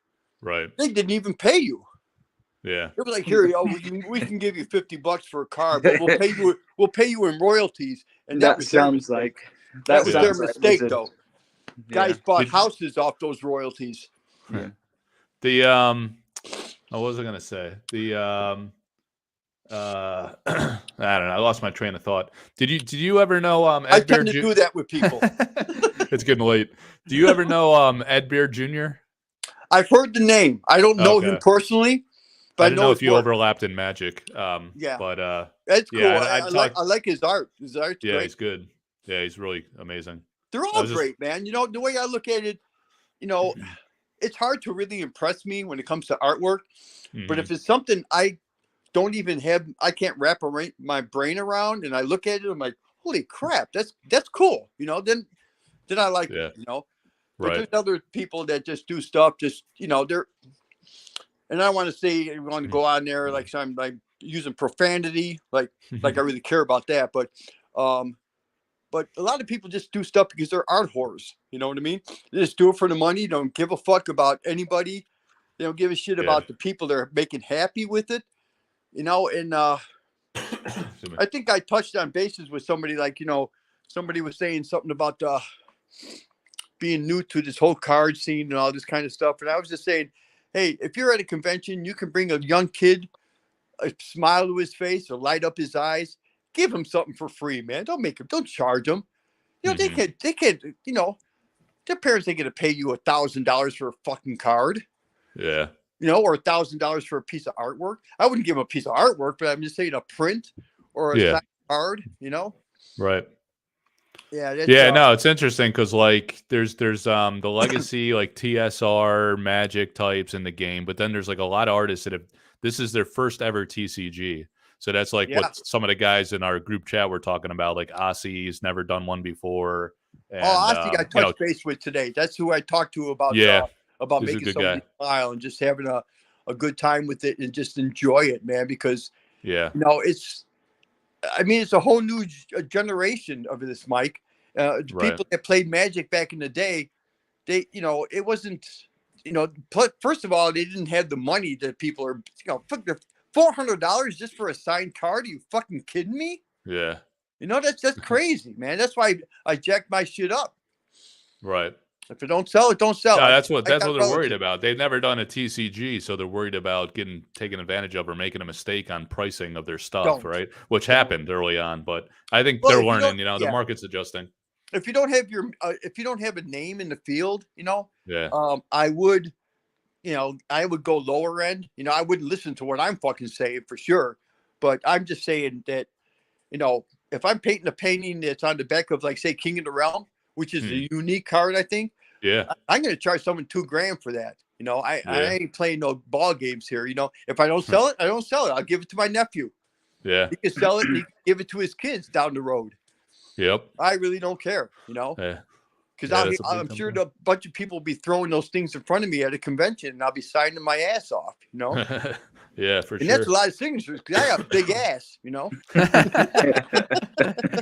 Guys, it was so lovely to speak to you. I have to go to get bed? some sleep. All right, man. All right, big guy. Thanks nice for talking Take it easy, man. Bye. Yeah. Hey, peace to the UK. Yeah, he just started like he said he was like a Pokemon YouTube channel before, but now he's doing Sorcery and he's like big time into it. So pretty cool. That's a good change. Yeah. That's Yeah, a good he's a change. nice guy. Pokemon is Pokemon's got everything started though, man. Didn't Wizards do Big. Pokemon before Magic? No, it was Magic first, and then like Pokemon came out in 1999 or something. So Oh, six, really? 7 years later by Holy WotC. shit! Yeah, I thought it was around the it might same have come time. out in like 97 in Japan, and then US like 99. So And then who yeah. did the artwork for that? Magic the Gathering artist did Magic, No, Pokemon's much different. I think they have like Japanese artists and and it's all like digitized and all that kind of. I'm not sure about that. How much is like traditional versus digital? I don't really follow. It's like such a different art genre that it doesn't like Yeah. interest me on that level. I don't pay close attention. Yeah. But it's like I don't know. People like adults buy it now because they collected it as kids, and it's like worth money. It's like an investment class. That's what it all is, man. It's money, man. It's Yeah. like I said something a minute, and one of the posts I did is it's a racket now. You know what I mean? Yeah. Yep. People just don't play it. Just they buy the boxes of cards, not open them and leave them. Mhm. Yeah. Hoping for some down the road, I can make like 3 times the amount of money I spent on it. Even more. Yeah. Yeah. Alpha is like a big deal too. It gets a lot of excitement, and first release always the best. It's like $600 on eBay For what? for an alpha box. Oh yeah. I know it's getting crazy. Yeah, it just keeps going up and up. Yeah. I don't know. We'll see. Once everyone will have them, I don't know. Maybe in a few weeks. Hopefully, we'll see. Anybody else on, Mike? There's like 18 people. Yeah. Okay, man. Well, I'll keep you up then. I'm wondering if the Europeans are gonna wake up and start popping in. I'm The trying to check over. Yeah, because it's The like Europeans. it's like 7 a.m., but it's on a Sunday morning. It's not like they're Yeah. getting up for work and watching on their drive-in. Yeah. That's why, like, I usually do this at like 2 in the afternoon. Because then it's like 8 o'clock in Europe. The girl, I know you know her, Severine? Yeah, of course. Yeah. Where is she from? France. France. Okay. Yeah. I got to touch bases with her. She sent me a nice note. It was kind of like to everybody, but she said, "Hi, Tony." And she went off into what I was talking about. And Right. I wanted to reply to her instead of to everybody in the Okay. masses. You know what I mean? So Yeah. I don't want her to think I dissed her. You know what I mean? Oh no. Yeah, send her a message. She's pretty active on Facebook and stuff. Yeah, I will. She's sweet. Yeah, she's very nice. And plus, she's good. Hey, fuck you. Yeah. If she was sweet, but she wasn't good, I don't know if I messaged her. That's funny. Yeah, she's another one that's like very accomplished artist. Never did like TCGs before, but she sells like for big money in France, and goes to tons of shows and things. Yeah, she was telling me that she remembers my artwork from the TSR days, and just because she did like French versions of Dragon Magazine. Right. Yeah, I completely which I was forgot about going to that. push on to what's the other Polish girl? She's not Polish, but the other Elvira. Elvira Palikowska. Yeah. Yeah. I was going to tell her, hey, I got a cover that was done in Polish. The whole magazine's in Polish. Yeah. Oh, okay. Cool. No. Yeah, I forgot Severin had done that. She told me that like last year, and I was like, "Oh, is there any way I could get like a few of those magazines?" Because I wanted to get her like her early art, and she was like, "Oh no, those are long gone, like decades ago." I want to show you my 2 buds that protect me through the night. Can you see in the background? Yeah, what is that? That's Sam and Dean Winchester from Supernatural. Oh, wow, that's crazy. I draw a lot of supernatural shit, so I don't want him fucking with me. You know what I mean? So, from the TV show? Yeah, those are life-size stand-ups. And then wow. Here we have. Can you see her? Yeah, Wonder from Woman. Gary. Oh, Wonder Woman. Okay. Yeah, they all keep my hats, all the hats I wear and stuff. That's awesome. And then here's one from back in not my day, but back in the day. A lot of people don't understand why I have. She's not that good looking, but to me, she's the shit. Oh, shit?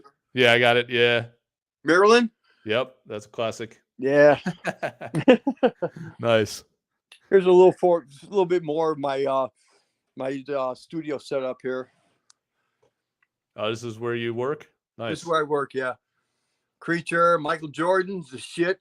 Yeah. Here's all my birthright crap. There's That's my awesome. Kiss guys. Jethro Tull, because I play the flute. So, Cool. yeah, fun stuff, man. That's my studio. I surround my stuff. I'm sure a lot of guys do, and if they don't, they're just pretty much dorks, but we all surround ourselves with things that what's the word I want to use for it? Something that I can't think of the word, but something that wants to makes us creative. All creative kind of things, you know what I mean? And Yep. I know, right? RK Post. Yeah. If I would see RK Post right now, I'd probably punch him. But that's because he's the one who got me into toy collecting. And I have a basement full of I probably got like 50 grand worth of toys in the basement. And that's not a lot of them. That's just like Yeah, stuff that was collectible back in the day, like Star Wars stuff when me and him first started. Wow. He was like, "Oh, I got this one. Did you get this one? Oh, fuck, I gotta go get that one. You fucker, And RK Post is a great guy, man. He's funny as hell. Yeah, that's cool. To work with. I don't know how he is out in the public when he's talking with people and stuff, but if you get to and work with him, he's funny as hell. That's cool. Yeah, so he could have did some stuff too. That'd have been nice. Yeah. Yeah, well, I mean, it's early days, I'm sure Eric will bring on a lot more artists. We'll see what happens. Well, once they see that's making money, fuck them, man. Fuck them at that point. That's the way I look at it. Well, maybe he'll reward his early adopters like yourself with more work. I mean, you're doing a lot more for Arthurian Legends and future sets. So I'm doing a lot.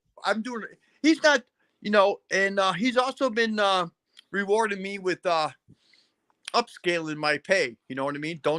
Hopefully no one else heard that. But I mean, good. I just say, oh, you were saying this amount for that? Yeah. Oh yeah, okay. And then I would just keep going and going. And then finally he was just like, I don't know if I stood there or not. He go, well, I did, He goes, okay, maybe the next set. And I go, okay, sounds good, big guy, Yeah. So we're good. Eric's really cool. I mean, out of all the art directors and people I've worked for that own companies or whatever he is, he's got to be the greatest dude I ever worked for. And I mean, that's in my life. That's not like, I mean, that's like all the way down to my stupid ass security jobs where I had like a damn woman supervisor I wanted to punch and knock her teeth out. But Eric is very cool. He's a nice guy. Yeah. Yeah, he's got a casual approach to it, It's easy to work with. Yeah. The only thing, and I understand this wholeheartedly, he's hard to get a hold of. And he's hard to get a response from him. Yeah. And in the beginning, he told me I can give you a response back in the day. Yeah, well, now it takes like 4 days, Eric. Yeah.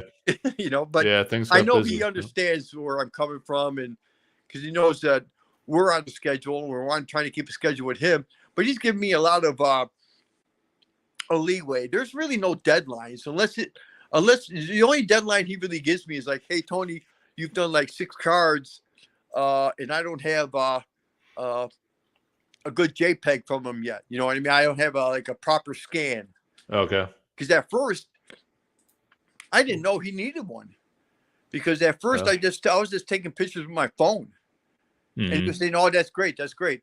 And then I turned around and I sold my first 3 pieces. Oh shit! I sold, and then he was just like, "I go, man, that's all I got, dude."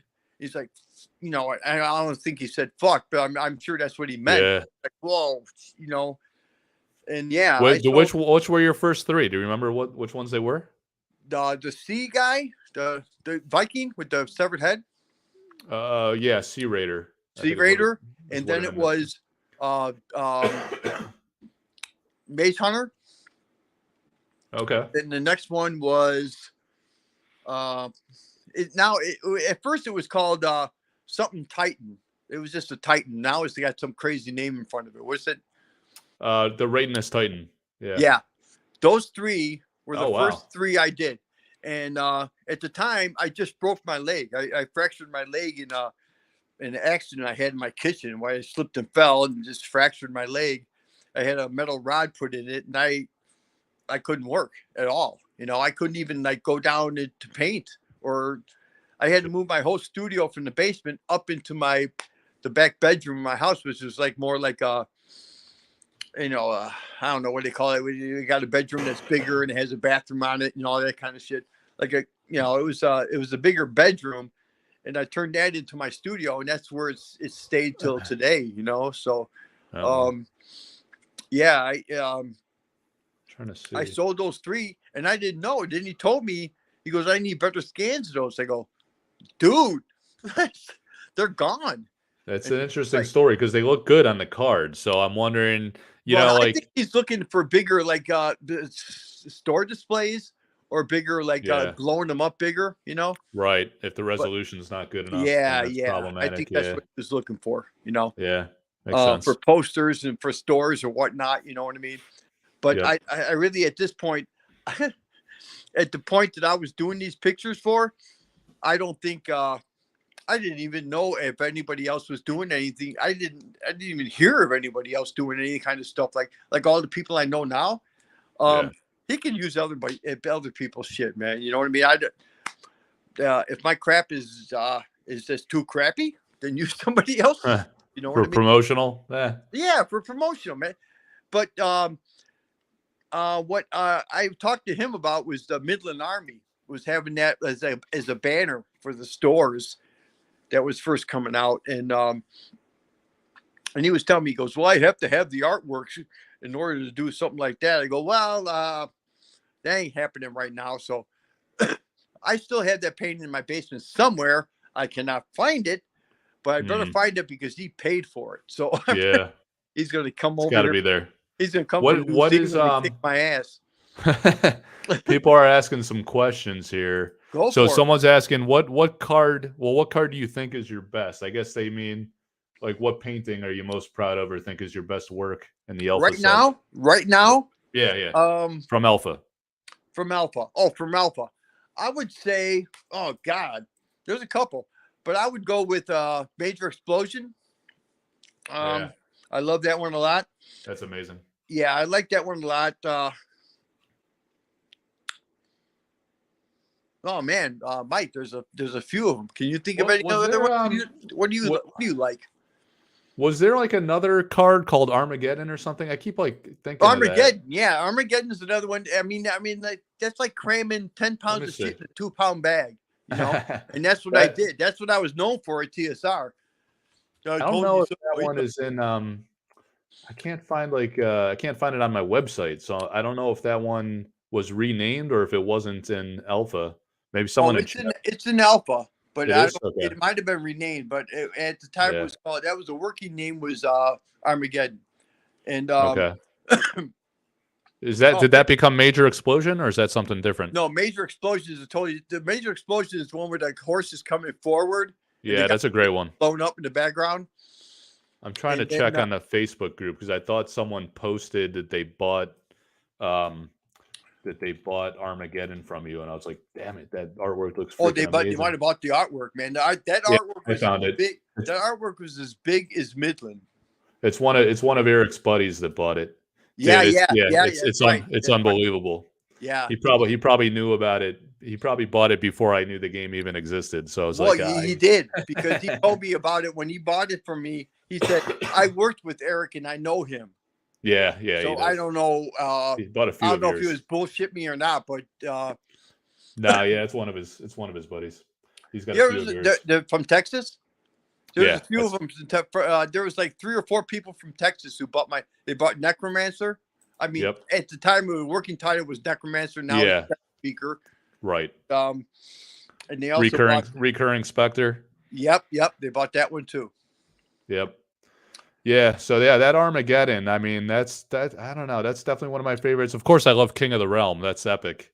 No, you know what? I had no clue that would be as epic as it was. Yeah. And I was thinking to myself, my wife told me at the time, I was married at the time. She told me, they goes, well, Tony, that's kind of, you know, works with you. You know, you're king of the realm. You're king of the realm here. I go, yeah, that's why my wife's leaving me, you bitch. Oh man. I hope she Yeah, don't but watch this. yeah, Death Speaker was great. Yeah, you got a lot of great ones. Midline Army is going to be like a lot of people love Midline Army. They talk about that a lot. Well, These the thing uniques. is, I was talking with Eric about some of these things that a lot of my cards they're not ordinary cards. So they're all Right. like I don't know. Where does it go up from ordinary? It's exceptional, elite, and then unique. Okay, so exceptional and elite, and what's the next one? Unique is the highest rarity. Okay, what's the other one? Exceptional. Ordinary, exceptional, elite, unique. Okay, so elite, exceptional, and unique. Most of my cards were done that way. You know, I didn't have many ordinary cards. I know. I'm looking at the page I have for you. So Mage Slayer is an ordinary, and that's it. That's your only ordinary. That's why we don't see any of your cards. What about the sea? What about the sea guy? Sea Raider, that's exceptional. Really? Fuck. Yeah. That was my first card too. Well, there's 3 exceptionals in every pack, so that there'll be a good amount of those. But like, but what about the foils? Yeah, like that's where it fucking comes in. The elite and unique, there's some people that'll never see those in foil, or like, because the problem is there's 403 cards in foil. I know. When you get to elite and unique rarity, it's like really luck of the draw, and like maybe you'll see them people at shows and stuff, but it's gonna be really, you got to get really lucky to pull it in a pack. Any given elite or unique. I know that's fucking crazy, man. That's insane. Well, that's how things work now. People love that chase, you know. Yeah, I know, but the thing is, back in the day when Magic first started, there was no fucking chase, man. It was just like people got them, you got them. You know, if you held on to that fucking Lotus, you're fucking loaded. You know? I know, but who's going to be the Lotus from this deck? You never know. It could be anybody. Yeah, it could be anybody. Not saying me, but it could be anybody. You know, and I think when people start playing this game, they're into the game. They want to play it, but they're also looking at it like, hey, what can I leave my kids? You know, back in the day, my daughter was like 2 years old. I was thinking about feeding her mouth instead of leaving her a legacy. You know what I mean? Yeah. Did you keep many of your paintings over the years, or did you sell them all? The only painting I have right now from over the years is a book cover I did for FASA. It was called Comstar. And that's the only one I have, dude. Wow. But they're all in private collections all over the world. And cool. I'm proud of that. You know what I mean? Yeah. I don't look bad at it like, hey, you sold yourself out or whatever.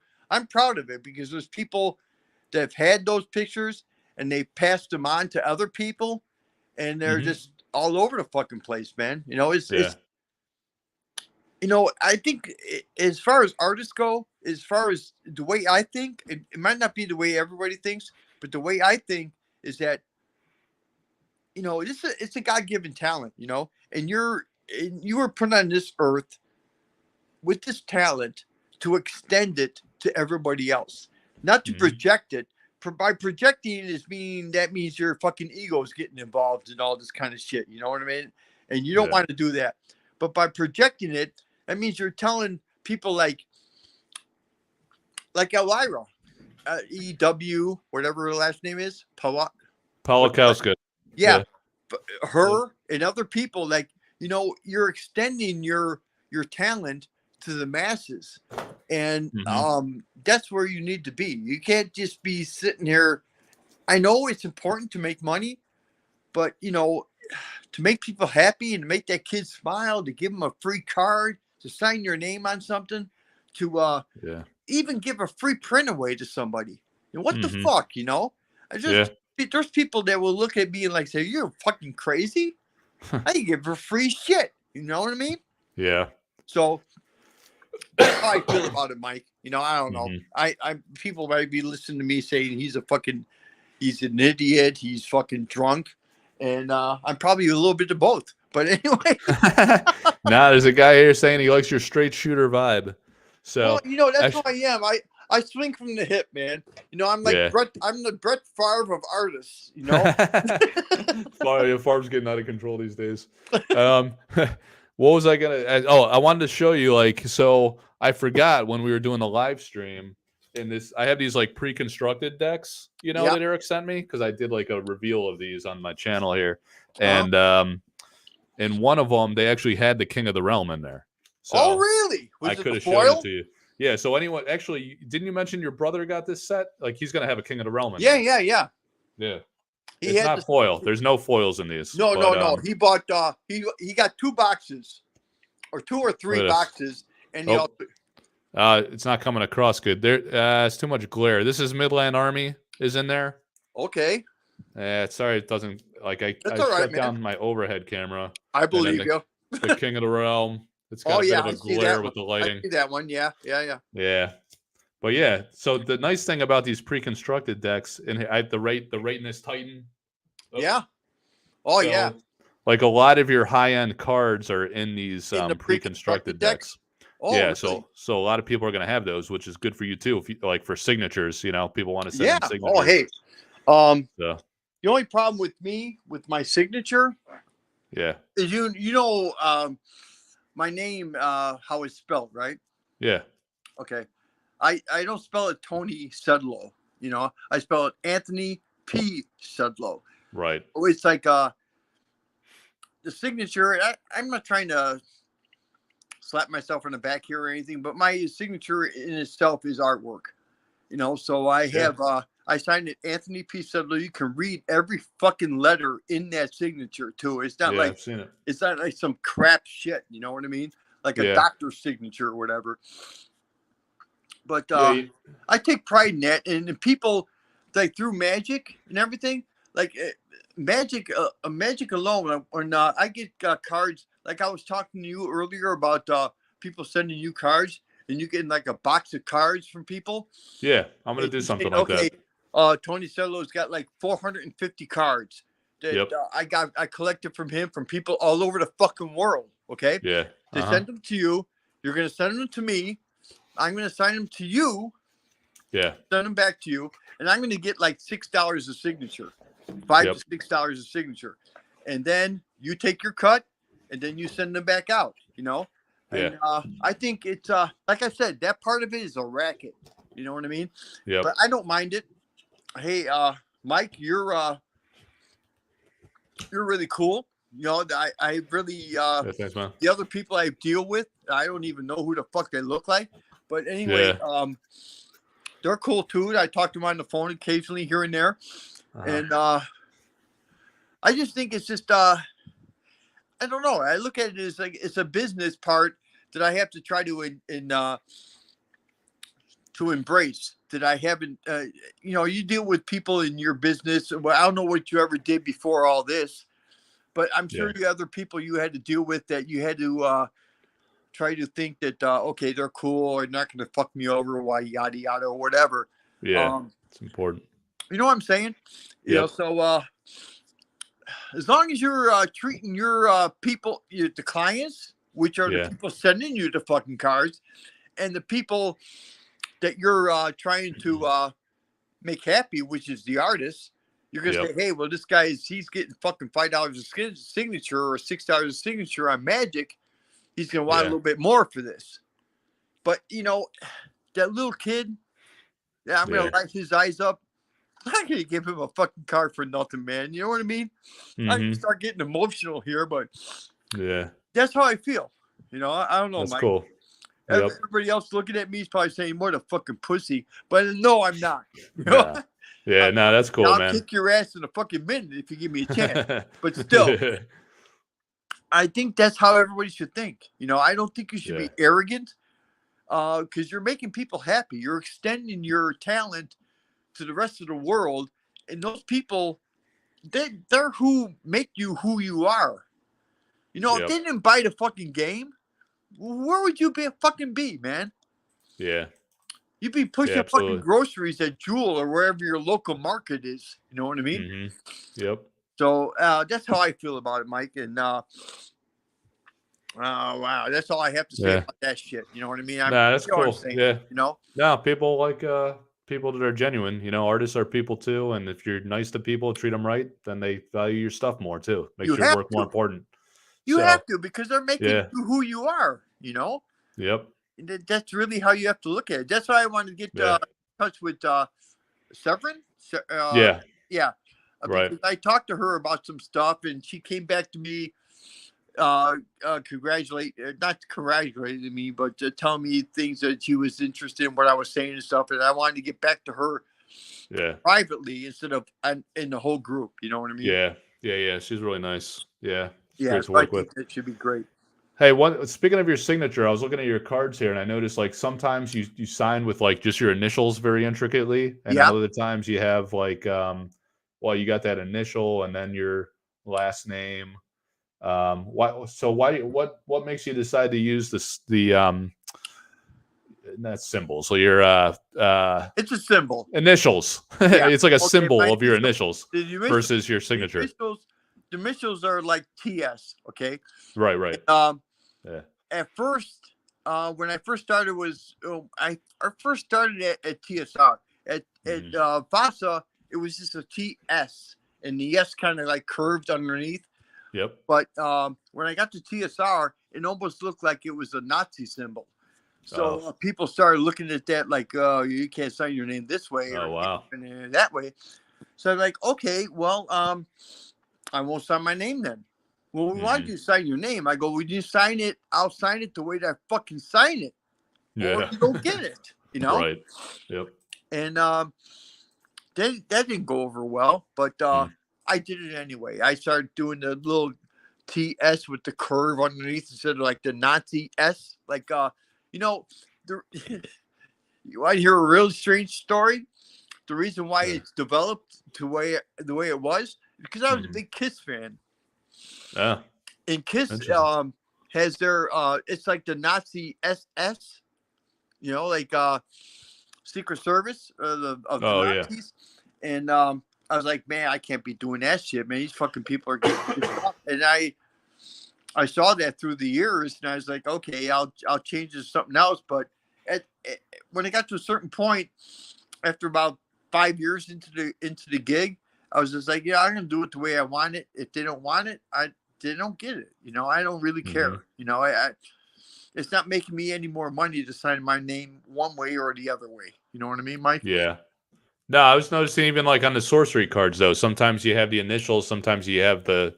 It all depends on composition. Okay. Composition forces me down into a corner, which I'd rather have it do. You know, because I'm like, okay, I got everything going on here in the composition I want. Forces me down the corner. It's just going to be TS. Okay. And that's what That's that. interesting. Yeah. That's what that is. You know, it's not like I'm like trying to diss anybody on my signature or nothing. But if I do the whole signature, it's like a TS. It'll still be in the same kind of Nazi kind of shit, but it'll also be the rest of my name, which is what Elvira would like because I'm Polish. Oh, okay. Yeah. I'm half Polish, half German. Oh, okay. Yeah. So how do you pronounce your last name? People are always butchering it and they're like guessing. No, don't guess, man. Just say you say the S and you go right to the U. Yeah, Sudlo, right? No. You're going Sudlo? Q. You're going Sud. Sudlo. Oh, okay. Yeah, I'm gonna have to I've been saying it one way so long, it's like a habit. Hey man, you can say whatever way I've noticed that when you've been pronouncing my name on this show, coming a couple of the shows, and I'm like, hey man, I ain't gonna fuck with the guy, man. That's good to know though, because like I'm so into the art that people expect me to be the expert. I don't want to like perpetuate the wrong thing, you know. No, please don't sit there and go. And his name is pronounced Sudlo, not Shudlo. No, I won't do that. Yeah. Just say what you ever wherever you want to say it, man. But if they ask me now, I know. So yeah, thanks. Yeah, you're good, man. You're even when you were saying it's Shudlo, I was like, nah, fuck, it's close enough. It's because it's like, I didn't know what your background was. Like in Italian, the U is usually like that, Sudlo. I'm Polish. I'm Polish. So, yeah, okay. Half Polish, half German. Yep, gotcha. Yeah. My mom was German. My dad was Polish. Okay. And as far as I'm concerned, my dad was a leader in the group, so it's Polish. But I was closer to my mom than I was my dad. Yeah. And if you ever saw pictures of my mom or my dad, he was like, "You're the only one in your fucking family that looks like your mother." It's funny.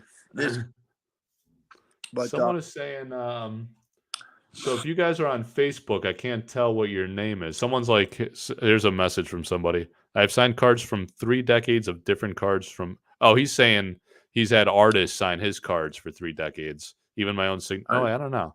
It's all about province. I don't. If you're on Facebook typing, it comes up. Oh, it's Dave Sheedy. Yeah, No, I can't tell who's who on Facebook. You gotta follow on YouTube. whatever this person's saying, he's full of shit. Because I've signed my name over the years. It's the same way. I think he's saying that. Yeah, he's not talking about you specifically. Okay, I don't want to say he's full of shit and get him pissed off. He's talking about he's a big Magic guy, so he's collected for the last 3 decades from various artists. Some of them do evolve over time. Some don't. I think at this point right now, Mike, I'm going to be a bigger sorcery guy than I was a Magic guy, because it started right off from the beginning. You know, that is big. And then back in the day, it wasn't that way. You know what I mean? It was more, okay, Tony Solo, he did some artwork for TSR, yada, yada, whatever. And the guys on Magic the Gathering, the art director guys, and the whole genre of the art directors and people there were just more like, I don't give a fuck what his name is pronounced like, you know. He works for us, fuck you, and whatever, you know. Yeah. And I hated that. Yeah. There's guys there I wanted to kick their fucking the shit out of them, man, you know, but I couldn't because I had to work for him, you know what I mean? Yeah. Yeah, I mean, like when it's like a big corporation like that, sometimes you get personalities like that. The nice thing about this is it's like a startup business, you know. So it's like a small team. Eric's a good guy. You know, treats you guys right. So and values the art. He's an artist himself, you know. So exactly, it's a whole different vibe. So I think that's the great vibe you have to have with artists and owners and people who are commissioning you to do the artwork. I think when I was in with Magic, they were on along the lines that, hey, we bought your company. Now feel me on this, okay? We bought your company. We don't need to have you as an artist, but since we bought your company, our management is telling us we have to give you artwork. We don't need you, and that pissed me off big time. You know, I wanted to kick asses on all kinds of fucking people over there. I mean, even when I was out there when I was out there visiting in Seattle, I was just like, "Are you fucking kidding me, man? You're telling us this shit?" You know, I thought it was fucked up. Yeah, disrespectful. That's absurd. It was disrespectful for I was 6-7 years into the profession. You know what I mean? Give me a little bit something more than just saying that. You know what I mean? Yeah. Cheers. But they were dicks. You know what I mean? Yeah. I'm sorry. You know, I like I said, I'm from Chicago. I say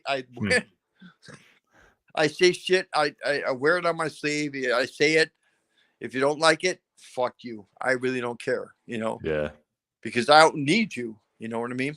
Yep. But someone's I need you, Mike. I'm here for you, man. Always here for the king. Someone's asking here, at the end of the day, what does Tony want his art to give people? Broad question. Oh, man. That's an interesting one. Boy. What I want my art to give people. Yeah.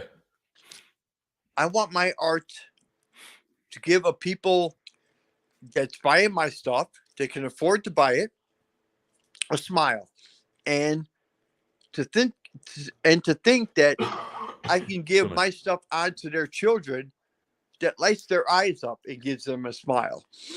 You know, I don't need any more than that. The money part is not an issue. You know what I mean? I mean, they can take this to the bank and meet me at a convention. And I can say, hey, I'll sign any card you want. No money down. Just let me sign it and I'll give it to you. It makes your kid happy, fine. But that's all I look for. You know, I look for to make people smile, to extend my my talent out to the world, you know.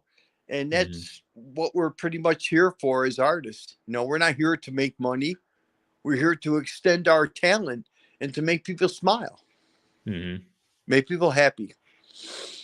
That's the Cool, way I man. look at it. Everybody else can think, oh, he's fucking a Bible roller or some shit. But no, I'm not. Nice. I'm just, Yeah. I look at it as that's the way I look at it. You know what I mean? Mhm. I don't know.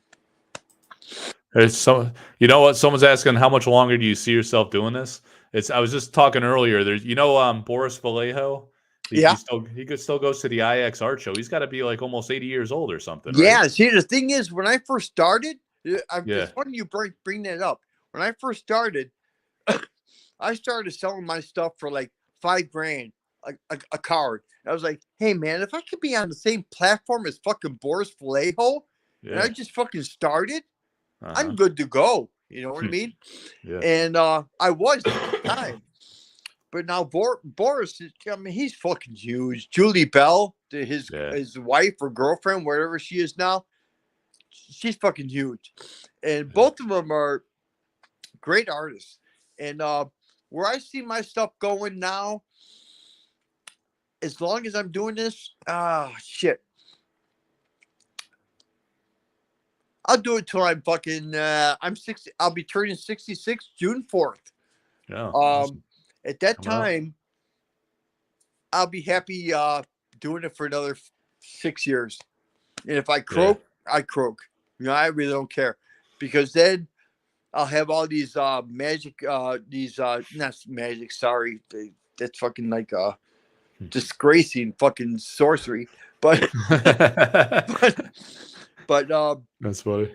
If I have cards signed, card proofs painted, and all that kind of stuff, and I'm pushing those out to the masses, I'll be happy with that at that time, Mike. You know, and I'll be happy with who I'm making happy with it. You know, and I really don't care at that point. You know, I don't care as long as I can make money to feed my mouth and my dog, and pay my expenses as far as owning a house. Yeah. I don't want to be rich. I just want to be, I don't want to be rich or famous. The famous part I already got down. You know, I really don't care about that. To tell you the truth, you know, no shit, this is we're live, right? Well, anyway, the way I look at it is like, when that's like kind of like a hit line for me when I meet girls, you know. I am world famous, man. You know, it's like, what? Yeah. And hey, it gets me laid. Hey, whatever. I'm divorced now. What the fuck? I need to. Yeah. I'm 66. By the time I'm fucking 76, I really don't care what's going on. As long as I got my family taken care of and everybody else is happy, and people can look back at me. Hey, I knew this fucking guy. I saw him on some fucking podcast with mics and shit, and we had a fucking good time. He made me laugh. I'm good with that. I'm good with that. Yeah. I don't need any more. That's cool. Yeah. Yeah, you know, I went to the IX art show last year and I saw Boris Vallejo there, and I was like, he's awesome. I mean, I didn't even go up to talk to him because like I wouldn't even know what to say to him. I was just surprised to see him there for one, and then he was like walking on the elevator by himself, kind of like waiting for the elevator. So I was like, I don't know, it's awkward for me to be like, hey man, like your work's great. Like I'm sure people be around a legend. You know what I mean? It's like he's a fucking legend, man. I know he people really is. Calling me a fucking. He legend. was just sitting there at a booth, like all cool, casual. No one was even talking to him. So I don't know. Like maybe this year I'll go say like hi to him or something. I don't know. You got to, man, because you got to sit there and say, hey, you got to push the product, dude. You got to sit there and say, hey, man, I podcast or I do this stuff for you because you know people love to see your work, whatever. Yeah. But to me, I'm just like, if I would see Boris Vallejo on a fucking elevator, right? I was like, are you Boris? Yeah. Holy shit. I know. And I would get really dirty. I'd say, are you fucking Julie Bell? His wife goes too. Yeah, they both are there. But I don't know what to say to them, you know? Like I feel awkward. Oh, they're awesome. They're awesome. I met them both. They're fucking great people. And it's just awesome to be around. I'll say hi to him this year, man. Yeah. Just like I'm awesome to be around those kind of people. And if we're ever at a convention and we're together, if you don't reach out to me, I'll fucking kick your ass. I'll follow you all the way to PA, dude. Yeah. No, I'll find it. Yeah, we gotta. This one guy actually. Something, man. This guy here. Where do you live again now? I live in Woodstock, Illinois. Oh, Illinois. Okay. This guy here, he's got a store in New York. It's upstate New York, Albany. He's trying to do like a release event and he's trying to get a few artists out there. But that would be a ways to go. I was thinking about driving up myself, but it's like 7 hours July drive. 22nd. Yeah. Oh, that's You might be like overseas, right? Or not quite in yet. July 20, not quite, but August, right? a New York appearance. I've been to New York once, and I went there with my brother, and oh, but I'm gonna get it really down and dirty into my fucking past, if you don't mind. My brother took Yeah. me to New York to go to the Metropolitan in New York City, and when I was there, he was telling me all these. He goes, don't stare into their faces. They'll fucking kill you. Yeah. I go, it's fucking New York, man. It can't be worse than Chicago. He goes, oh, it is, or whatever. I was like, okay, whatever. So I did what he wanted me to do. He's my bigger brother, even though I could kick his ass, but I still would just say, yeah, okay, fine. Yeah. But anyway, I would love to do something like that. I would, July 22nd. That's not pushing it too much. It's only a month away, a month or so away. I would try to do something like that if it's paid for. Yeah. That's I'll all. ask him how he's getting a few other artists out there. I think they're going to do signings and this and that. I'll ask him how he's like organizing it because I know the guy pretty well. Yeah. If he wants to pay for it to get me out there and get me back, and maybe pay for a hotel room for a day or so or whatever the hell it is, I'll be more than happy to do it, and I'll sign anything he wants you to do. No problem. But I got to be paid for it to get out there and to get back. Yeah, understandable. And to stay. That's all. Yep. That's all I'm asking for.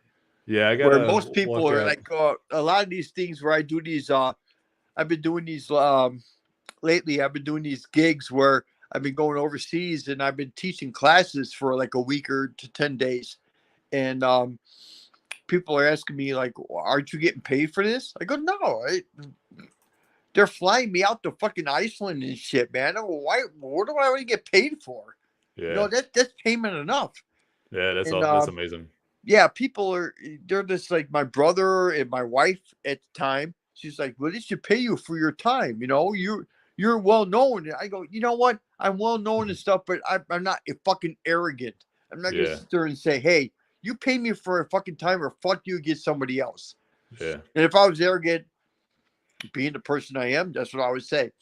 Right.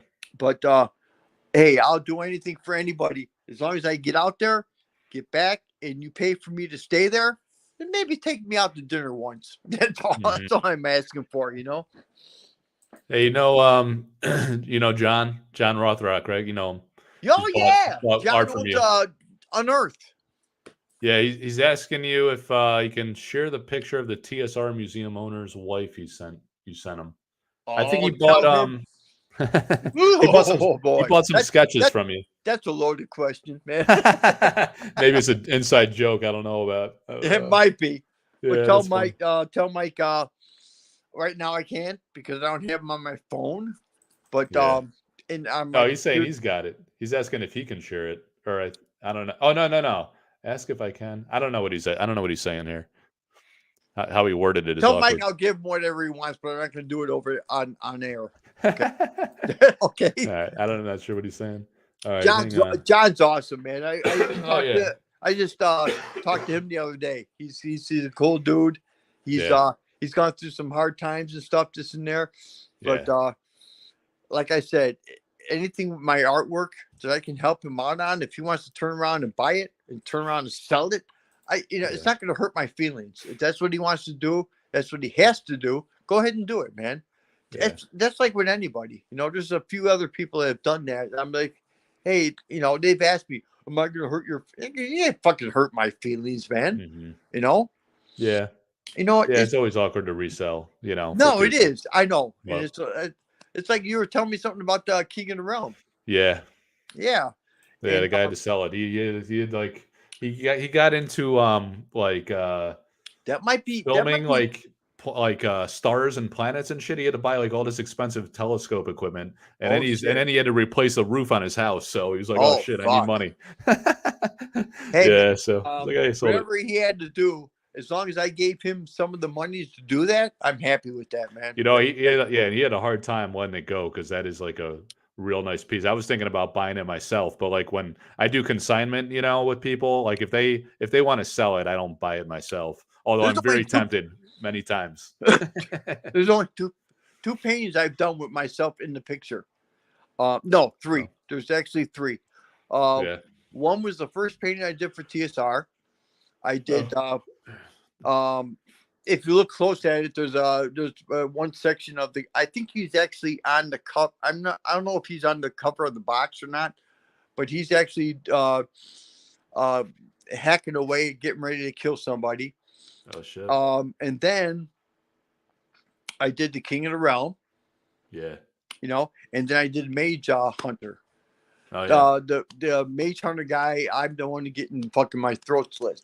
And that, like I told you the story. The guy, it was my, at the time, my down the road nephew to be married to my daughter, which that didn't pan out, but it didn't matter. But yeah. I don't really paint myself into a lot of pictures, even though I can, because it's the easiest for anybody to do. Especially if you know, I don't mean, a lot of guys probably don't use themselves because they don't look the part or whatever. But I think I can look the part. I've tried to do it so many fucking times, and I just love painting, man. I wish I had more women to paint. That's what I wish I had. Yeah. Yeah, I was talking to Elvira Shakarova recently and was saying like we need a queen of the realm. You know, Oh, we got yeah, the king. Where's the queen? that'd be awesome. There's like a queen of Midland that I don't know if it's still called that. That's what Severin did, that one. Really? I'm gonna look it up over here. Yeah. It used to be called Queen of Midland. It might still be. Yeah, it might have been a working title. Yeah, you know they changed the name so much that like half the time I forget. Necromancer turned into Death Speaker. Queen of Midland. Yeah. Yeah, so you got Midland Army, and then you got Queen of Midland. What's pretty cool connection, you know, between you really? and Severin. Yeah, maybe that's what you should tell Severin when you message her. Like, Well, we got a connection in the game. Does she look like she can be my wife? Or Probably. It's just a queen anyway. She's the queen. Yeah. That's so I she's got some great so I cards. can bring that up to her. Okay. Well, Yeah. I'll tell her if we're having a convention together, we get signed as husband and wife, huh? She's out in France. Yeah, maybe like when you're in Well, Europe, hey, you can. I'm gonna be out there. I'm gonna be close. I'll be in that's cool. Italy, and then like I said, over in that area. So I'll be close enough. You know, I don't know. Yeah, Francesca Beral's out in Italy, and then Vincent. Oh, Francesca! I met Francesca before I even knew of Sorcery, the Contested Realm. Oh wow! Yeah, I met her on LinkedIn, which is like people get together on like their profession and all that shit.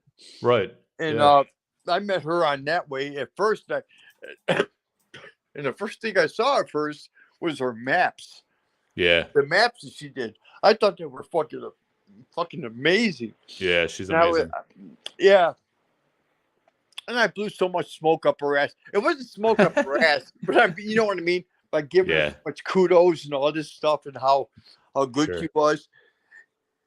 And she is. You know, she's talented. There's no denying that. But I'm just saying that I love to meet these people down the road. You know what I mean? Because these are the people that when I first grew up into this business, I was looking at Jeff Easley, Larry Elmore, Clyde Caldwell, Boris Vallejo, all these people. I need people to replace that. And those people are probably like people like that, you know? Yep. And it's not like they've influenced me, but I'm more part of their party, you know what I mean? And we're all together. Yep. Oh, and we're all together in a certain kind of the same kind of mission in a way, you know what I mean? Mm-hmm. To bring happiness to the masses, man. That's all we're here for. Yep. Yeah, it's All cool right, how Mike, all how the- you doing, man? You good to go? I'm probably gonna pass out pretty soon. I've been going for 5 hours. I don't want you to pass I've out. been like coughing all week. I was telling people earlier. I'm trying to shake this freaking cold, but the kids are always getting me sick. You know, it's always something. Yeah. I was Well, at a when you birthday got party. kids, This, they're yeah, fucked up. You're fucked up, man. That's the way it goes. yeah, yeah. All right, dude. Well, it was Yeah. great. Yeah, I'm finally glad I got here. Yeah, no, that's awesome. I'm too bad that only one person stayed on for my stupidity, you know. But that's Nah, there's like no. 20 people the whole time. People are up late tonight, so it's Saturday night. You know. Tell them I all Well- said I was sorry for being an idiot, and the next time was fun. we'll have it worked out, man. Because the next time I want to do something where I'm showing a little bit of my artwork, why I'm doing it, not doing it, but a sketch for something. It just is going into production, yada yada, whatever. Okay, Yeah. so we get a That'd be little bit along those lines. All right. Yep. All right, man. Yeah, All I'm right, glad Mike. you got it You have worked a good out. night, buddy. Appreciate your time. Take care. All right, you take care. Bye bye. All right, I'll see you. All right, guys. It's almost it's 1:45 in the morning, and I've been going for 5 hours, and been kind of sick, so my voice is wrecked. So I'm gonna call it. Thanks everybody for tuning in. It was a good time. We'll try to do these planned like in the future. Definitely when I have some cards to open, we're gonna do it planned with some artists and get a better turnout. But I appreciate a lot of people are on for like many hours. That's pretty awesome. So I'll be in touch. Take care, everybody. Have a good night. I'll see you.